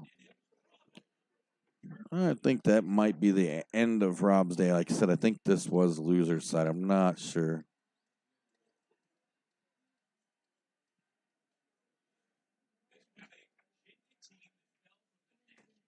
And Larry puts it away and wins that one 3-2 on the hill. Find out what our next match is, and we'll be right back. Hang tight.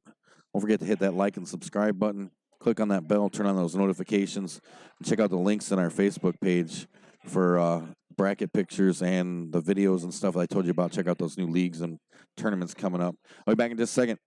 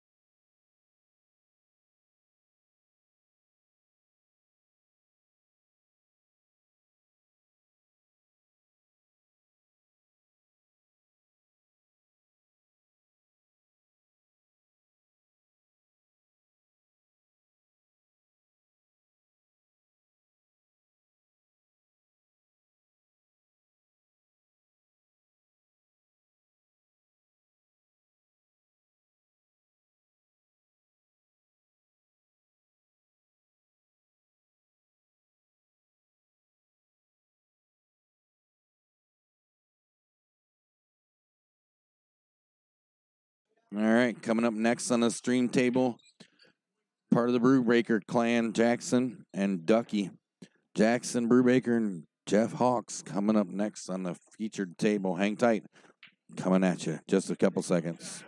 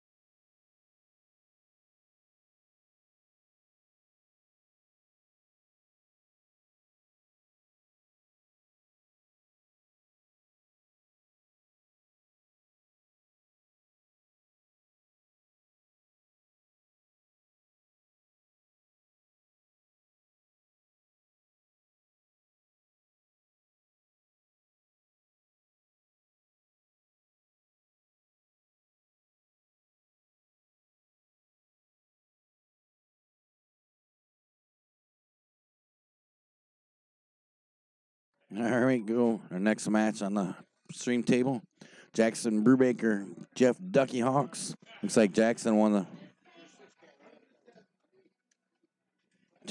the flip. And so he's going to break and rack. Ducky saved him from an embarrassing break there by letting him know, by letting him know that the head ball rolled off a little bit. Because Ducky's such an amazingly nice guy. For those of you who didn't know, he's freaking awesome. We're live here, Logan's Bar and Grill in Freeport, Illinois. 19th annual Korn Memorial Tournament. Appreciate you guys hanging out with us.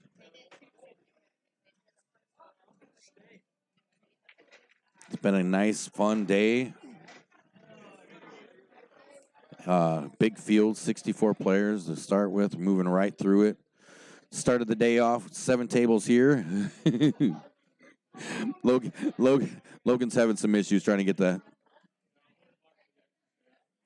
Logan's trying to get the head ball to stay in place, and it wasn't cooperating with him. There he comes, we're at Logan's. At Logan's, Jackson's going to break. You know what I mean. Here we go. Jackson's going to 2. Ducky's going to 3. Jackson breaks, doesn't get anything. So I'm going to bring Ducky to the table here.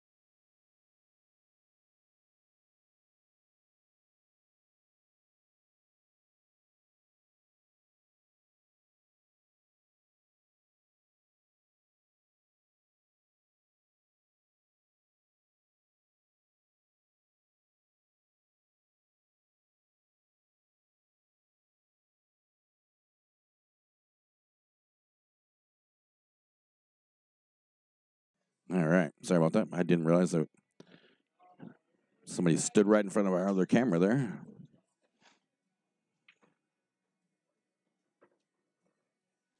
Ducky's surveying the table.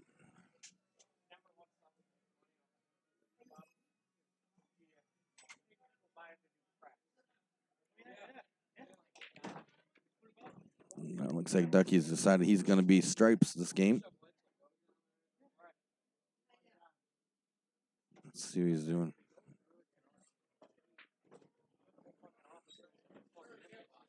Let's see what he's going to do here.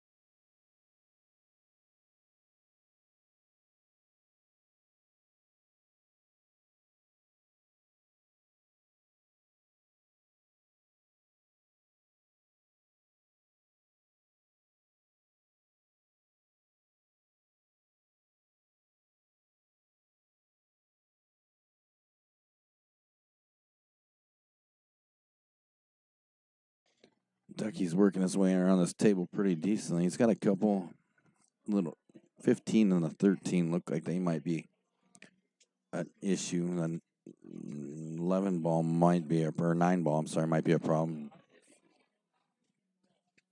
Does it right. Looks like he might be able to fix some of his problems here. One of these shots he's about to take.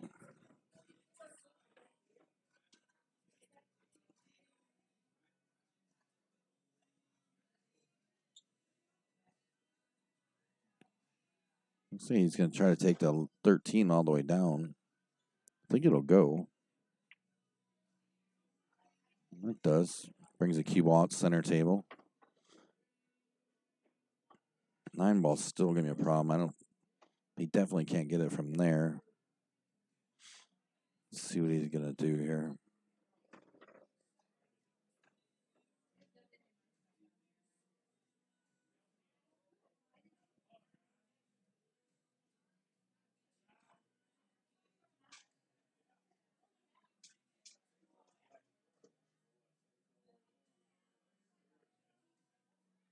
He's eyeballing that 15.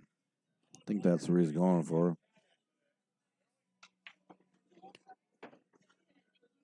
Puts a 15 away, draws back.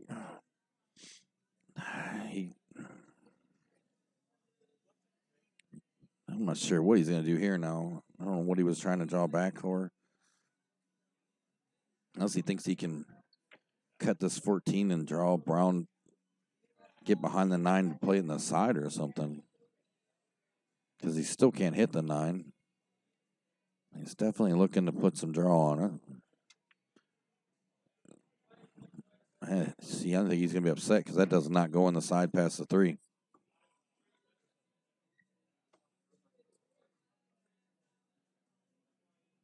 I mean, from where I'm sitting, it doesn't. I don't think it does. I don't think it goes in that 3 ball. Goes past that 3 ball at all.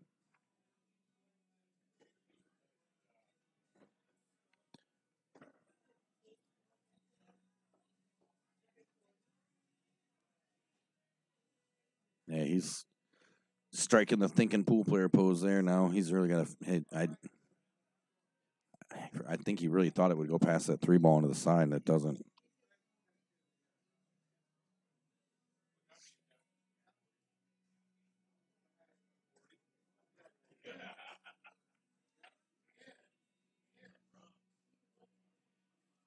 Looking like he's thinking he might be able to kick it in the side. Yeah, I think that's what he's doing. I think he's going to try to kick that 9 into the side, the opposite side. Diane Lopez. Yeah, we got some prizes over here to pick up. Diana Lopez. He gets the 9, kicks it out, but does not catch a rail afterwards. So it's going to give Jackson ball in hand there. Ducky's cleaned up the table pretty good. So Jackson take a deep breath, get himself calmed down. He might be able to get out here. Just don't overthink it. Play smart. Trust yourself.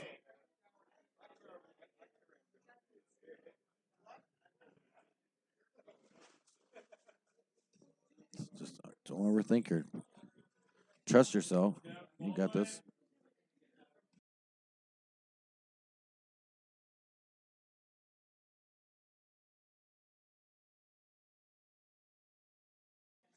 Puts the 4 ball away up in the top corner. Stops the cue ball nice. Sets his sights on the 5 ball. Oh! That worked out for him though. Rattled it, but he hid the 9 ball from Ducky. So he's definitely gonna have to put some work in. You see that he's gonna have to either jump or play it off the rail.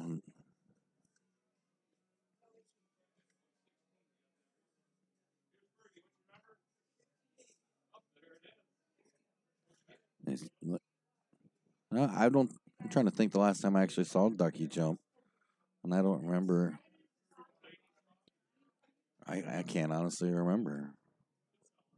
I'm I'm sure he's gonna play it off the rail. So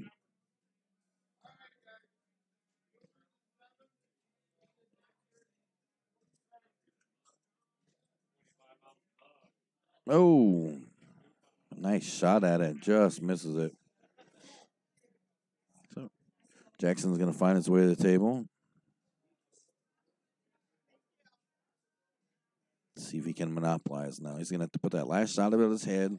Just kind of calm down, take a breath. He shoots good. I saw him warming up when I first got here, and he was making good shots. He had a good stroke. I mean, he's just got to play the table. Forget who he's playing. Just be cool. He's got this.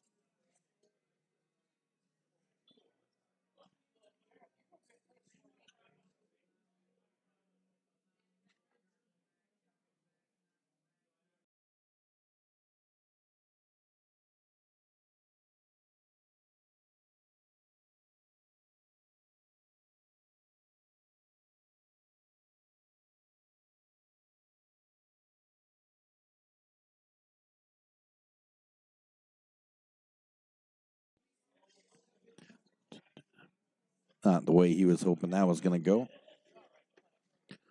Ducky's going to take aim at this 9 ball. And just bring the cue ball back up the table just a bit, leave an angle on the 8, and he should be okay. See Bill Lilly walking through, Bill on the hill.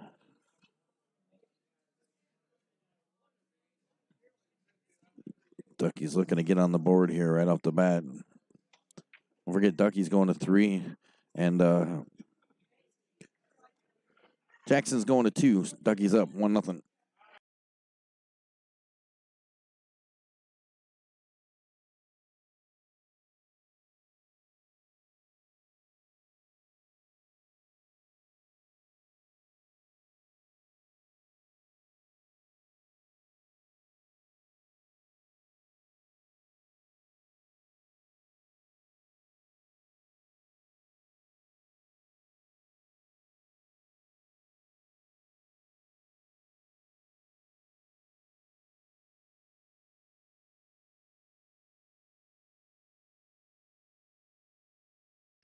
Appreciate you guys all hanging out. We're live here at Logan's Bar and Grill, Freeport, Illinois, 19th annual Alcorn Memorial Tournament.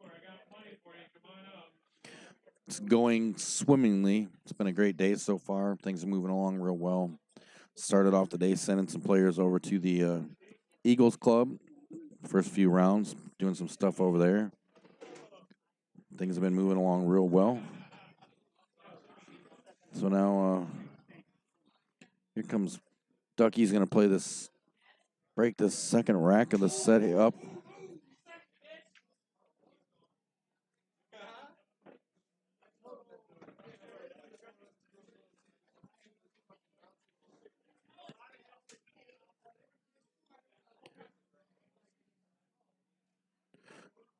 Ducky's getting ready to break up the second one.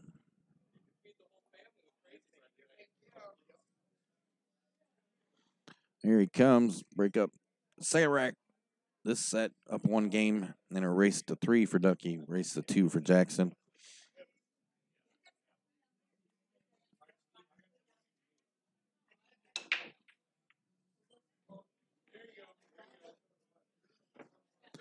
Pretty decent break. Got one in the corner. Come back and change weapons here. Return this belt to the table. Wander around, see what he wants to do.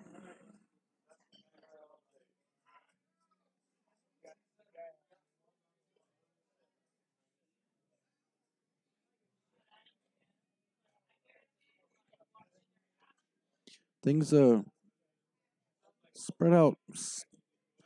Got a little mess over here on the side with the 13 and the 5 and the 14.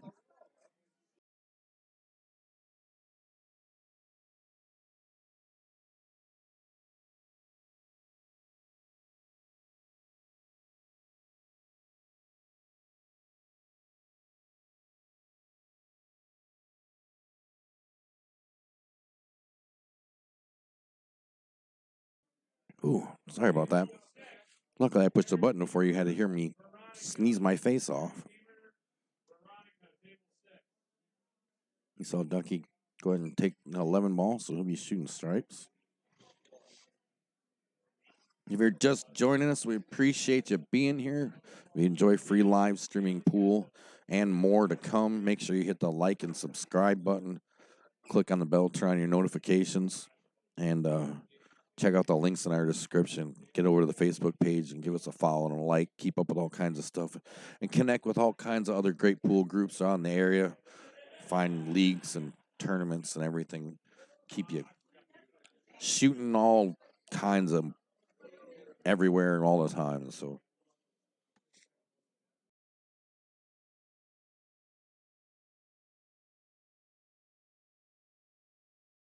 now you see Ducky working around the table trying to figure out where he wants to go next. Found himself right up against the rail just over the 4 here. He's shooting the 14. I don't know what he's doing with it. Oh, he's shooting down the corner and missed. That's going to bring Jackson back to the table, shooting solids. Actually, the solid, other than that 5 ball, which Right now is the only issue because it's kind of barricaded in there in a weird spot. Other than that, solids aren't really that bad. Jackson could do some damage here if he's not careful. So let's see what he can come up with here. Looks like he's going to take aim at this 3-ball real quick.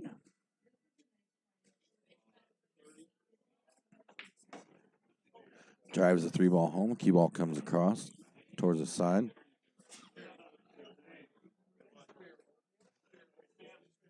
He's going to turn his attention to the 7-ball, shoot it down here in the corner.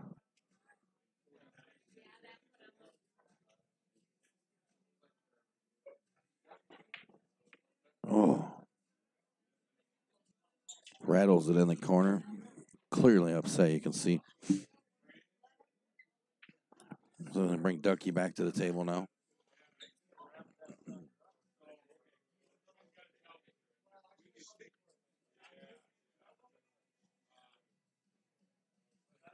Now Ducky's in a spot. He doesn't have any good shots at all right here. You look around, he could cut this 10-ball, but other than that, this is kind of an ugly table. Gets that 10-ball to fall. Cue ball comes way farther down the table than he wanted. You couldn't see it, but you could tell by the reaction he had. He was hoping for a slightly different leave with the cue ball. He's going to try to cut the 9-ball down in this corner. Makes that. Changes the layout of the table a little bit there. 14 runs back and forth.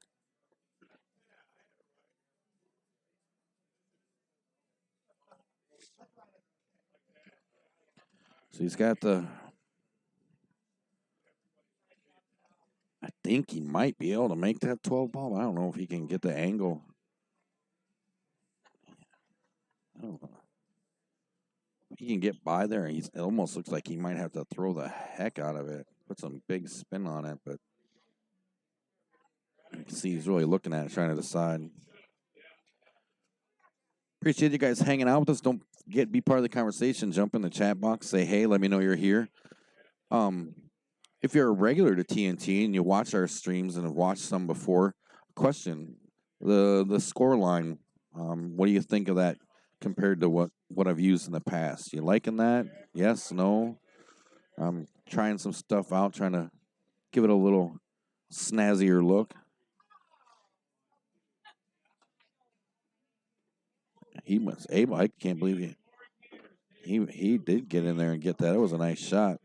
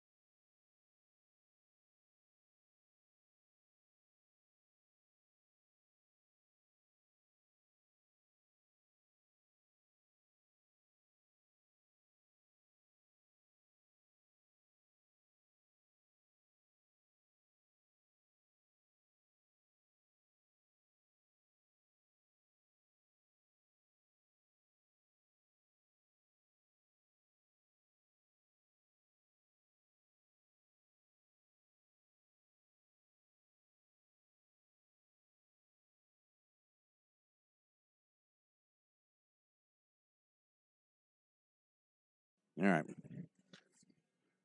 Ducky just missed that bank on the 13. Jackson's going to find his way back to the table, see if he can compose himself and put things away.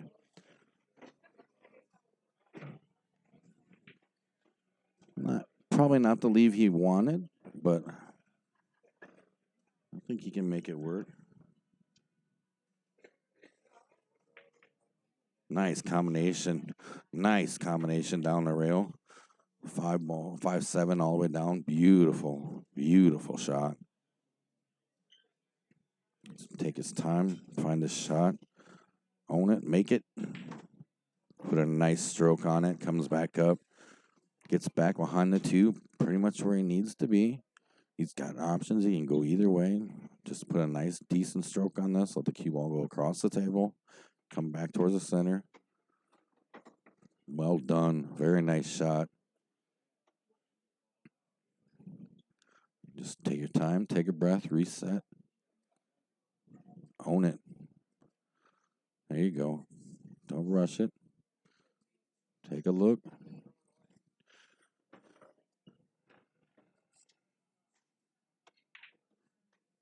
Puts that away nicely. Comes back.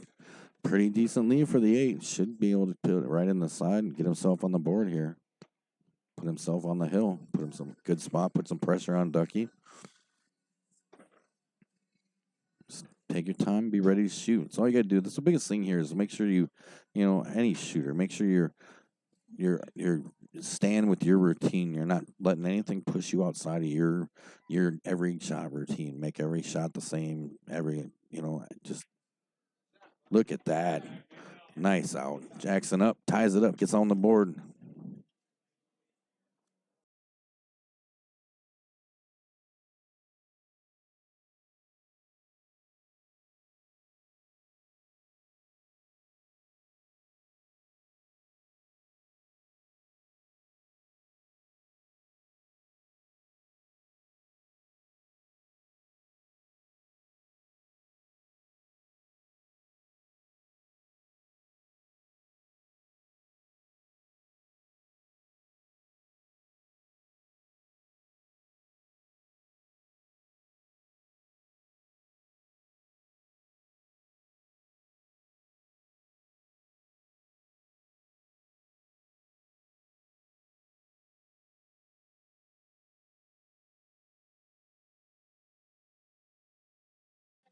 All right.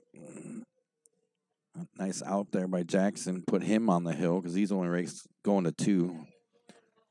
So it's all tied up 1-1. He's breaking the third rack of the set. See if we can find a groove here and finish this one off. Nice break.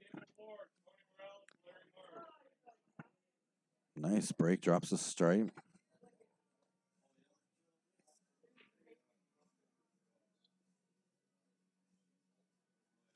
Take a look around the table. See what he can figure out he'd like to do.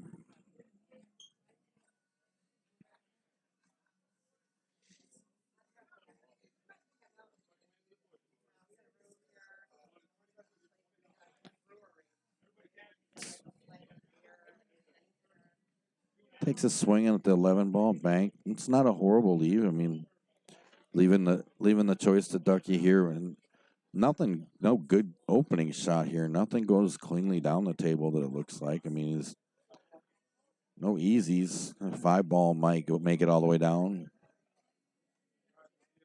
which in the long run works for him because it'll open up the 3 ball. So let's see what Ducky decides to do here. I think he's going to go ahead and go after that 5 ball.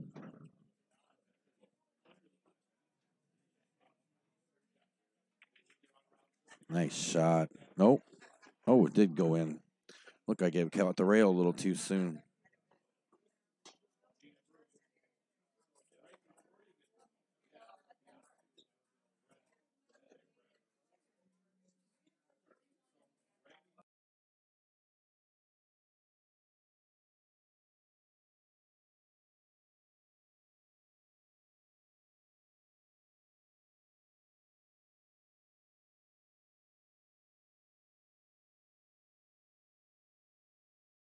That was a nice shot on that 5 ball all the way down the table. You can see Ducky's looking around, trying to find out where to go next. He didn't leave himself any great shots by any means. I'm not even. He can get to the 7, maybe. Maybe. Probably have to play the 6. I don't think he can touch the 7 from there. Probably play the 4 on the side.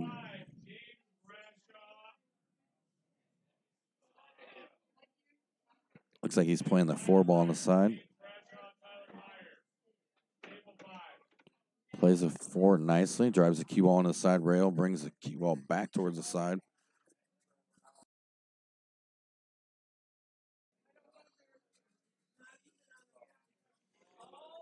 You're just joining us, we welcome you to the stream TNT coverage of the 19th annual Al Korn Memorial Tournament live from Logan's Bar and Grill in Freeport, Illinois. You're watching Jeff Ducky Hawks and Jackson Brubaker. Ducky's racing a 3, Jackson's racing a 2. Jackson just tied it up with an impressive out. Ducky's working on some solids here. Don't forget, if you enjoy free live streaming pool and want to see more of it, make sure you hit that like and subscribe button. Click on the bell, turn on your notifications, and check out those links in our description. And stop by and follow us on Facebook. Give us a like if you haven't already. Keep up with all the tournaments and new leagues we're working on right now. So Ducky plays the 2 ball, draws a cue back to the center table.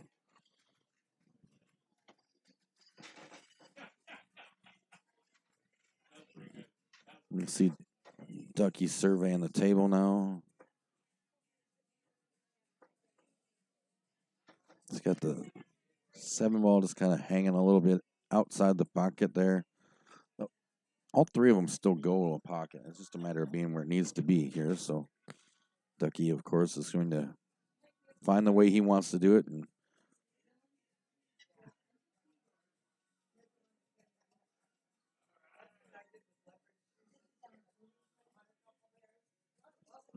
looks like he's going to bear down on the 6 ball here.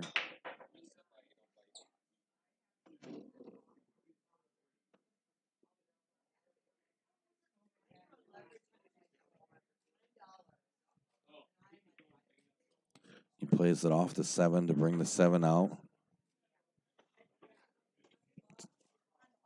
Pretty decent. And you got to kind of wonder, though. I mean, he's got the 7 ball and the 1 ball down here.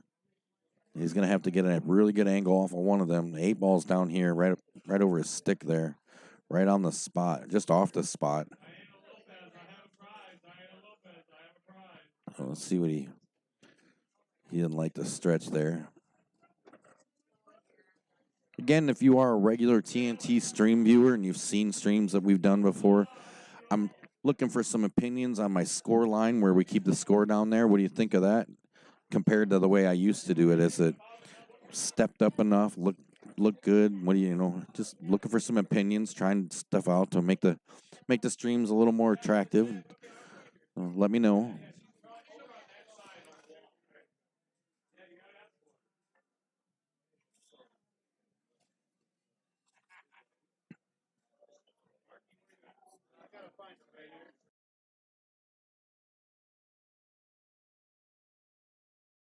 Ducky's looking for a bridge, so he wandered off to find that real quick. Don't forget, plenty of time to get down here to get into these raffles. You do not have to be playing to get into the raffles. Just stop on down, get some tickets, wander the table of prizes here, and drop your tickets where you'd like. And sorry, got distracted. Ducky and Brubaker over there talking. Buy some tickets, wander the table of prizes, and fill up the buckets you want to try to win in with your tickets. I'll be drawing that stuff later on, around 7 and 7:30ish. Say, if you didn't want to put it on yours.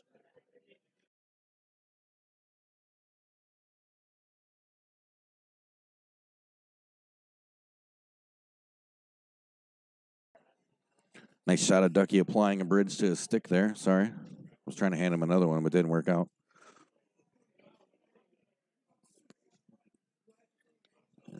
Grab the borrowed a bridge.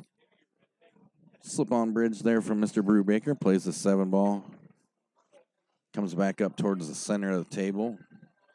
Leaving a pretty interesting cut on the 1 ball, which should get him back up the table for the 8 if done right. So see how it works for him.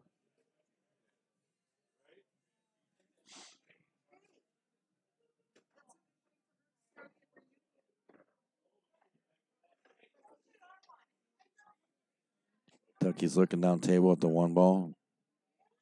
He's got to be careful when he comes off that cut, though, that he doesn't catch the 12 coming back up. Accidentally scratching the side or get hung up on the 12. So he's going to put some on this and let the cue ball eat off the bottom rail. Oh, no. Oh. Well, that was the last thing I thought was going to end up being an issue, was him missing the ball. So that's going to bring Jackson to the table. Good chance to shut this one out.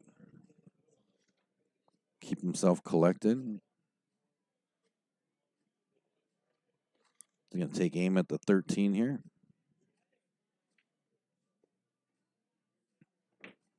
Puts the 13 away. Runs the cue ball to the side rail. Surveys the table. Calls the 14. Comes down. No. Oh. Oh. Harsh little roll there. Scratches on the side. Gives Ducky ball in hand. A little more than he'd like. It's going to bring Ducky back to the table now and have the ball in hand, which never works out well for anybody. All he's going to pretty much do is kind of just put the cut on this, let the cue ball just naturally roll a couple rails up towards the 8. And this will force a hill-hill match between the two. Just got to get that shot out of your head. If you're Jackson, you got to get that shot out of your head and move on to the next game and stay strong on your faith that you can come back and take care of business. Hill match, Ducky and Jackson coming up next.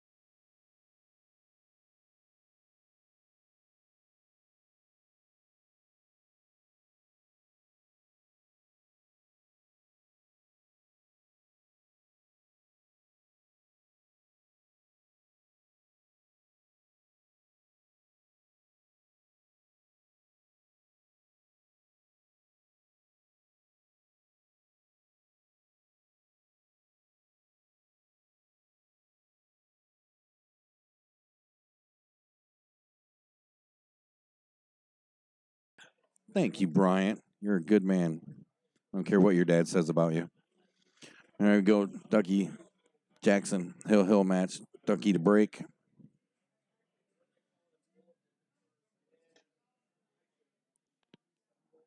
Srack's going to decide whose night ends up right here. Big break from Ducky. A lot of movement. Nothing happens. That's going to bring Jackson to the table. Open table at that. So let's get that last game out of his head and just start over fresh.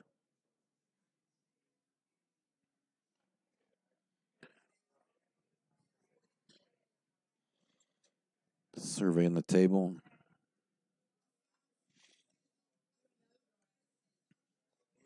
I got to say, I've seen all these guys wander around in their Alcorn Memorial T-shirts, and they are sharp looking. They were pretty cool looking last year, but I got to say, these right here, I'm digging these ones. They look good. Definitely digging. Jackson decides he's going to go with stripes. He's going to shoot the 14 into the side. Nice shot. He looks like he's got a plan. You look at him looking at the table. He looks like he definitely thought it all out. He's going to shoot up table and play 12 ball. He's going to catch the 4. Looks like he's going to play it. I don't know if he can get by for the 9 or he's playing the combination. I can't tell. He's playing the combination. Not bad. It's not a bad leave. Just missed it. Bring Ducky to the table.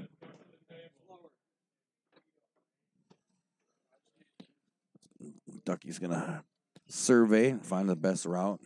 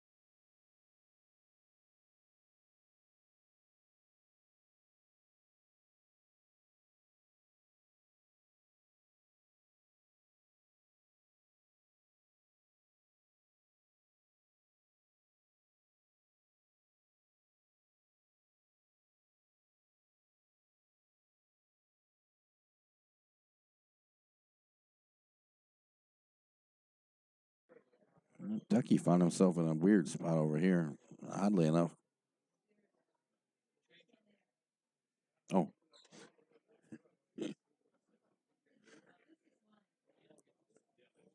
Yeah, he got himself in a weird spot. I think he did it himself. I kind of looked away for a second, trying to manage some stuff.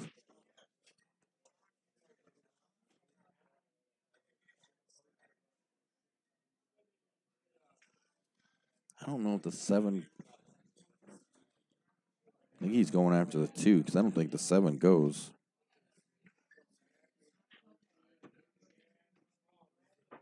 Oh, wow.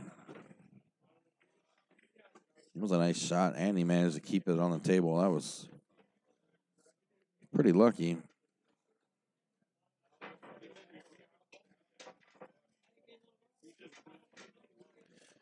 Just taking a look around now.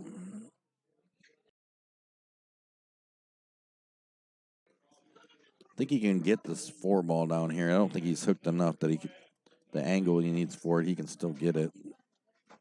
Whether he can get the leave off it that he wants, I don't know. He goes for it anyhow. Parks the cue ball right up here on top of the 8 ball. 8 and the 15. So other than the 3 ball, he's going to be jacked up over whatever he shoots at. Looks like he's going to try to bank the 3 ball. Ooh. Just misses it. That'll bring Jackson back to the table now. It's a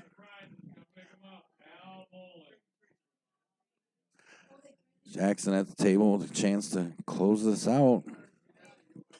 Make some good choices and stay now. He's got a chance to shut this down. See if he can make the choices he needs to make. He's going to play the 13 first.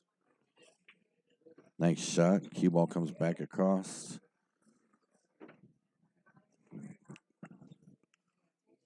I did? Oh, cool.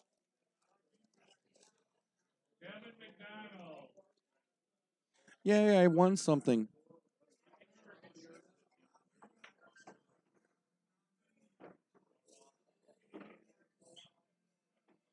Nice shot by Jackson there. Put himself in a... Oh, he's all right. I looked at the wrong ball there for a second. Uh-oh. Oh, he did not get where he needed to be there.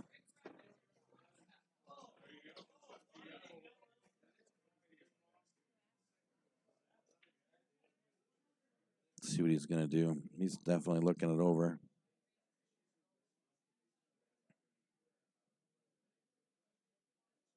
I think he's going to try to bank it long table. I think he pointed to the bottom corner. I think he's going to try to bank it back down at him.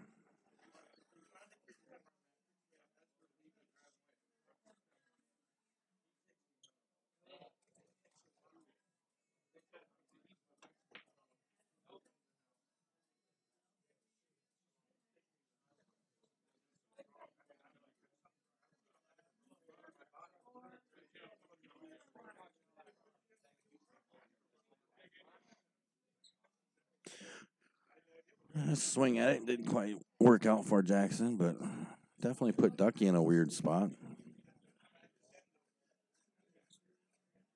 Let's see what he can come up with here.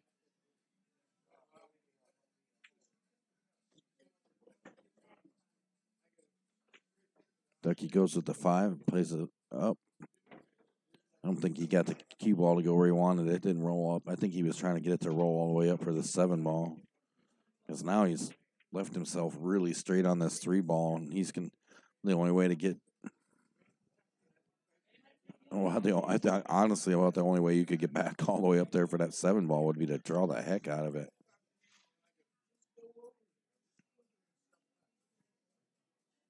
Unless he plays some kind of a safety, maybe, but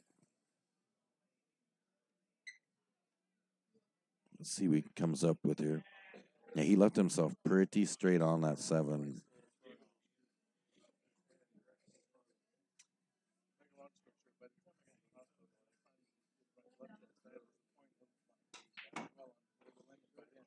Oh, he got it. Look at that.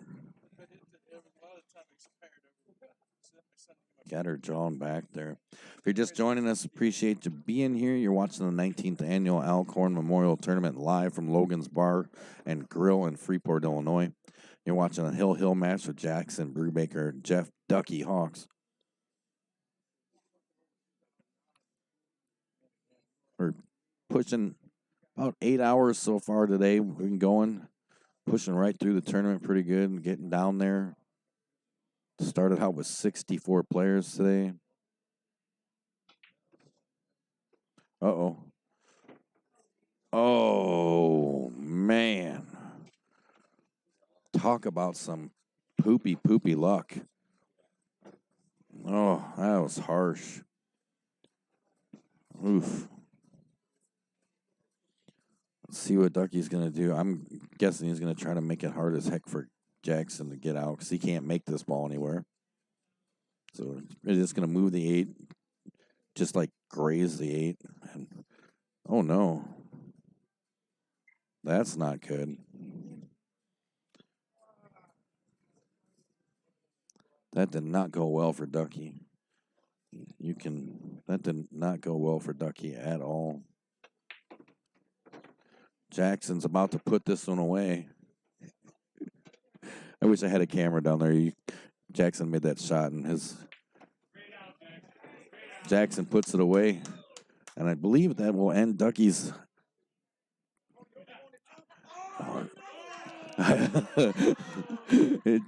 Ducky just realized Jackson was only going to 2, and I think that ends Ducky's night. Find out our next match, and we'll be right back. Hang tight.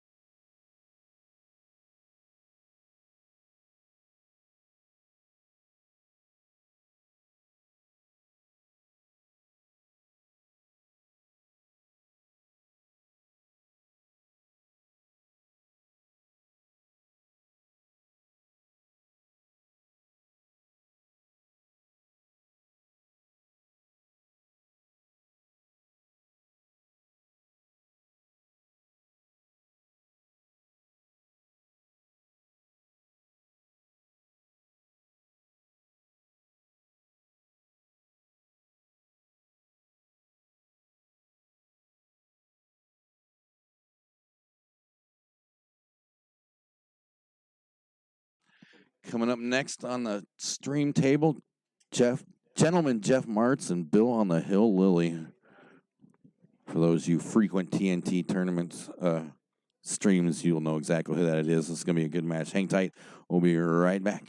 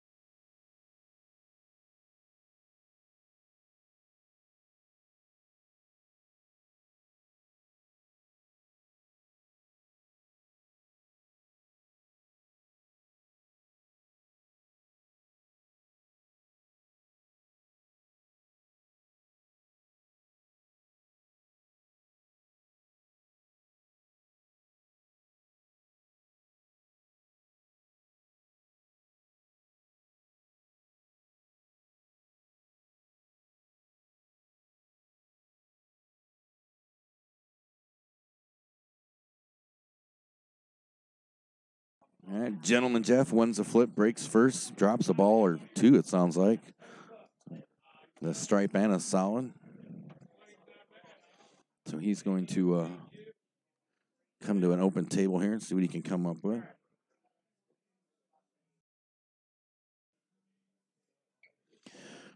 You're watching the 19th annual Al Korn Memorial Tournament live from Logan's Bar and Grill. If you enjoy free live streaming pool and like to see more, make sure you hit that like and subscribe button, click on the bell, turn on notifications, and check out the links in the descriptions to find your way over to the TNT Facebook page and all the other great pool informational outlets there. We're watching Gentleman Jeff right now and Bill on the Hill Lily battle it out. Nice shot by Jeff. Jeff has decided he's shooting stripes right now. It's a little snug on that 10 ball. I don't think he quite really would like that, but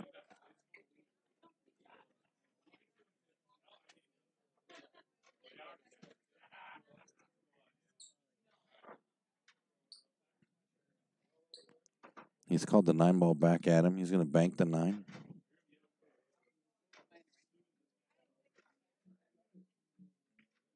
Nice shot. Puts that away nice. Gets a nice bump off the 7 ball.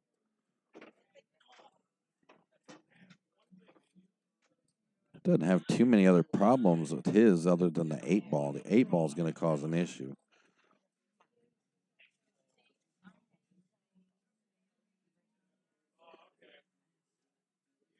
Let's see what the 8 ball is going to. I think that's going to be his biggest problem. Going to be that 8 ball.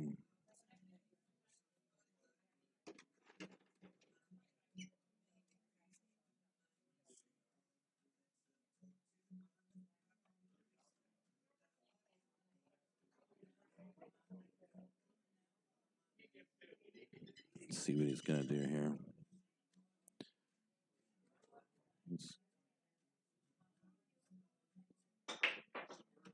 It's really taking a good hard look at it.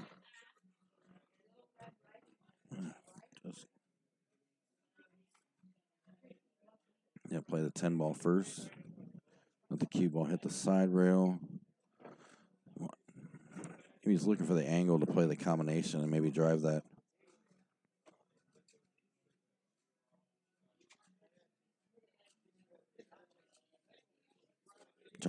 Maybe he was thinking maybe to drive that 12 ball down the table some more, but would take out the breakout on the 8 ball. Maybe he doesn't need to really break out the 8 ball. No, he doesn't need to. I think he can get that. If he can make this combination, force the 12 ball down the table. cue ball head that way as well. Just a,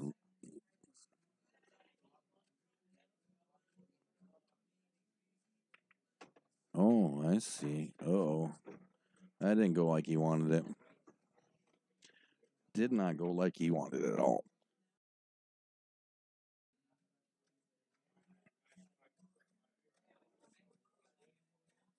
And I cannot get.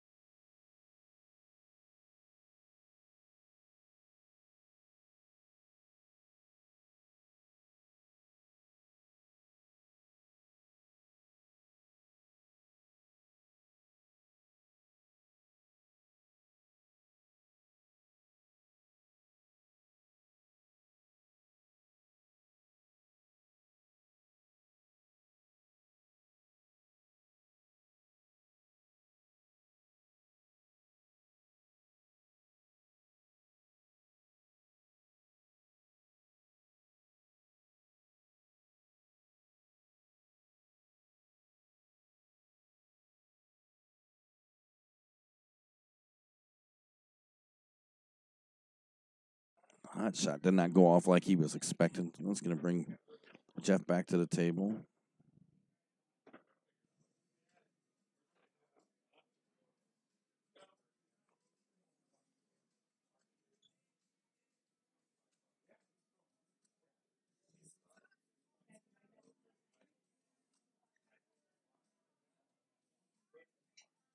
Taking a look around, see what else. And this place is killing me. There's all day long, all this amazing smelling food, and it's killing me. We're out here live, Logan's Bar and Grill, Freeport, Illinois, for the 19th annual Al Korn Memorial Tournament.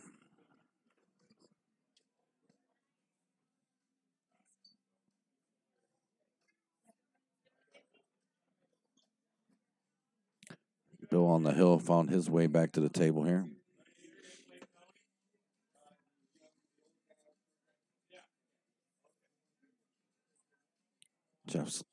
Bill's going to play the 3-ball here. Working on trying to get over there to. Hey, he might be able to make that 6 on the side. It's going to be tough. Let's see what he's going to do. See what he come up with here. This guy's going to go after the 2-ball. Gets the 2, draws back. Leaves himself a weird little angle for the 7-ball, though, I think.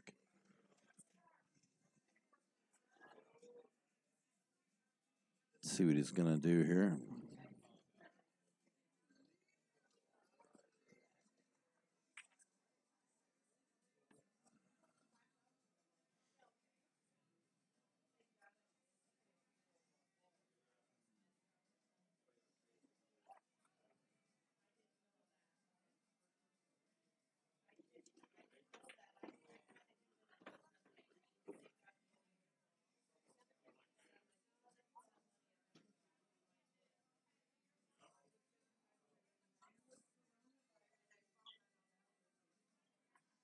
He got the 7-ball put away. Now he's in a weird spot with this combination. I'm not sure what the heck he's going to do with it. See him really taking a hard look at it, trying to figure out where to go.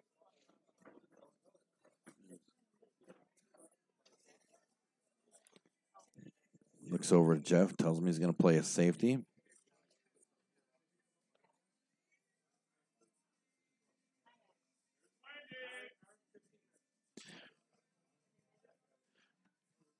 Wendy Wendy has been a ticket selling fool here. Remember, you still got time to get down here and get in on these drawings. You do not have to be playing in the tournament to purchase tickets for the raffles. So if you're in the area and like a chance of some great prizes, there's some good stuff over here. There's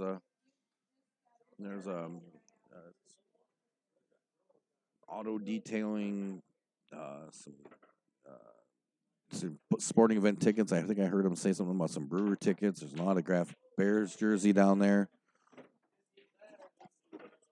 Ooh, Jeff trying to get around there. Somehow manages to jump the cue ball off the table and get on the hill, the ball in the hand.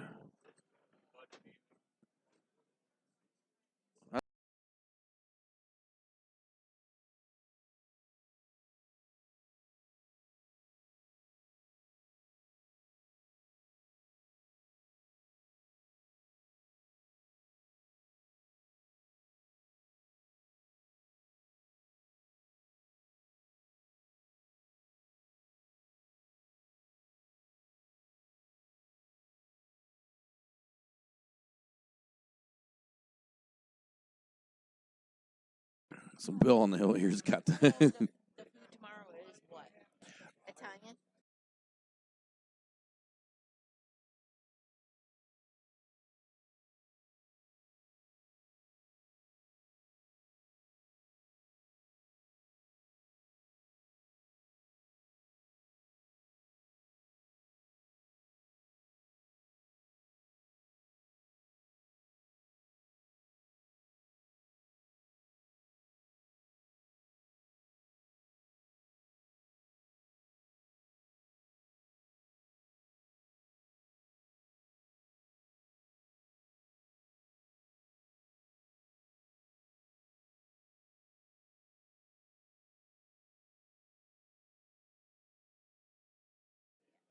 Bill on the hill capitalizes on that ball in hand and finds himself on the right side of a 1-0 lead.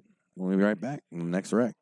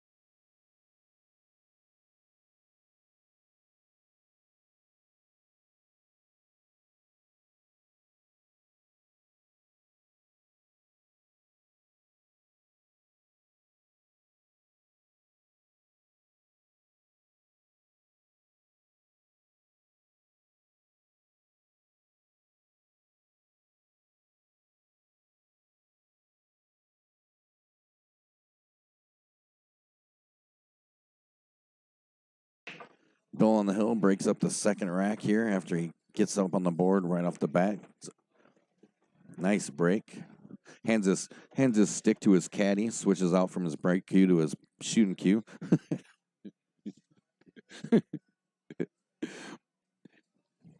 I'm liking that shirt. What team is that? His state team last year or recent? Recent? Oh yeah.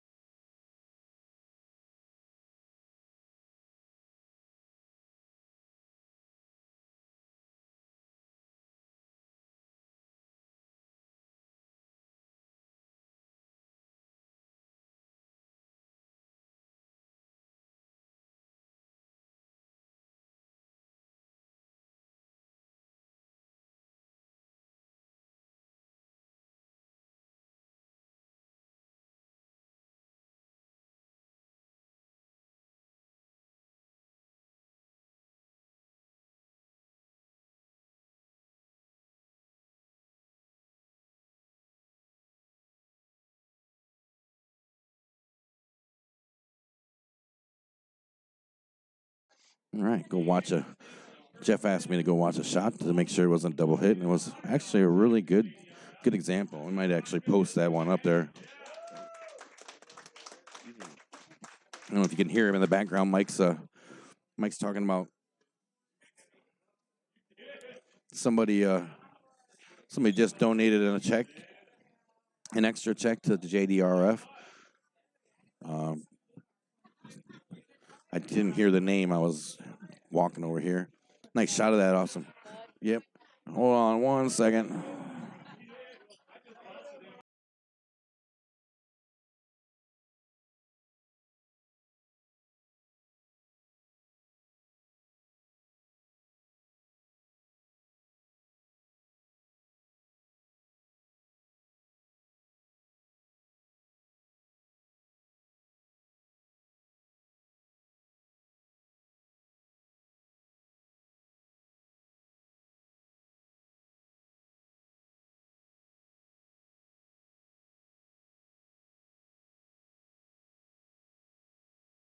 I am now going to have to charge the tournament extra because they keep making me work more. No, I'm just messing. It was a nice shot by Jeff there. Another textbook shot of how to make a nice elevated close range shot. Sorry, I'm watching the video and them shooting at the same time right now. Just Jeff did a nice job. It looks good on the video too. It's a good textbook view. I'll post some of these. I'm gonna go through here and post some more of the ones I've shot. Those ones are always especially good for people to look at and check out and see, so they can kind of understand the difference between those shots. Gentleman Jeff's at the table trying to catch up on the small deficit he found himself in. Looking over at the bracket, I'm going to try to get a picture. After that last one I saw, I know that it's getting kind of hard to look at. And when we get to the point where I'll take up some different pictures so you'll be able to. I'll get closer up on so you can see them a little better, and might just have to piece them together some, but we'll get her figured out.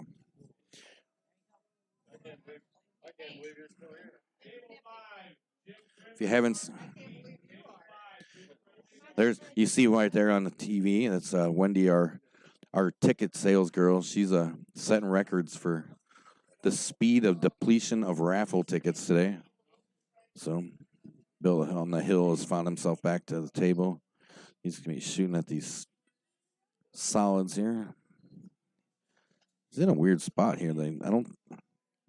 5 balls a tough shot. Doesn't go past the 8. They're dead in line. The combination looks like a decent shot, but it almost seems like you could carry him, shoot the inside of 3, carry him into the 4, and make the 4. I'm not sure if that's what he's doing. I didn't hear him call anything yet, so I guess we're going to find out in a second.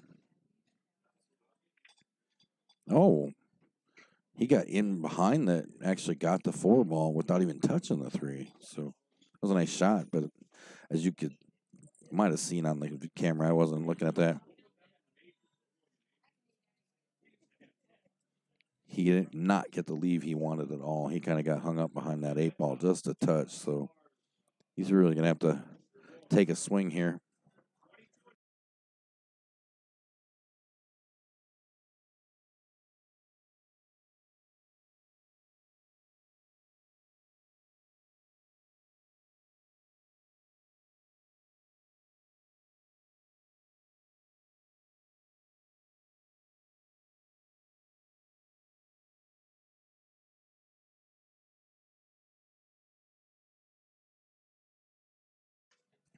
Bill's trying to figure out exactly how to. I'm not sure how he can get at this 3, but he's almost. It looks from here, from the view I have, and on camera, and from where I'm sitting, it looks like he's gonna have to kick at the 3, go across the table to the side, and come back at the 3. And that's exactly what he had to do, and he did it pretty nicely.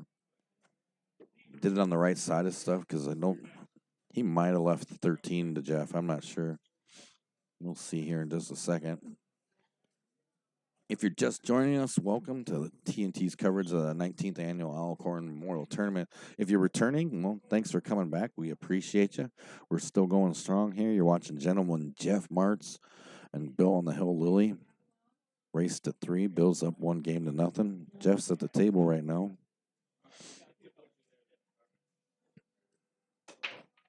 Working our way through a bracket starting at 64.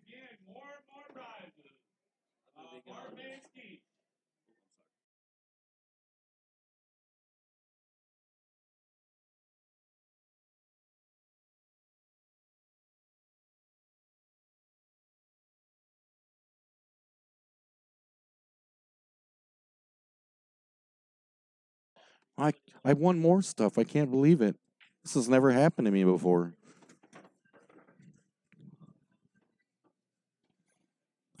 It's never happened to me before, ever. Jeff was able to get that 13, as you saw. Now he's kind of stuck on a... Oh, Lord. Oh, I I won the end of my night. Hopefully, I won the end of my evening just now. Mr. Brubaker just brought me a bottle of Jim Beam. I might be in trouble.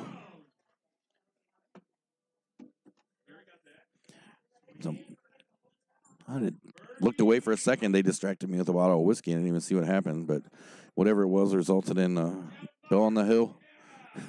Bill on the hill. Bill on the hill back at the table. Jeff Martz won another prize. I think every other drawing, Jeff's won something. Every other or almost every drawing, he's won something, one of the little prizes.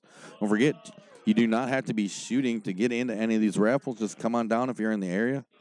Stop in, wander into the back room here, and buy some tickets. We got little every half hour drawings, and then coming up in about, if I heard him right, in about an hour-ish or so, they'll be doing the drawings for the other ones. Like there's sporting event tickets. There are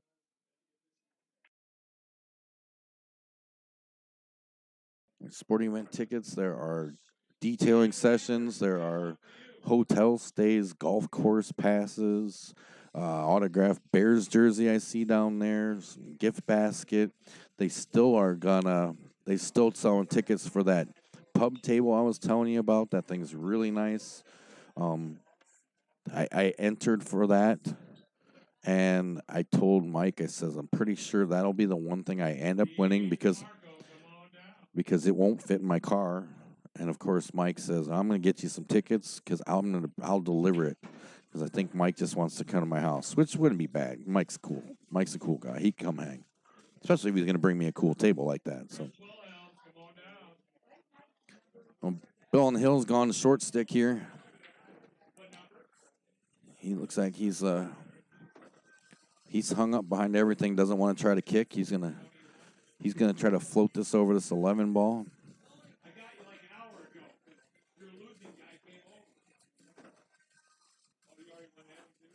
Gonna go after the 5 ball. It looks like.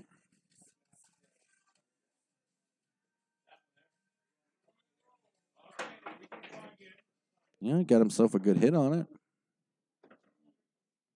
Move stuff around a little bit. So little wins. Little wins. Get over the ball. Get a hit. Little wins. That's what I tell myself anyhow. I mean, may not be good enough for everybody else, but hey, if I pull a short stick out and I can get the ball off the table and I can get a legal hit, I'm usually pretty happy. So that's how I roll. Gentleman Jeff back at the table, kind of looking. Bill managed to catch a break there by blocking all of a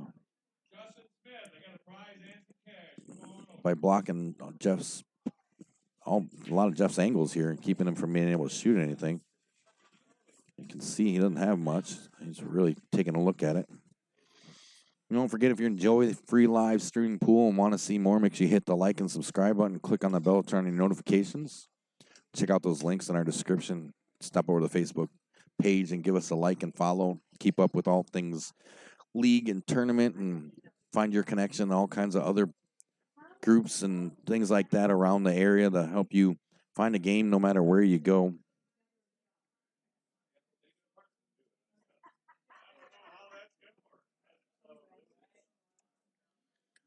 Jeff's a little stumped here. He's I think he's trying to convince himself that the 12 ball banked back in the corner. And it almost at one point looked like he might have talked himself into it, but as you can see, he hasn't quite hit that spot yet. Don't forget to be part of the show. Jump in that chat box. Let me know you're here. Say, hey, what's going on? Tell me if you got rooting for anybody or shout out or question. Be one of the cool people. Oh, nice try. He tried to cut that 11 over the corner and just missed it. Be one of the cool people like Bryant Lillian who answered my question about my score line. If you've seen a TNT tournament before or TNT tournament stream and you've seen my old score line, how does this compare to the other one? Is it better? Not enjoying it? You know, something you'd like to see me do a little different to it? It was a nice shot by Jeff there. He just missed. Let's bring Bill back to the table. Bill's wandering around taking a look here.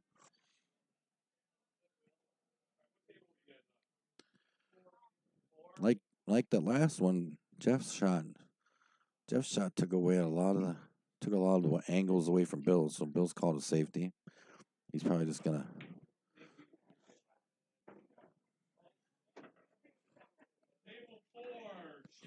Jackson Brubaker's playing on the far table over in the corner there. I meant to switch over there real quick. He was shooting the 8-ball, and he made a nice shot on the 8-ball. Now I think Bill's changed his mind. He's switching from a safety to he's going to try to cut this 3-ball. I mean, it's doable. It's a tough shot, but it's doable. You hit it thin and kind of hard. Oh, man, he almost got it too. Gave Jeff a good chance here. I'm just going to bring Gentleman Jeff to the table. He's going to take a look around.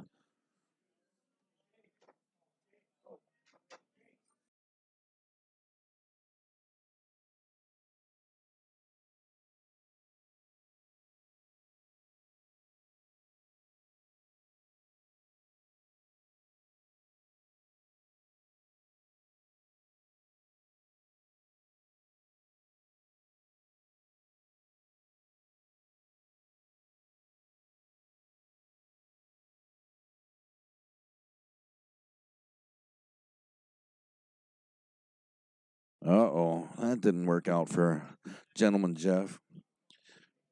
The tables don't seem to be fast, but they seem to roll on forever. I mean, they don't seem to, like, pick, generate or hold a lot of speed, but for some reason, the ball just seems to keep rolling. Just goes on. I don't even know how to describe it, to be perfectly honest, but Bill on the Hill is going to come back to the table with ball in hand here. See Jason Niesman making his way across there.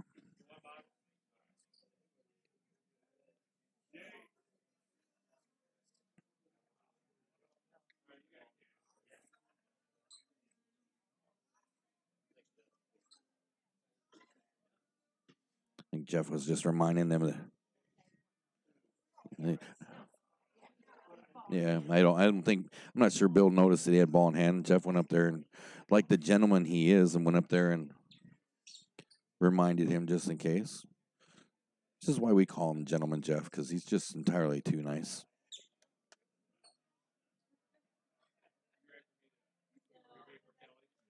So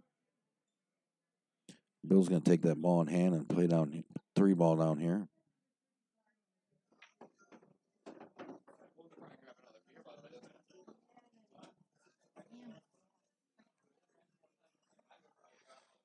Did not catch the roll he wanted there at all. Left everything. Well, it's not horrible. I mean, he did leave a combination, but 3-ball combinations are just tough, man. Just tough.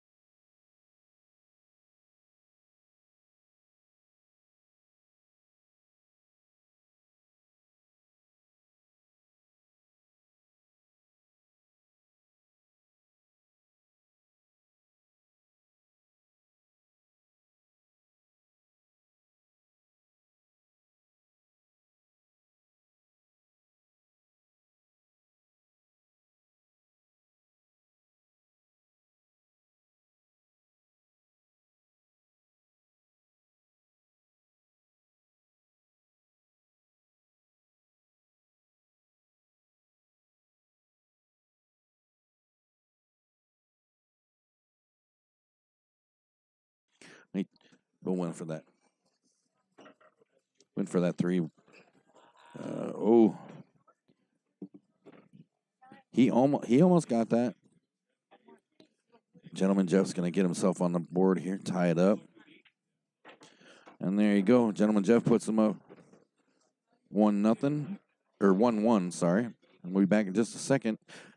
Oh, don't forget, you come on down here and join us at Logan's in Freeport. If you're in the area, come down, grab some tickets, get in on these raffles they got going here in about, I think he said 7:30, or 7 and 7:30. I can't remember, but sometime in that area, they're going to start drawing those big giveaways. I'm going to change this score, and I'm going to go away for a second. I'm going to go look at it, and I'm going to go look at all of them and let you guys know what they were. There was some cool stuff over there, so hang tight. Next match coming up in just a second.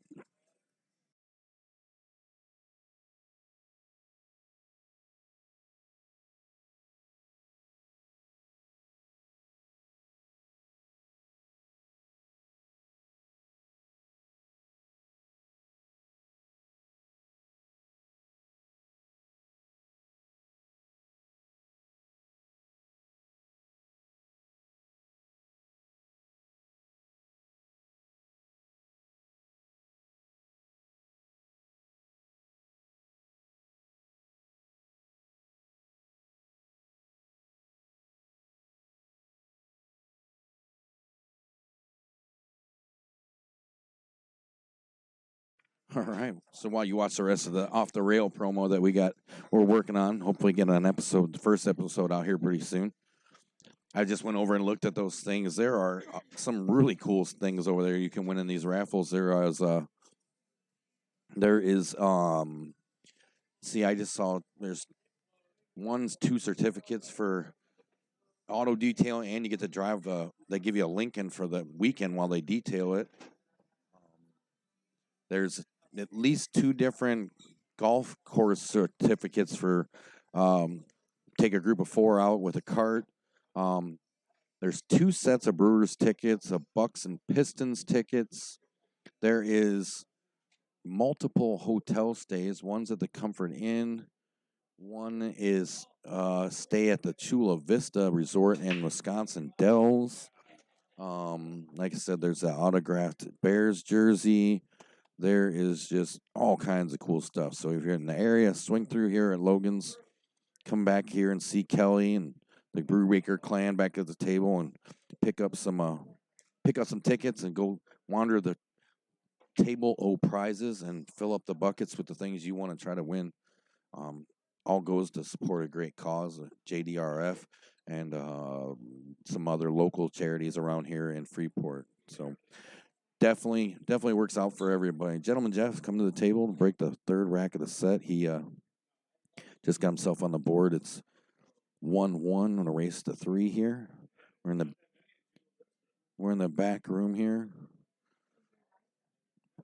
The back room of the Logan's Bar and Grill. I just heard Brewbaker say there's not very many tickets in the Chula Vista. I may disappear for a moment and put some tickets in there for the old me, because I like the Chula Vista Resort. That'd be a lot of fun. So, Mr. Jeff breaks and nothing falls. So I'll bring Bill on the Hill back to the table.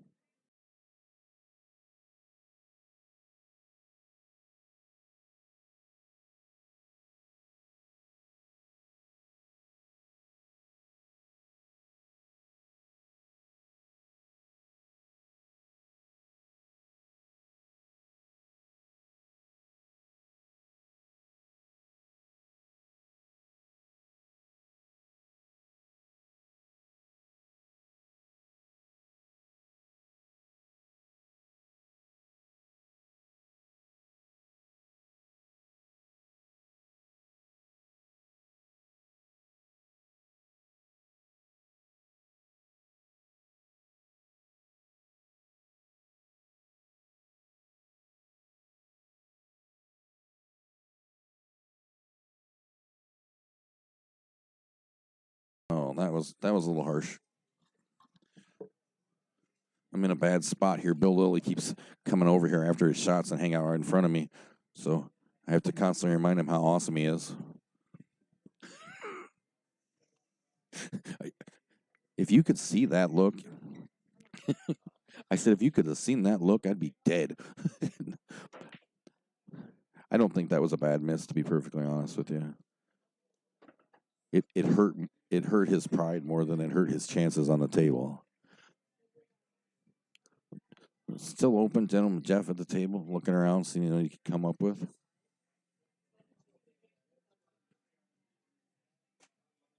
I need to go over and check this bracket. At one point, I don't know if I told you guys or not, but the three-time reigning champ of the Alcorn tournament, at one point was already on the loser side. So,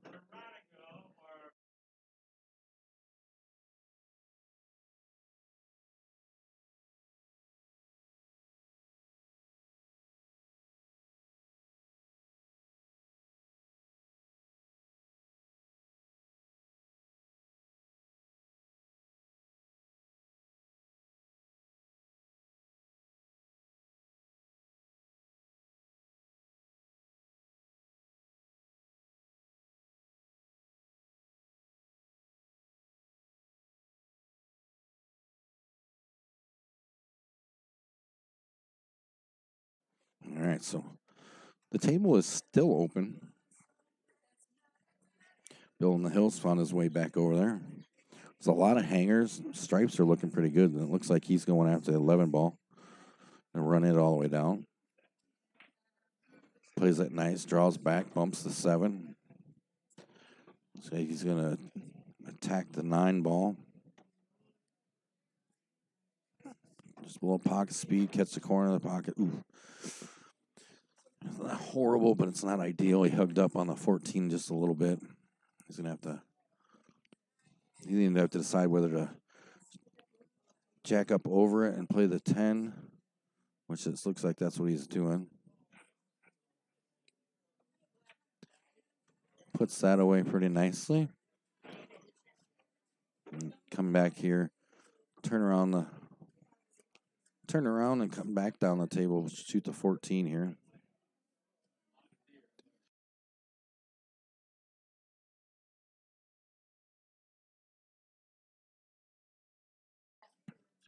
He's looking it over, figure out exactly where he wants to go.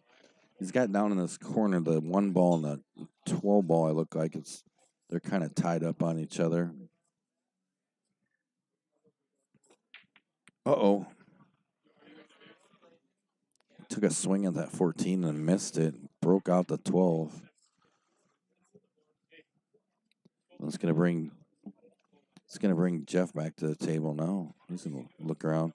You see off in the distance of this shot, Jackson's up against the wall. He's literally up against the wall. I don't know what the score is, but he's in a match. I know he's at least got one because I told you earlier about that 8-ball shot he made. It was really nice. So I know he got at least one on the board over there. So we're going to jump over here to this overhead shot for a second. I'm going to go check the bracket and see about maybe getting a picture, but at least check it to find out some stuff. Hang tight. Watch the action here. I'll be right back.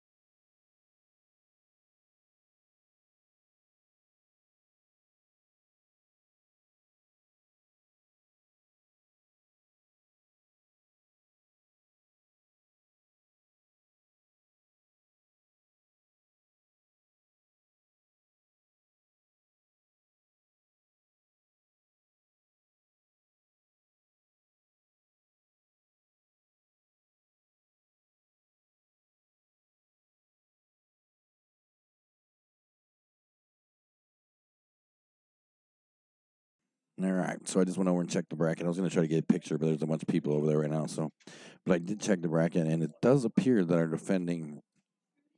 defending champion is still in, but he is on the loser side. So,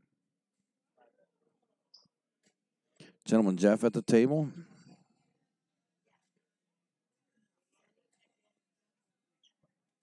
Taking a look around, see what he wants to do.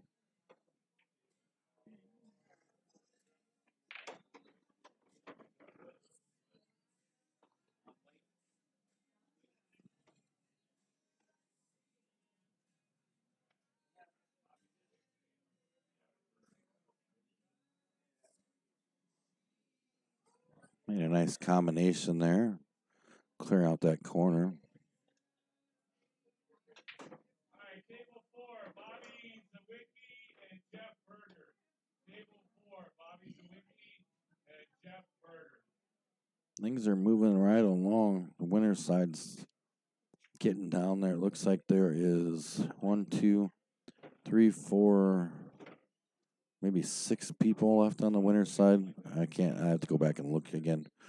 I got so focused on looking what I was looking for that I forgot to look at the rest of it. So we're watching gentleman Jeff Martz and Bill on the Hill Lily tied up at 1 in a race to 3 here, live from Logan's Bar and Grill, Freeport, Illinois, at the 19th annual Alcorn Memorial Pool Tournament. If you haven't attended one of these, you have to make sure you make a point to do it. It's a great event, good turnout. This year it's amazing. Bunch of really cool people, Mike and Kelly and them. They do some amazing stuff. They do a lot of work and make it a great event. So, gentleman Jeff takes a 4-ball to the side, comes back, gets a nice angle for the 5-ball. Should be relatively easy way to get across to make it relatively easy to come back across to play that 8-ball. See what happens here real quick as he takes a look around the table. See him plotting.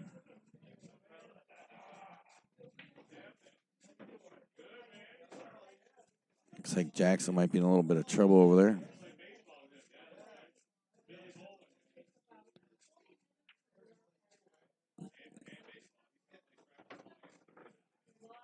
Gentleman Jeff pockets the 5-ball. Cue ball comes out.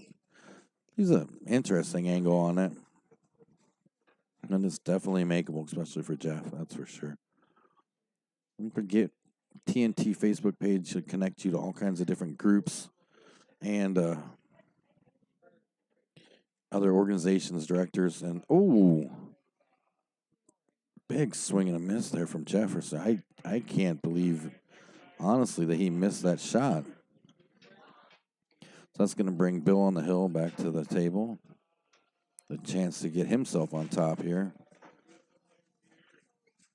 Kind of in a dangerous spot. He's straight up the rail from this 12-ball. It's going to make it really hard to get shape on anything. The 13's in a bad spot. Cutting it into corner or side would be risky at best. So he's going to play the 12-ball, put some draw on it, try to get it away from the rail. Oh, probably not that far. He wanted to.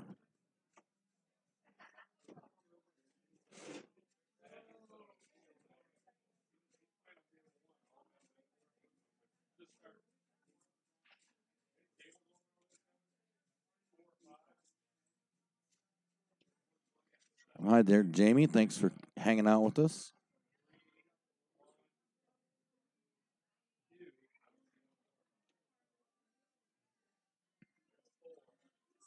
Gentleman Jeff can do nothing but sit by and kind of watch right now.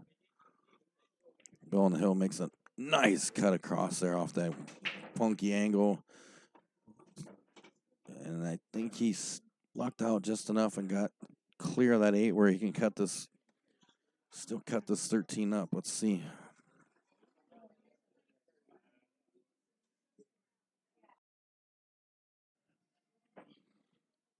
He's looking pretty confident that he can get by it, so he's going to give it a whirl here.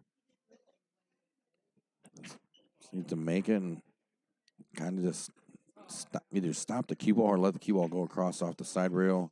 Come back. Pretty decent. He should be all right. This should give Bill on the hill the chance to get himself on the hill. See if he can knuckle down and put just enough funk on it to put this away.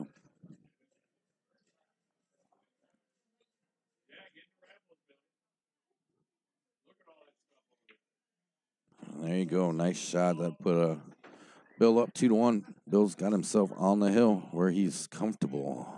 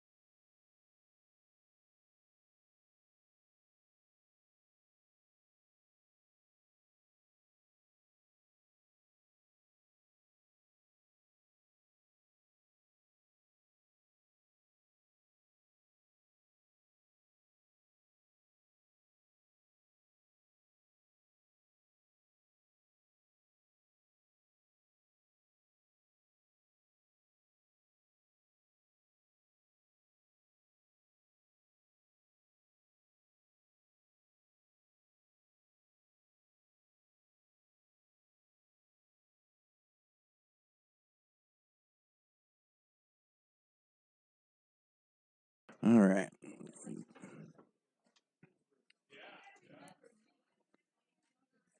On the hill, nice break. Running the solids out right now. Nice cue ball speed there. Hey, gotta be careful here that he doesn't push that 4 ball into a little more trouble than it needs to be.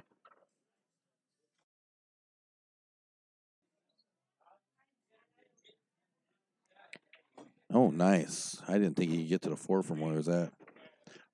Jeremy, let me go check. I'm gonna go try to get a couple pictures of the bracket. I can't put them here on the stream, but I'll put them on our Facebook page, and you can go check it out. So, give me just a second, and I'll go take a look.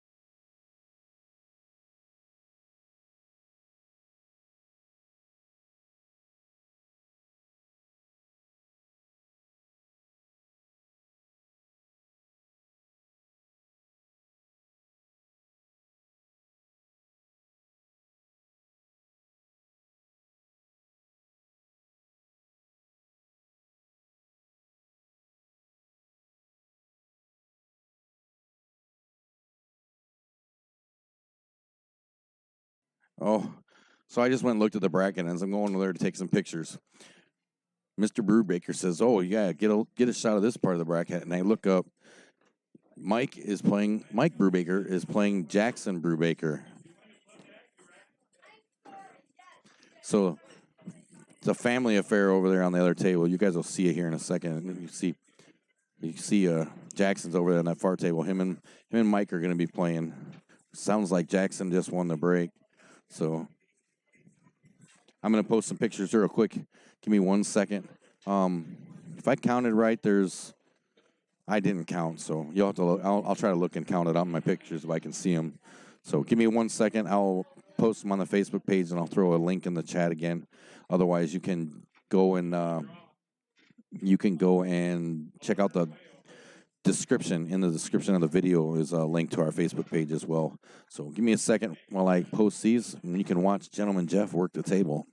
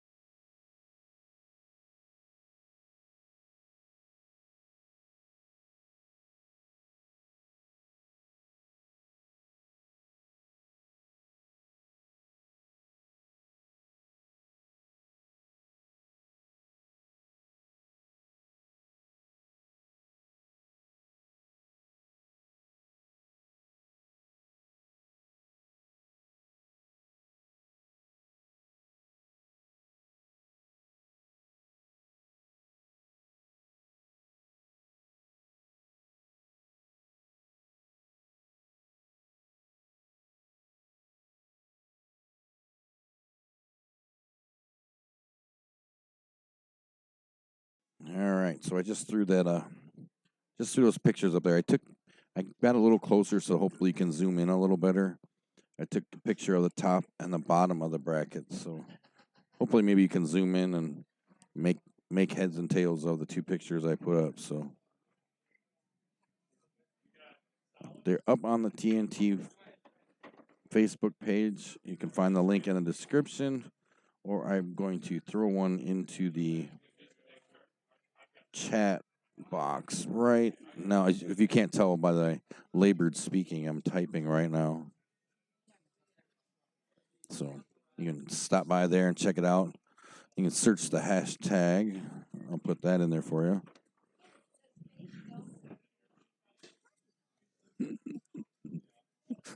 I was just scared the crap out of me. I'm sitting here talking and trying to type at the same time, and then all of a sudden there's this stuff. Oh, oh. First time, right? Right? Yep.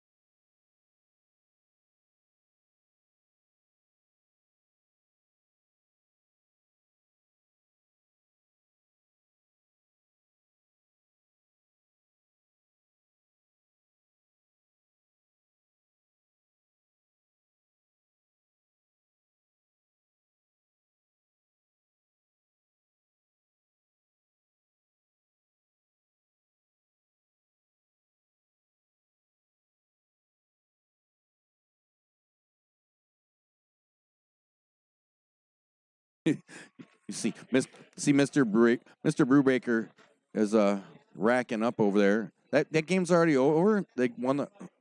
Who won the first game?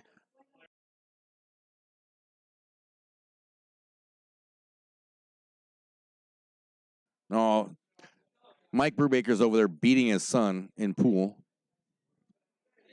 He's up 1-0 on. He's up 1-0 on Jackson over there. Look like he's getting ready to break. Looks like Jeff's about to force a hill match with Bill on the hill. Not sure he knows who he's dealing with there, so hopefully he knows what's up. So 2-2 hill match coming up right now.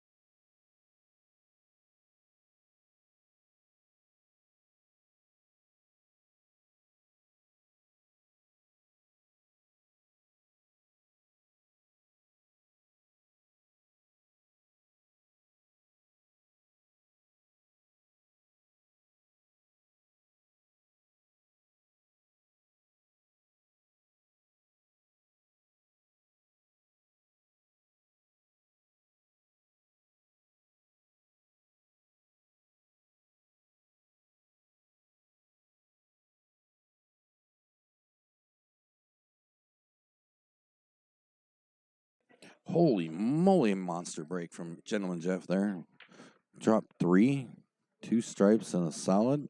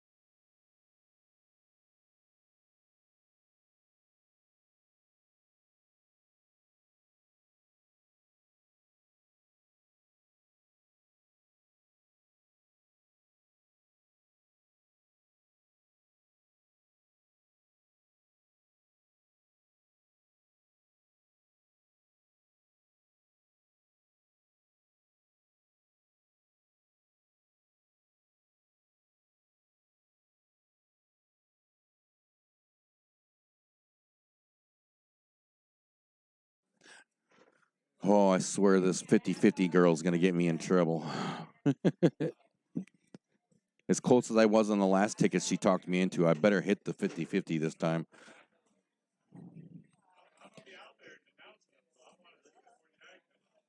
So I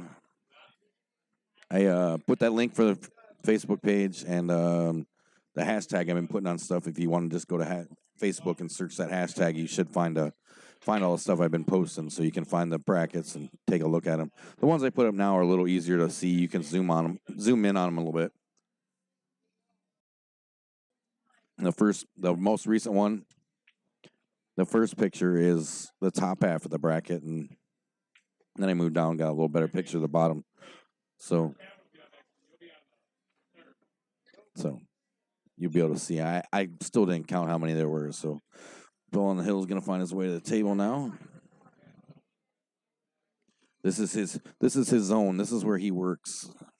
He's on the hill. Him and Gentleman Jeff battling out for pure survival.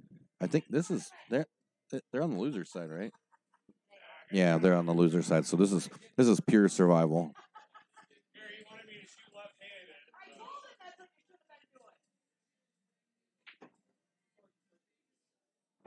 Easy shot. Easy shot. Play the confidence. Oof. Bill's finding himself in a bad spot here. He's getting a little frustrated with himself. Gentleman Jeff's back to the table now. He's got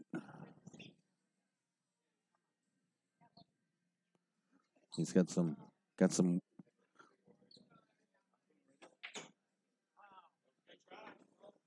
Here comes. I see the reigning champ is here. He just walked over to my table. Let's find out if he's still in it. You still in it? All right. Still here. Rick, Mr. Curlo. Mr. Curlo giving me the update. He's still in it. He's on the wrong side, but he's still there. There's still hope. Going for old number 4. You see that game down there? The Brewbakers battling out. I think he's got him on the ropes. I believe it's 2-0 Pops down there.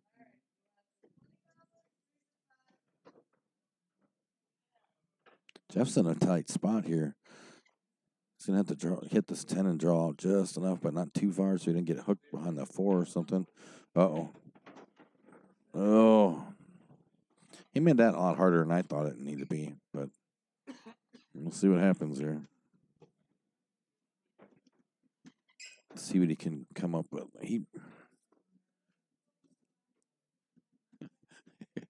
I thought maybe he would stop that a little shorter behind the 3, in between the 3 and the 4, not on the other side of the 4 like that. So, see if he can pull this off. Man, that is just tight. Oh, it made it in there. Holy cow. Gentleman Jeff squeezes one out and ends Bill on the Hill's night. Give us a second. We'll find our next match. For now, we'll hang here and watch in the distance the Brewbakers battle it out. Hang tight. We're coming back.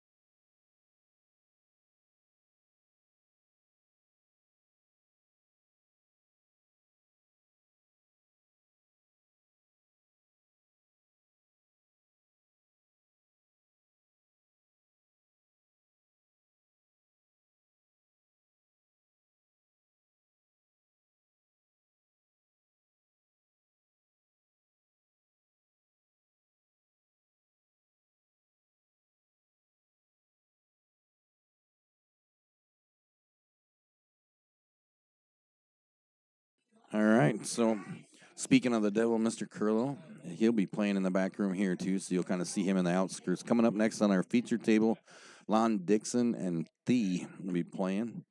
Don't forget to take a minute to check out this massively awesome list of these killer people who donated whatever it was they donated to the Alcorn tournament to make it so amazing. And of course, Mike and Kelly, everything they do, gathering all these awesome sponsors to make this tournament what it is. Make sure you show your appreciation and tell them TNT sent you, and tell them how much you appreciate everything they do for the Alcorn tournament and making it what it is. Without people like that, we wouldn't have these amazing events. So make sure you spread the love and let them know. A couple of minutes, and about a minute or two, we'll get our next match going. So.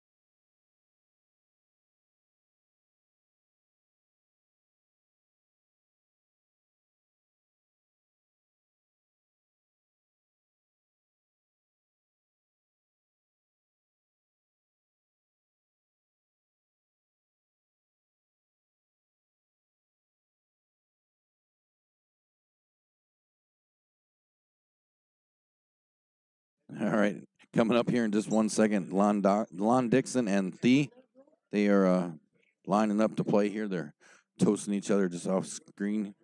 We're going to get going. Hang tight.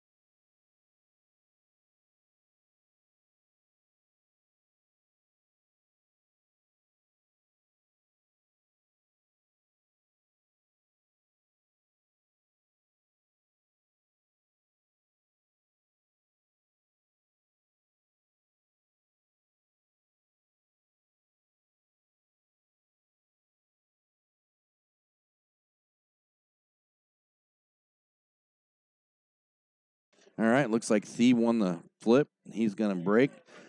Race to 3. This is a winner's side match. Let's see what we can get here. See Rick Curl there in the background. Ooh, that was a monster break right there. Fortunately, he scratches that. Everything kind of goes to one side of the table. That's going to make it interesting. I like watching Lon shooting. I don't get to see him shoot enough. He seems to hide out anymore. Somehow need to start talking him into playing. But he's going to come to the table with ball in hand. Like I said, they're playing BCA rules, ball in hand after the break. So Lon's going to take a look over and see what it was.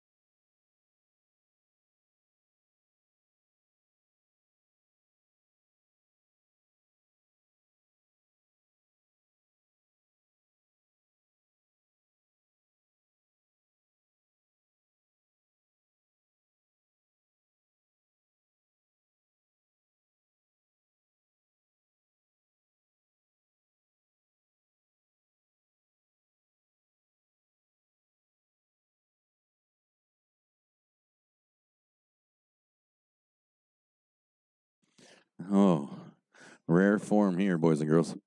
We're watching Lon Dixon and Thee on our TV table here at Logan's Bar and Grill in Freeport, Illinois, the 19th annual Al Korn Memorial Tournament. See Lon surveying the table, showing us a little bit of his dance moves. Back in the corner there, you see Mr. Curl, the 3-time defending champion, the Al Korn Tournament, working his way out of the loser's side right now. See how that works out for him. You just saw an elimination match right before this. Bill on the Hill and Gentleman Jeff Martz.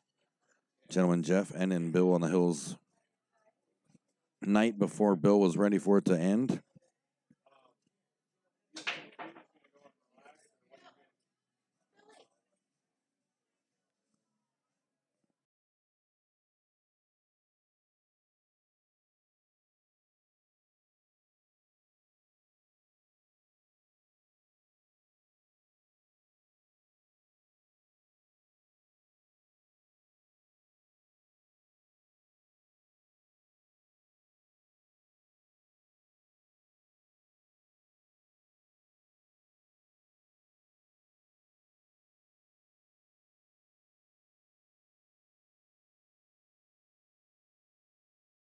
That was a nice shot from Lon there. Nice little kick.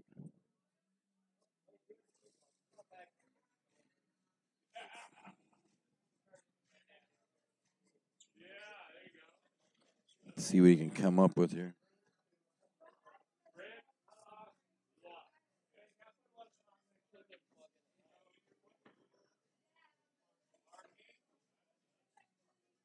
Let's see him. Lon making the moves here. Oh, I'm not sure if I'm allowed to show that on YouTube.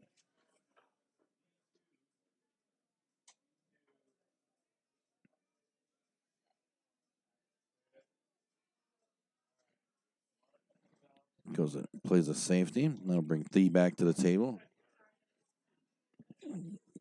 Just getting ready to say, I think he hit it a little harder than he wanted to, and he definitely did. See Uncle Tony sitting there against the wall. Thee steps up, pockets the 4 ball in the corner, draws a cue ball up to the center table, gets an angle on the 6 ball.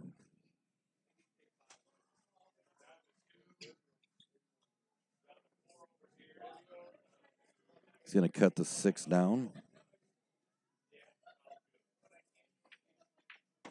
Plays that nice.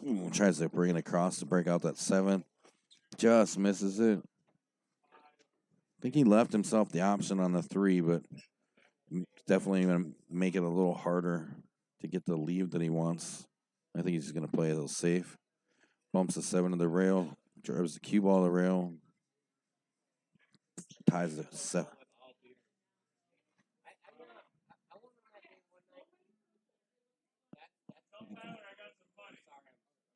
Lon's working his way around.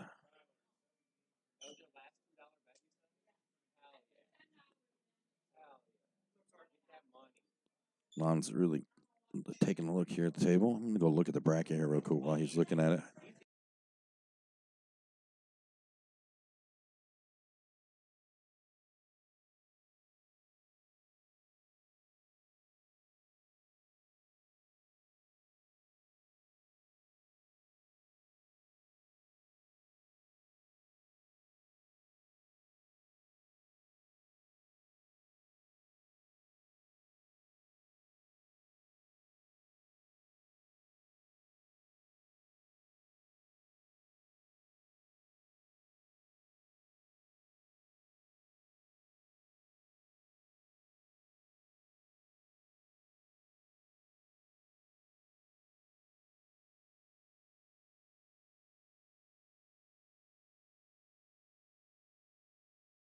Lon chooses to go defensive. Nice shot. Hides everything from Thee there. That's going to be a tough out there. Get a shot without giving up all in hand here.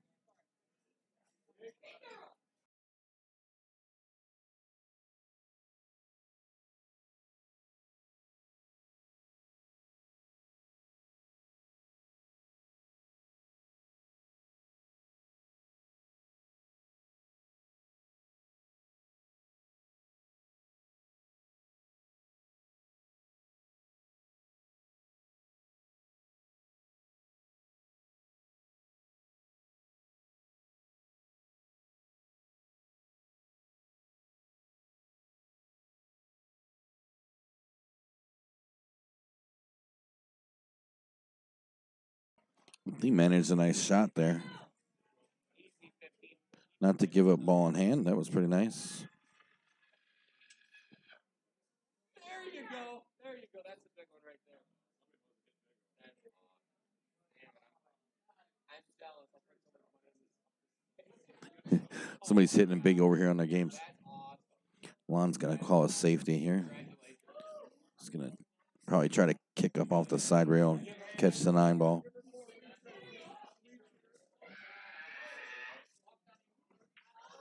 Ooh.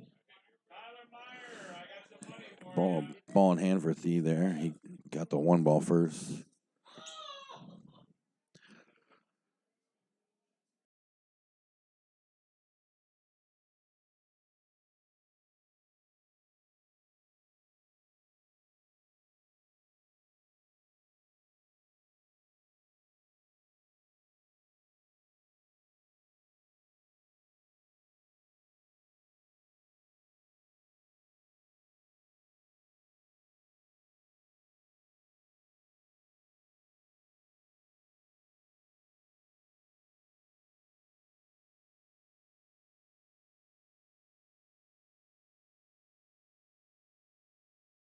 And so Thee's working the table here trying to decide where he's got ball in hand. He's got 7 balls of issue. But it could be his saving grace right now, so he's got to be careful not to mess with it too soon. If you're just joining us, welcome to TNT's coverage of the 19th Annual Al Korn Memorial. Coming to you live from Logan's Bar and Grill in Freeport, Illinois. You're watching Lon Dixon and Thee battling it out on the winner's side. Thee got a nice break out there. Unfortunately, he tied himself right up on that 7 ball and pocketed one of Lon's. We're getting down there. I just posted some pictures of the bracket a little bit ago on the TNT Facebook page.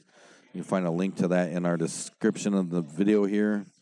Or you can just get on Facebook and search either TNT tournaments or search hashtag Al Korn, capital A, capital K, TNT at the end, all capital.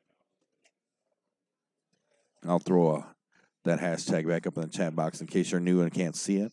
If you're enjoying the free live streaming pool and want to see more, make sure you hit that like and subscribe button, click on the bell, and like and subscribe and click on the bell, turn on your notifications, and check out the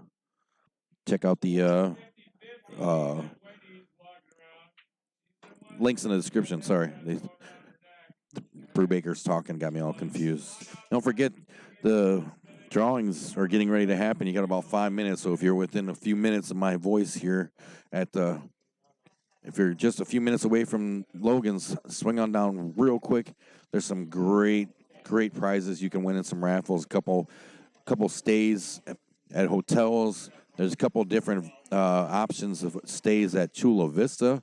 One of them includes a Chula Vista with water park passes. So if you got to get down here quick, they're gonna do those drawings around 7:30 or so. So come on down and check it out.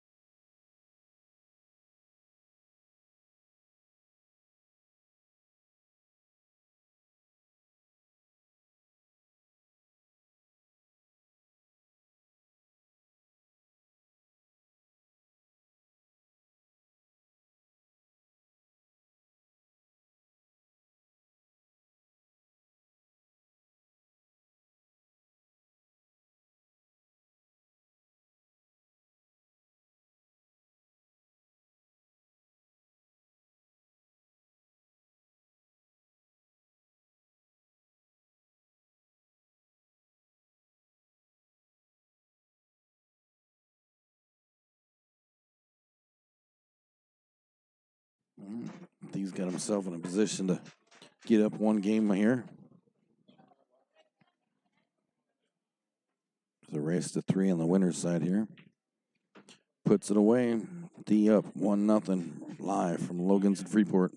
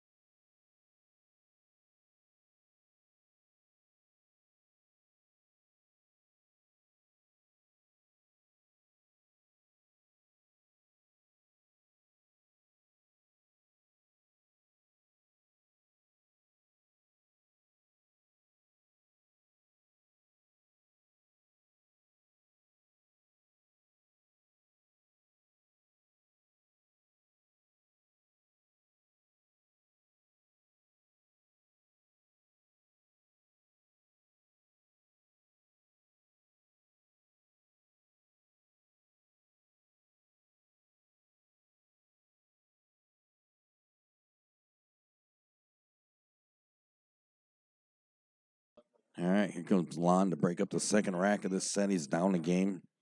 Like I said, it's a race to 3. Get it. He knocked the roll off. Ready knocked the roll off.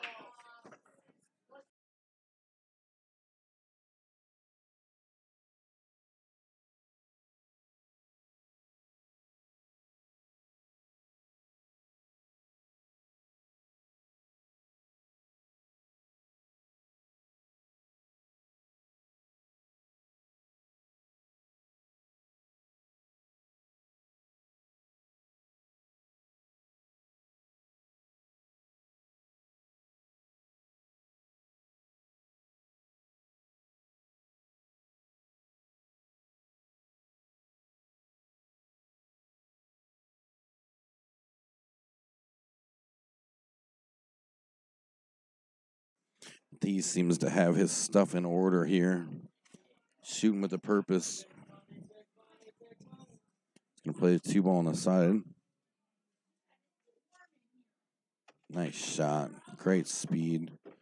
Got down just enough for the. Pretty sure he got down to the 4 ball. Let's see how it worked out. You're running out of time. You're down to mere seconds before they start doing these drawings, if I understand correctly. So.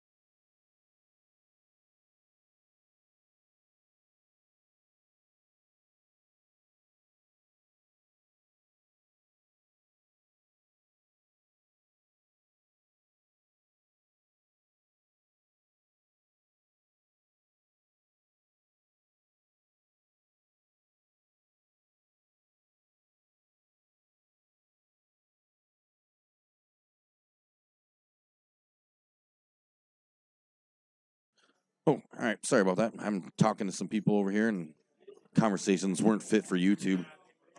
So we're watching Thea and Lon battle it out.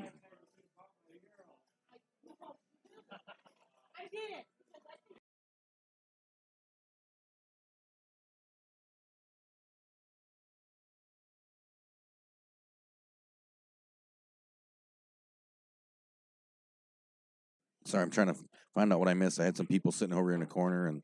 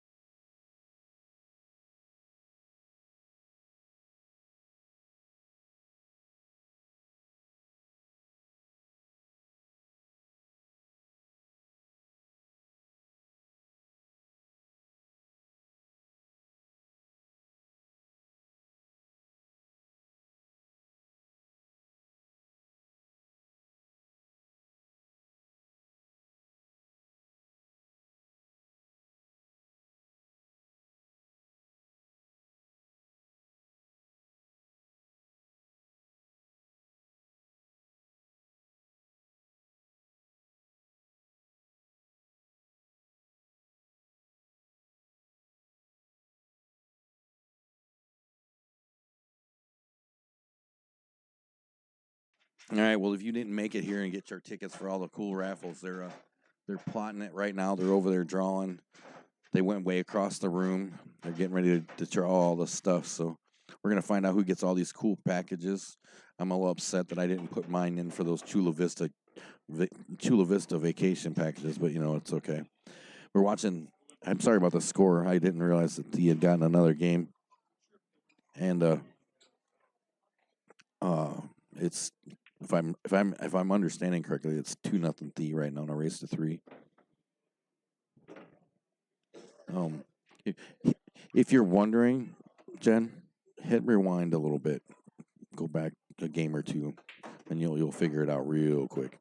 Oh, scoots right past that 6 ball, trying to break it out. Didn't quite work for him. He's got a shot on 3. Looks like he might have enough angle.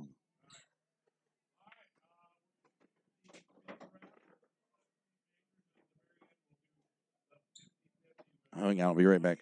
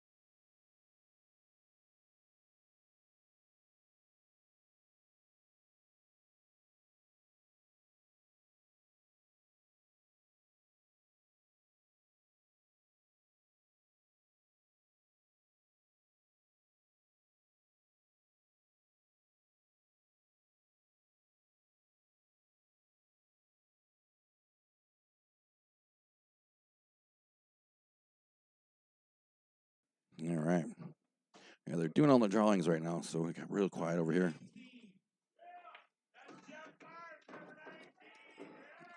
Jeff Martz has won every freaking drawing so far tonight. I don't think he has.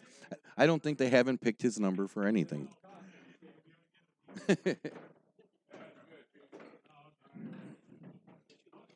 So Thief takes down Lon 3-0. It's going to be just a minute. We'll get our next match. So hang tight. Be right back.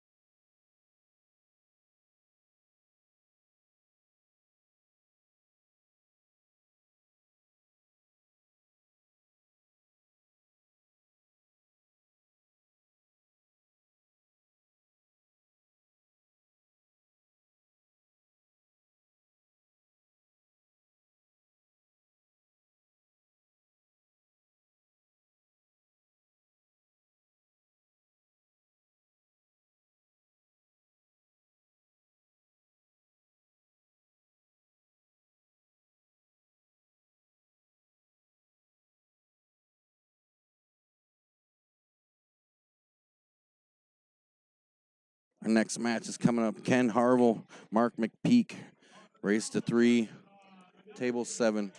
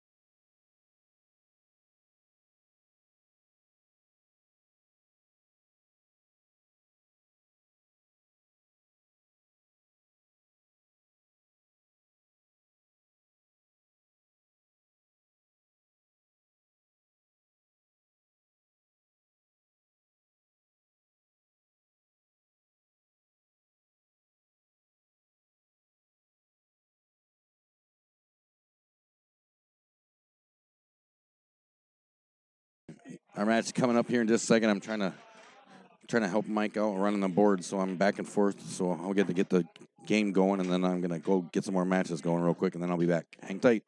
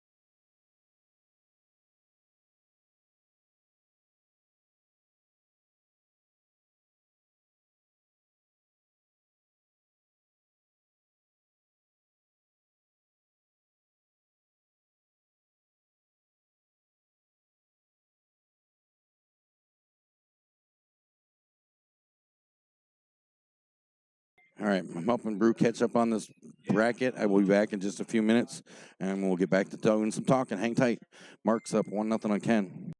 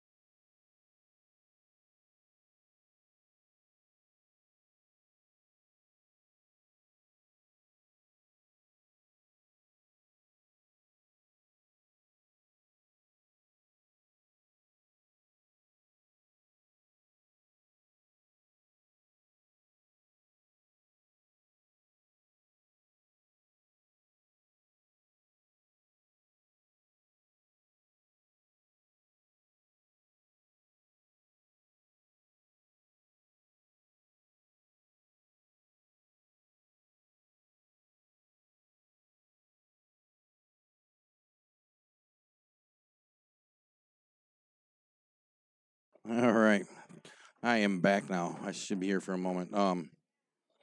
Get a little caught up on the bracket. I just posted some new updated pictures of the bracket. We've 2 matches in our main room here. We'll give you a quick look at it.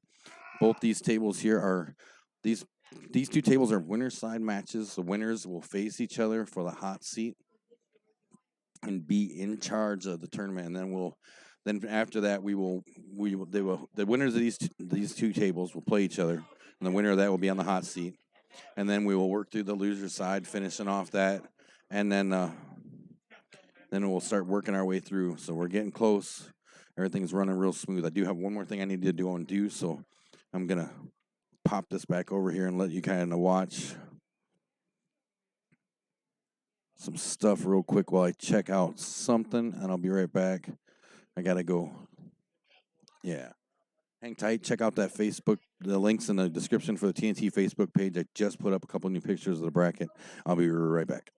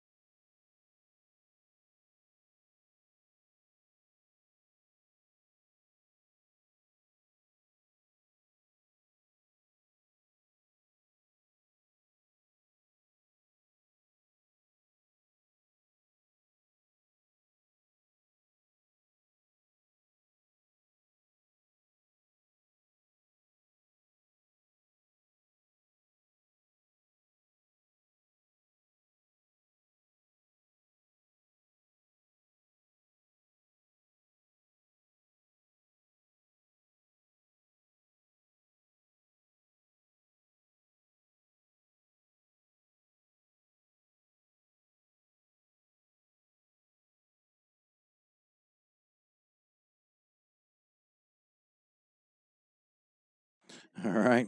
Ken Harville just tied it up 1-1 between him and Mark McPeak.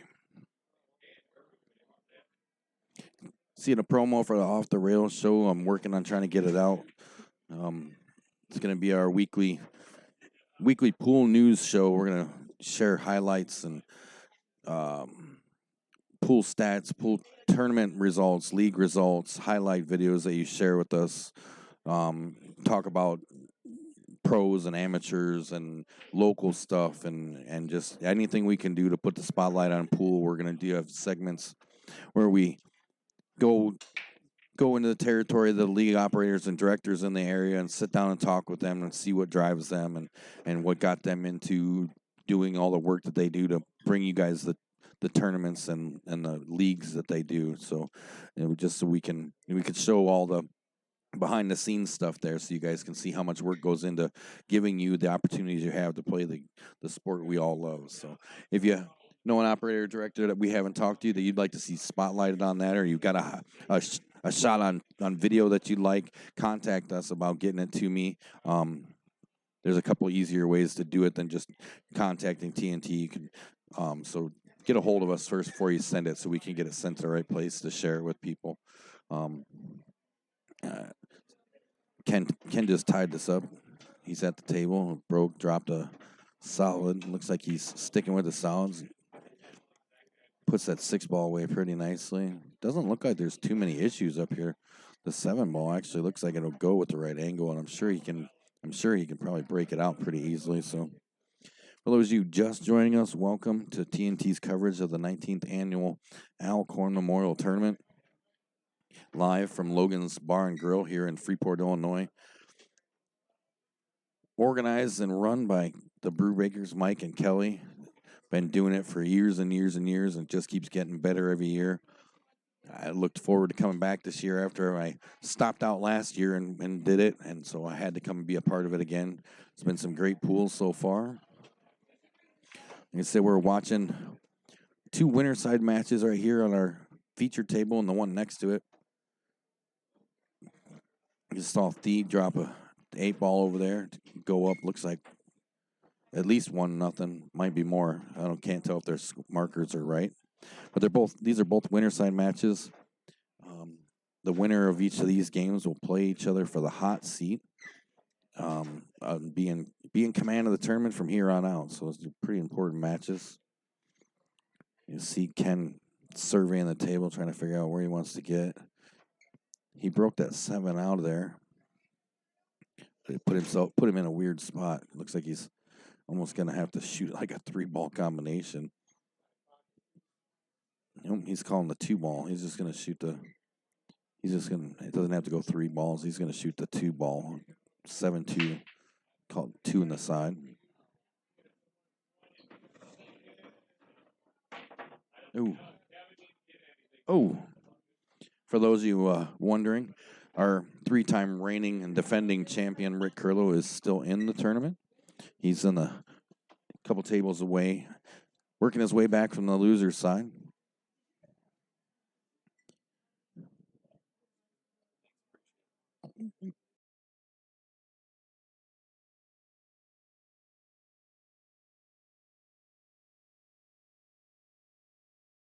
If I recently haven't told you how much the Brewbakers rock, they do. They're absolutely awesome.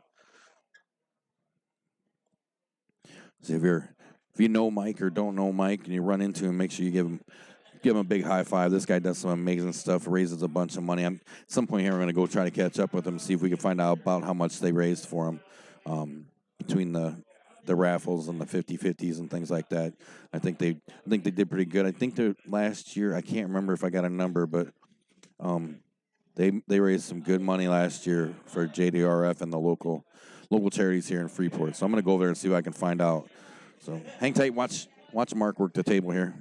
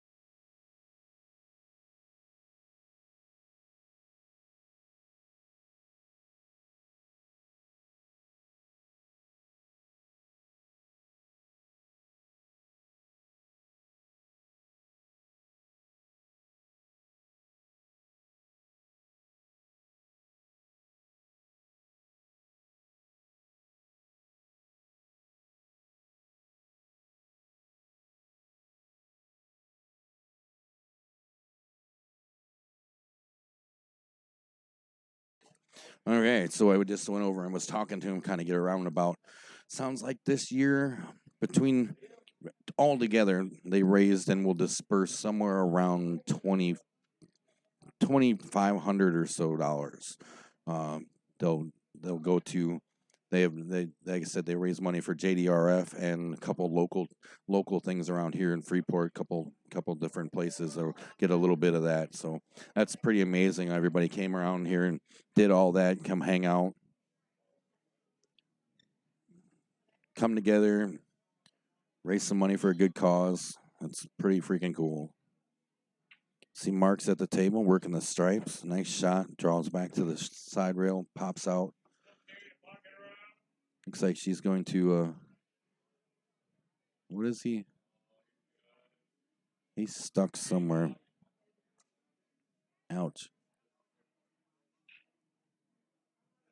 Oh, I need to eat. Sorry. I was kind of thinking, I'm watching Mark think, and it's making me hungry. I don't know why. That's kind of weird, but he's taking a good look at this.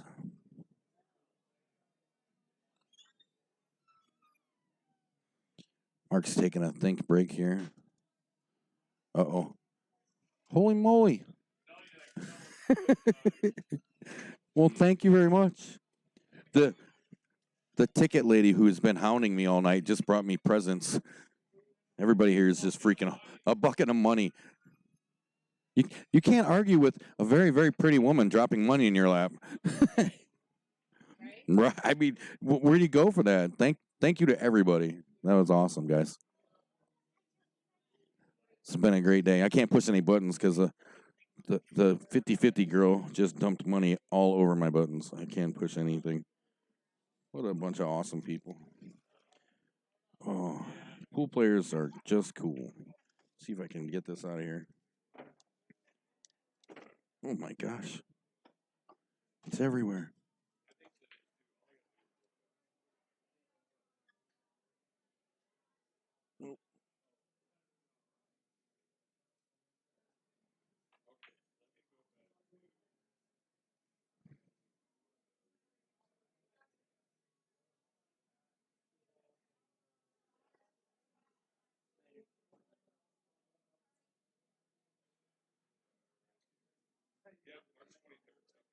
No, sorry about that. Kind of got a little distracted. I'm trying to move stuff off my keyboard. She literally dumped it right over my keyboard.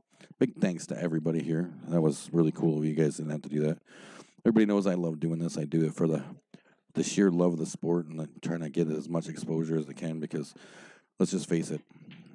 You turn on ESPN or whatever late at night and you see them throwing axes or spike ball or cornhole or something like that. Don't get me wrong. There's nothing wrong with those cool sports, but come on, man. Let's get some pool on there. Let's if you're gonna show that stuff, why can't you find somebody to at least put on stuff like this? Get on the internet, grab a stream, get a hold of one of the many people streaming pool from around the country and put that on there. Show them some stuff. Help them out. Help them make it look better. Just do something. This sport deserves it, and it's just I'm gonna do everything I can to bring it there, and hopefully with all y'all's help, we'll make it big time. So Ken Harwell's back at the table, plays the 4-ball way down. Cue ball draws way over by the 2-ball. I'm not sure if he wanted that far, but let's see what he's gonna do with it here.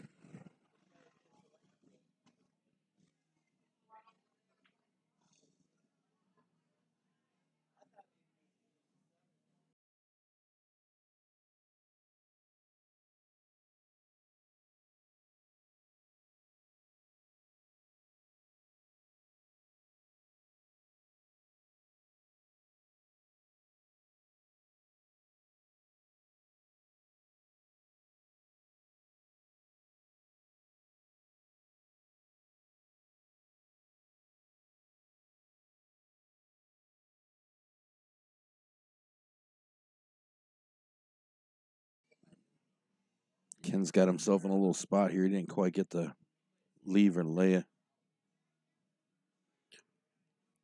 on that 71, and he kind of bumped it into a weird spot. See what he can make of it real quick. He's really pondering it. Trying to decide where to go. Sounds like there's a band getting ready to start, or already started over here in the other room outside of us.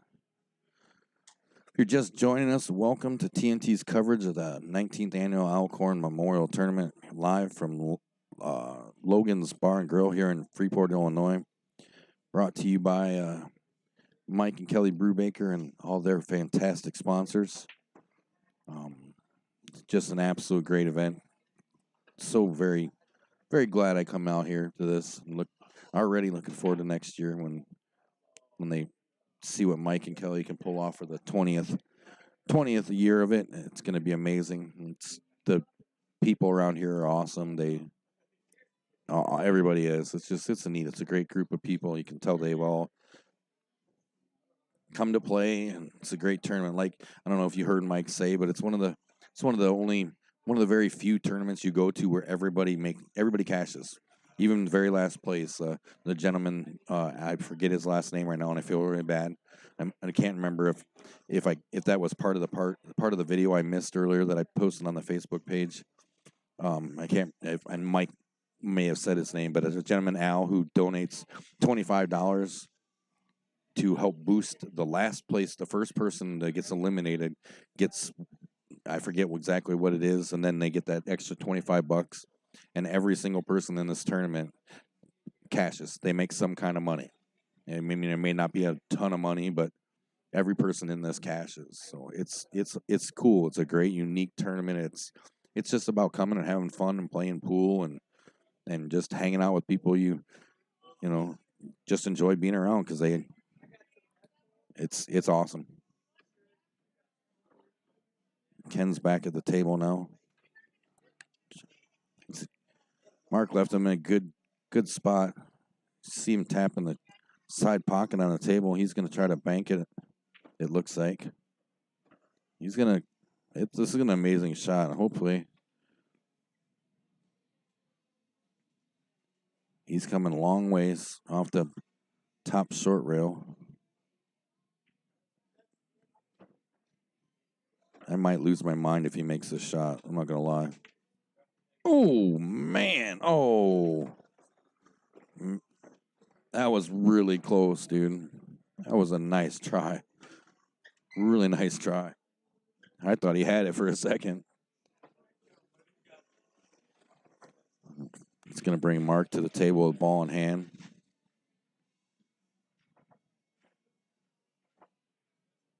This could spell a little trouble for Ken. And it's a race to 3. Doing really good on time tonight. Down to the last few people. Not many matches left, so.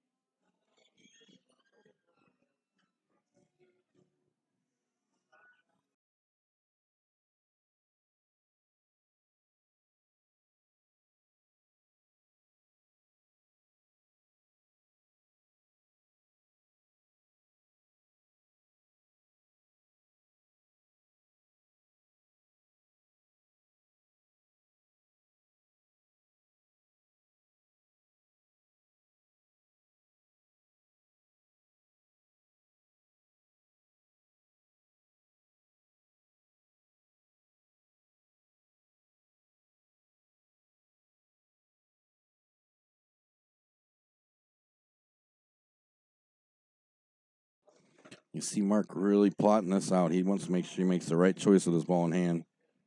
So he's taking his time. Going to get it up closer to the 14, it looks like.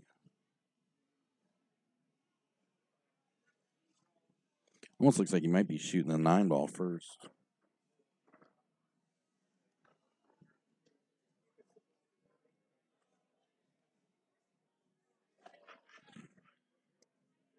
Always worries me when you start getting that deep into thought on your shot. Yep.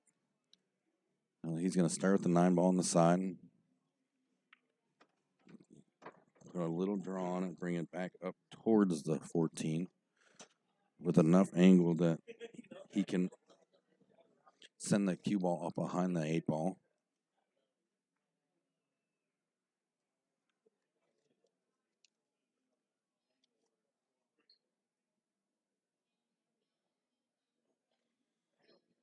He's trying to plot where he wants it to be. Hopefully, he's going to have to hit this with decent speed so he doesn't go too far away from it. He's being very, very meticulous about it. I mean, it's got a chance to get up 2-1 now.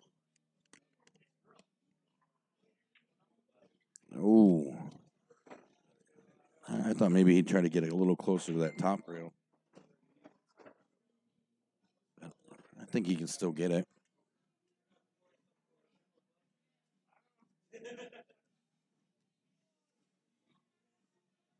Throw a pile. You're still counting it.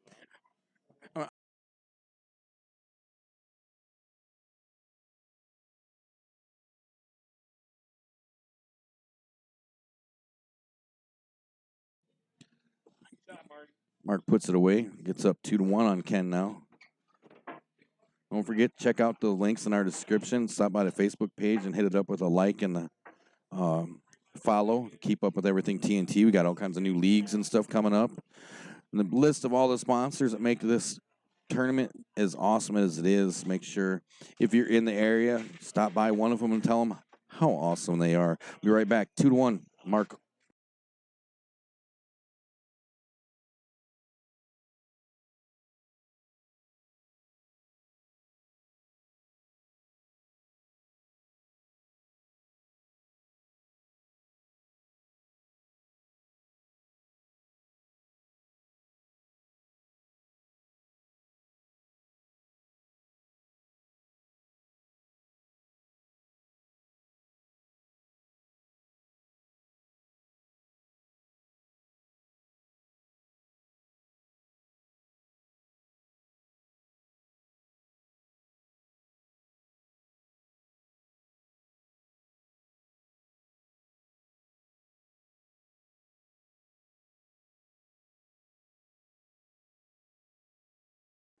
The mic breaks up that, or Mark, sorry, I said, sorry, Mark, not Mike, Mark breaks that up, doesn't drop anything.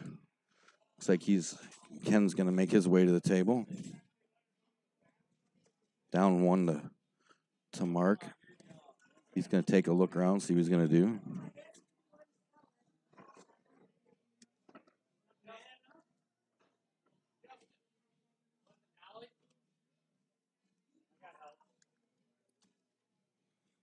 Ken's taking a look around here.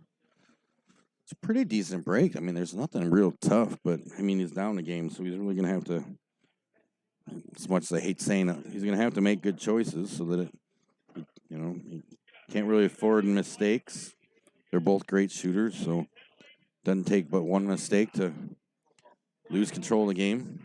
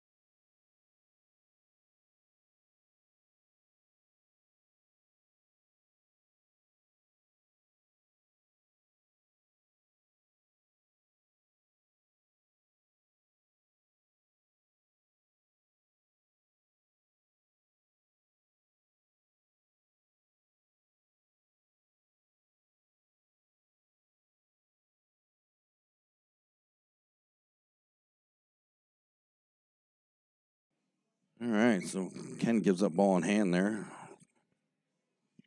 Definitely not what he wanted to do. So you see Mark looking over the table, taking care of some business here. Oh, goodness.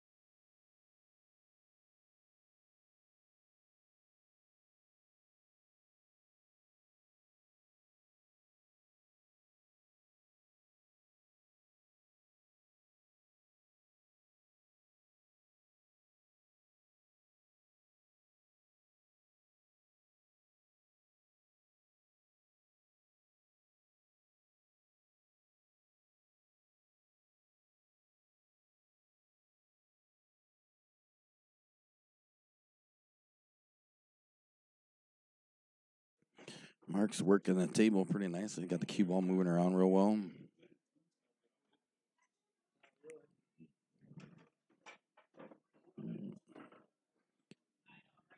Studying the table. Shooting the stripes.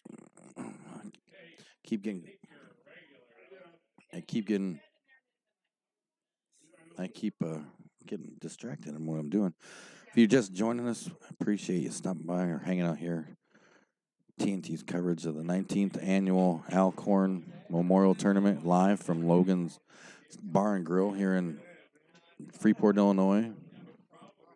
You're watching Mark McPeak and Ken Harville. Winner's side match.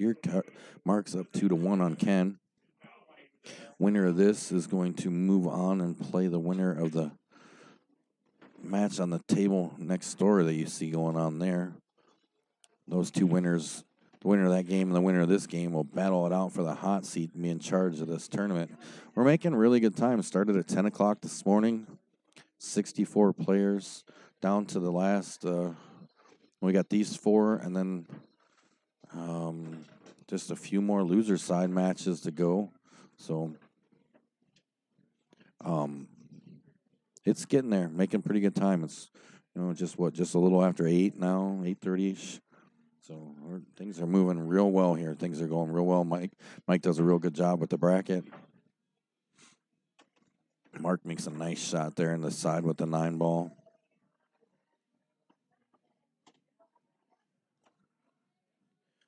It's working the table pretty nicely. He's got the 14 to 15, looking at how he can come off everything the best.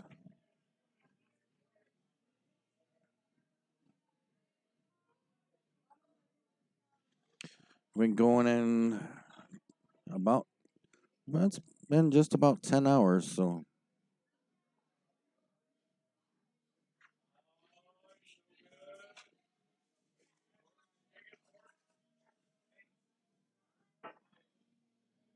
yeah, no, 10, just a little 10, just shy of 10 and a half hours.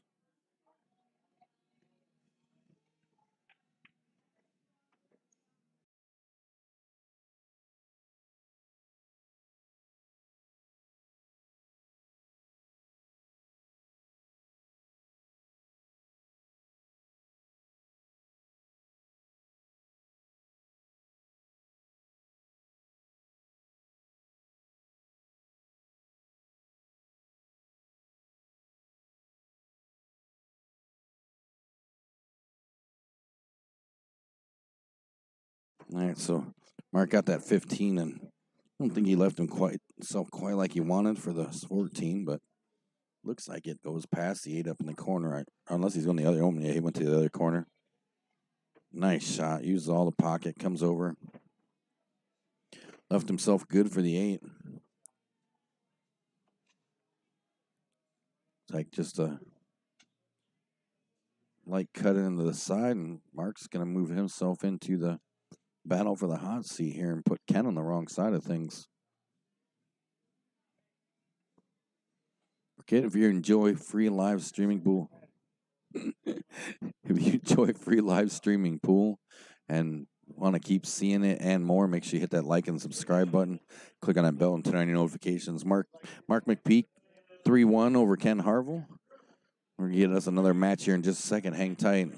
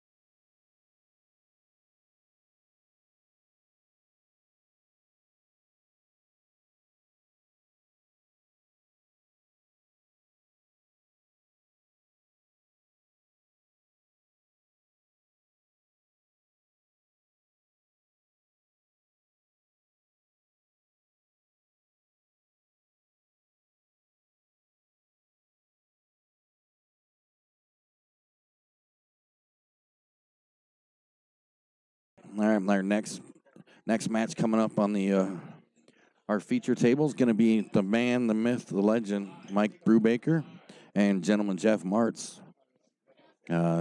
This will be an elimination match. Got one more match going on over here. That Jeff and Mike will be an elimination match. So coming up in just a second. I'll be right back.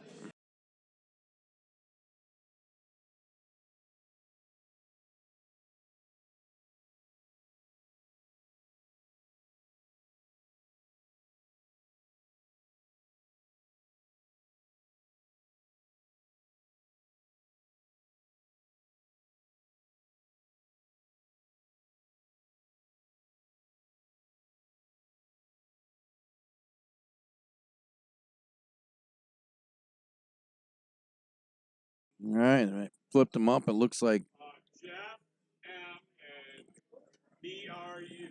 oh, I'll change that. Now you can put that. I already introduced you as the man, the myth, the legend. So Who's that? you. But you do all right then? Oh yeah. Did you Oh get it? yeah.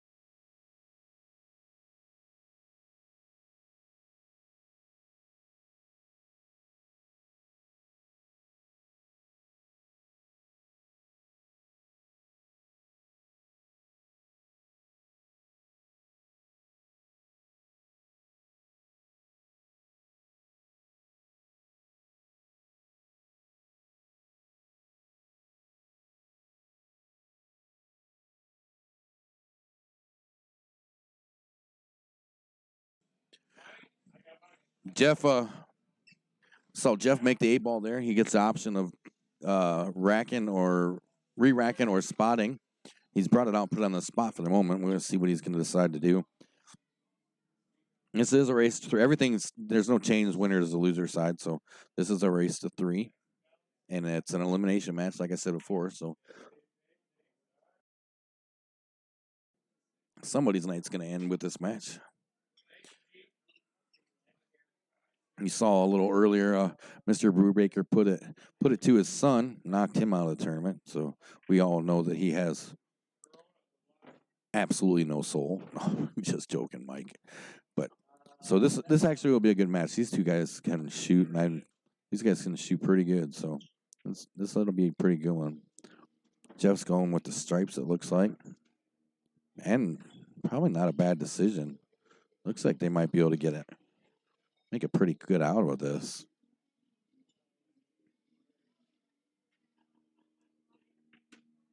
Runs the 12 ball down nice. Stops it good for the 13.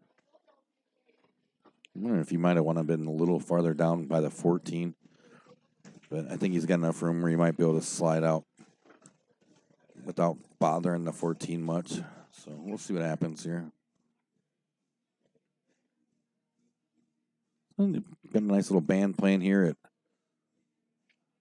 Logan's in Freeport. Looks like Thee just finished off his match, so we know who the winner of that one's going to be. Jeff's making pretty good work here. He might have himself a 8-ball and a break and run out here. Although I probably just commentary cursed him, but it's looking pretty good. Don't forget, you can be part of the show. Keep me company. Do some chat box commentary with me, and I'll share it. Let me know what you're seeing. I know it might be a little delayed, but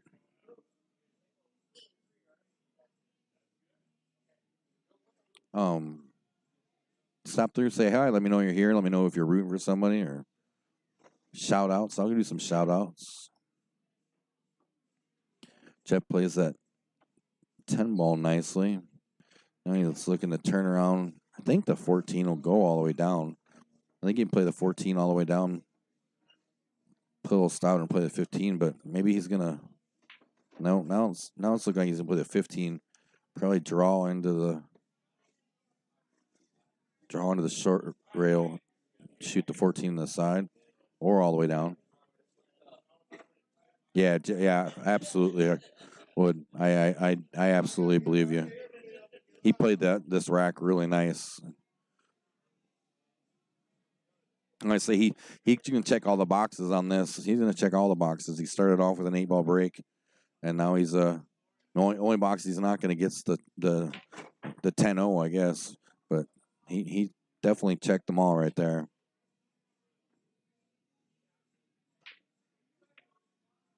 Perfect. Look at that.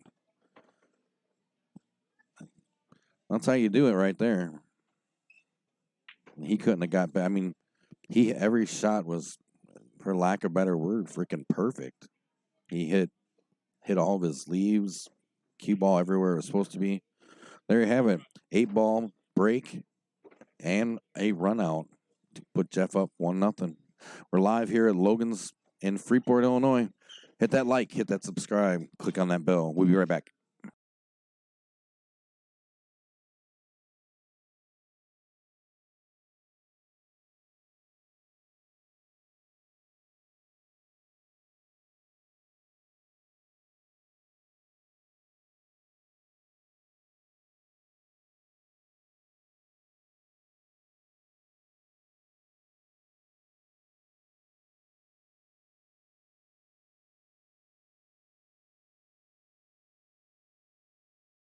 All right, here comes Mr. Brubaker to break up the second rack of the set. Down one game to Jeff.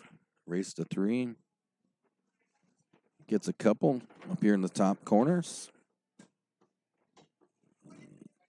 Switches weapons and heads back to the table.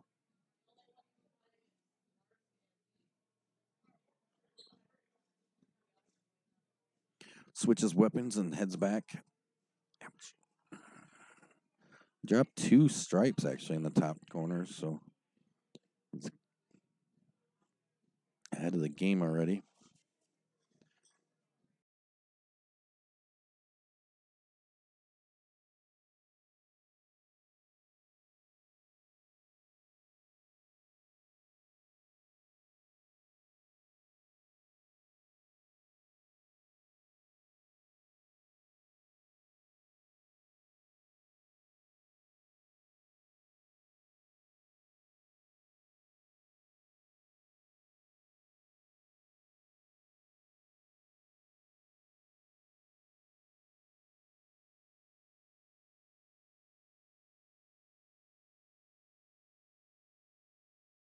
Mr. Brubaker's got that.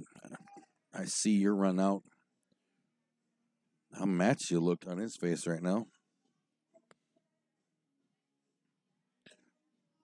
Well, we'll watch Mike work through this. We're update you real quick. Mr. Curlo, 3-time reigning champion of the Alcorn tournament, is still in it. On the wrong side, but he's still holding on. So his chase for 4 is still alive. Oh, little off on that one. Just catches the rail a little too early. Jeff's going to find his way back to the table. Shooting the solids. They're pretty nicely laid out.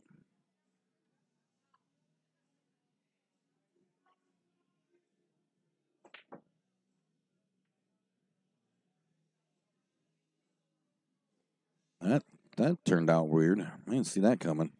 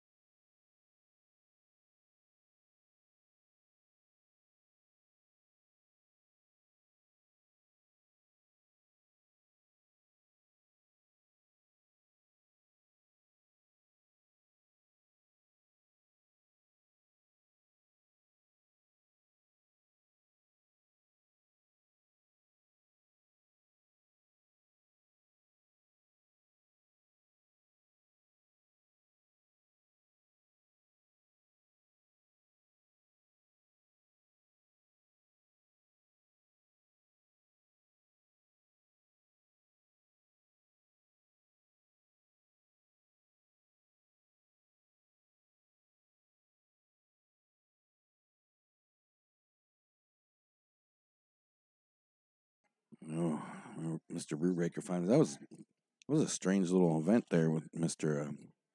Martz at the table. Mike makes a nice shot, 10 in the corner. It's looking good for him right now. All he's got to do is put a good draw on this and get back down so he can less the angle on that. Look at that. Nice draw. Nice draw. I think Mr. Brubaker's getting ready to answer here. Nice, easy come up off the rail. I think he wanted a little more.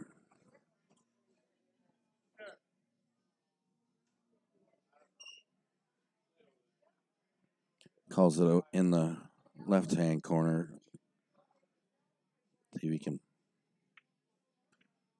Oh, just misses it. A little dismay. Really looked good out the gate, but there comes Mr. Martz now. Let's see if he can get back on track.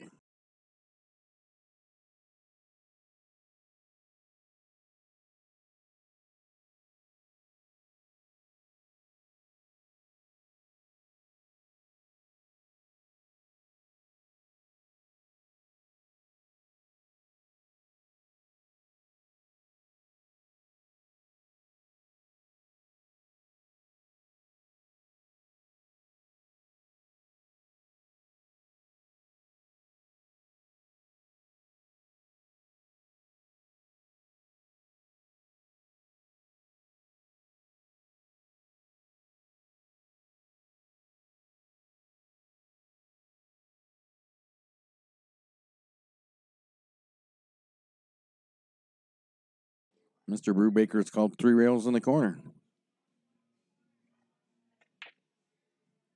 Oh, went the right direction. Went the right direction. Bring Jeff back to the table and see what we can do. Jeff's missed a couple shots here that kind of boggle my mind. A little weird.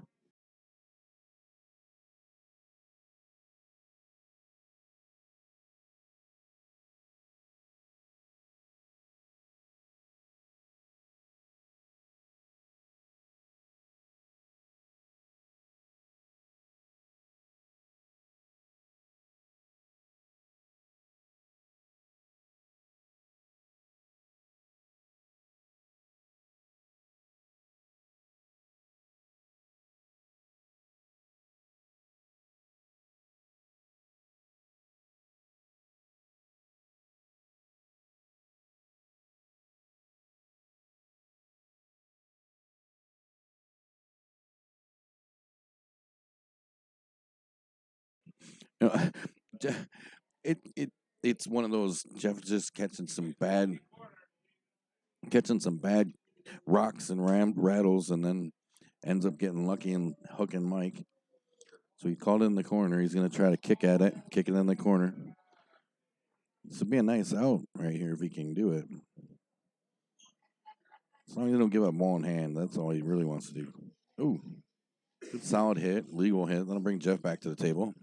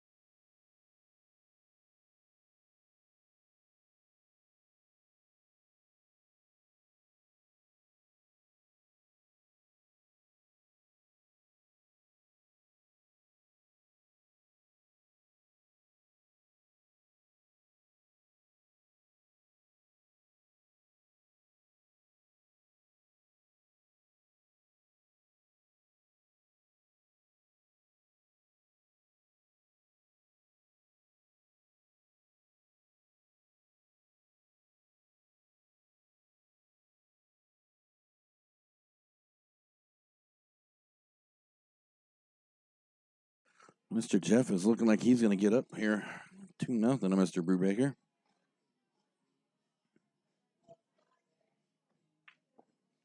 Puts it away. 2-0.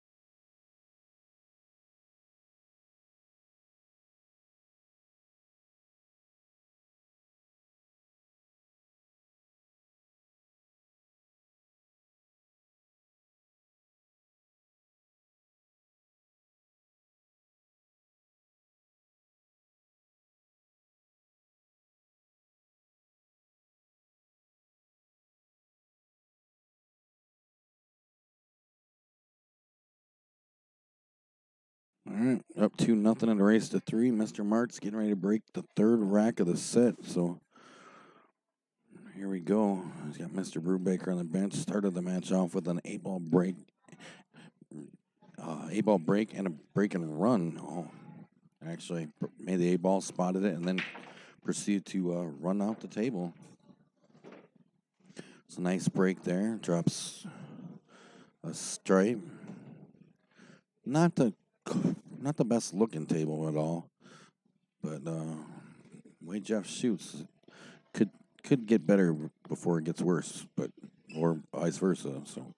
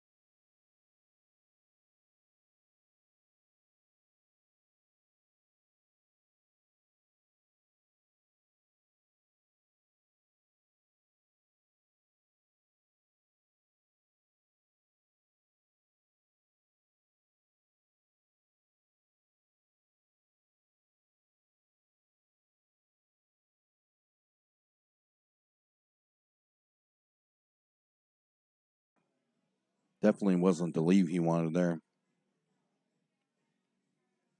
He's got to stretch and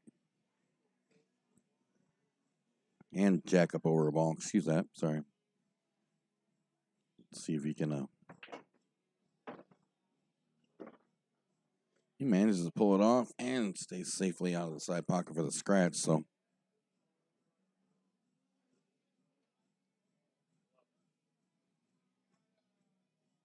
it's like he's going to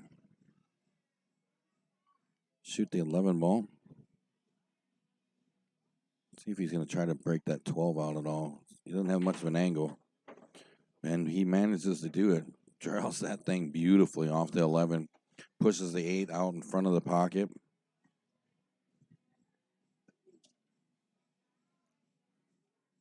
It's all over but the crying here, I think. Mr. Brubaker is retreated out of the area for a moment. Jeff puts a nice stroke on the 12 ball into the corner. Comes back just shy of the middle of the table. Nice angle on the 14. Pretty much just got to put a stop on it. Maybe a little draw. He'll have great shape for the. Oh my. Almost. Almost hooked himself. Almost scratched and almost hooked himself in the side pocket. Jeff puts it away for another break and run. So 3-0, Mr. Martz over Mr. Brubaker. We'll be back with our next match. Hang tight.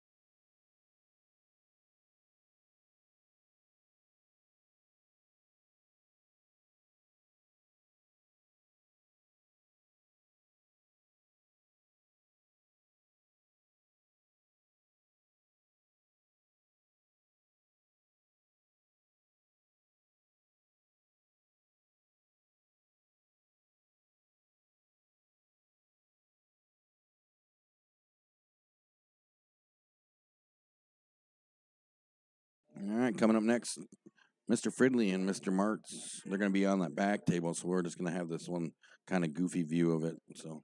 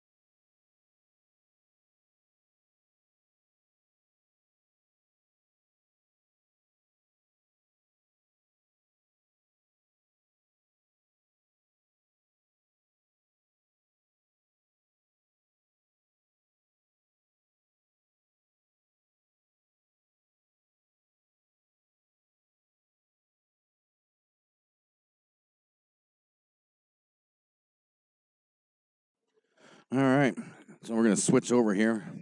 You're gonna see the score change.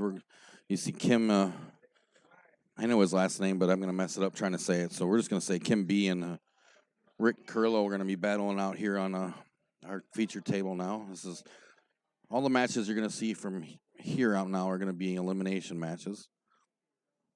And of course, you've heard me say it a couple times. Rick is the 3-time reigning champion of the Alcorn tournament, working his way from the wrong side of the bracket to get number 4.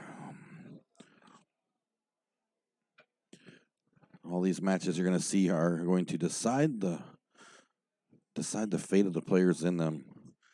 So you see Mr. Martz was in the back corner playing against Mr. Fridley. I'll kind of keep you updated with that as I can. We're getting down there, down to the nitty gritty here. So we will crown a champion pretty soon. It'll be a little bit, not too terribly long.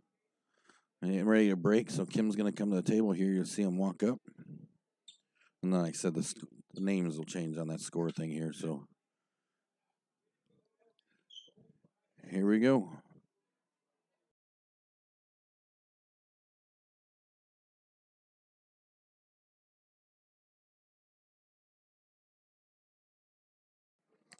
Kim breaks dry. Mr. Curlo is going to come to the table, the open table, and take a look around, see what he can find. Not the best break in the world.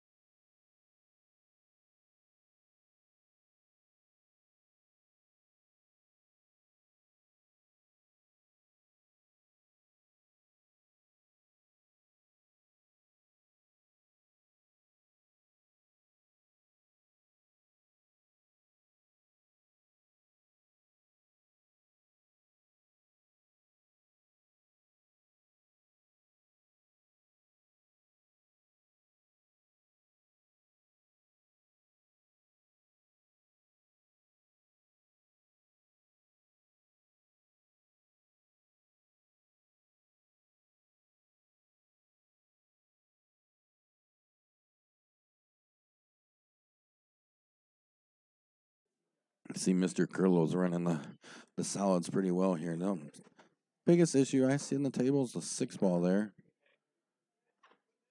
It's kind of tied up. But I've seen him play enough to know that he's probably got a plan.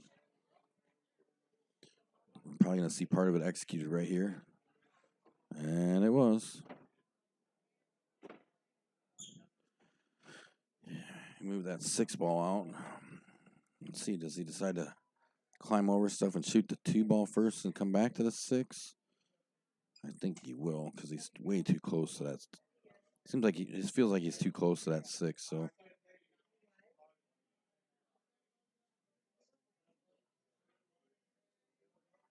no, maybe he is going to play that 6-ball. I don't know. You never know with Rick. Honestly, I try not to predict those shots.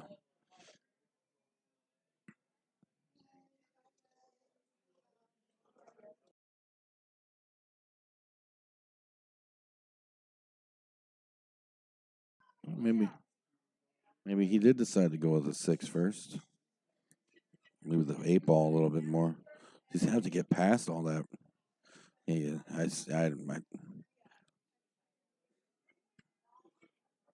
no, he's going to play the 6.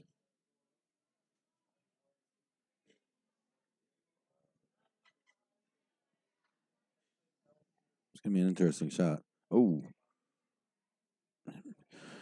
kind of flew off his bridge hand there a little bit and miscued, but he managed to get a legal hit, so he didn't give up ball in hand. So that'll bring Kim to the table with some work to do. But he did have the 2 ball, so.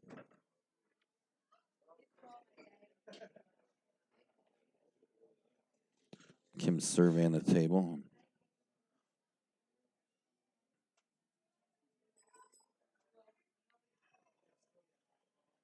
He's got some work cut out for him. He's got a couple balls tied up over on the bottom rail, bottom short rail there. I'm sure he can get out, or not get out of the trouble he's in. I don't know. Let's see what he does. Takes the 9 ball all the way down.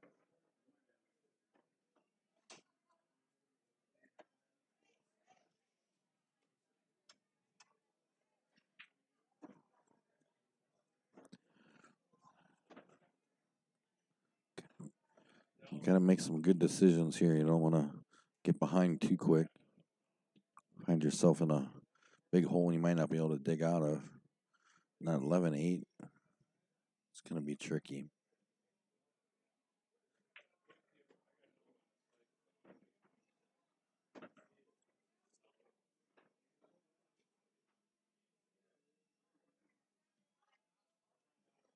He's looking it over real good.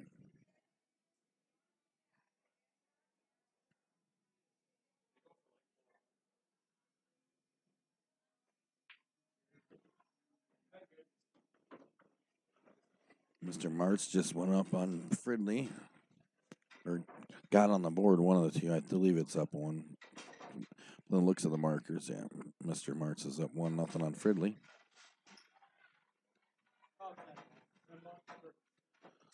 Kim's calling a 10 ball there. Doesn't quite work out for him, and I don't see that turning out well for him, honestly. Because he basically cleaned that mess right out of around the 8 ball.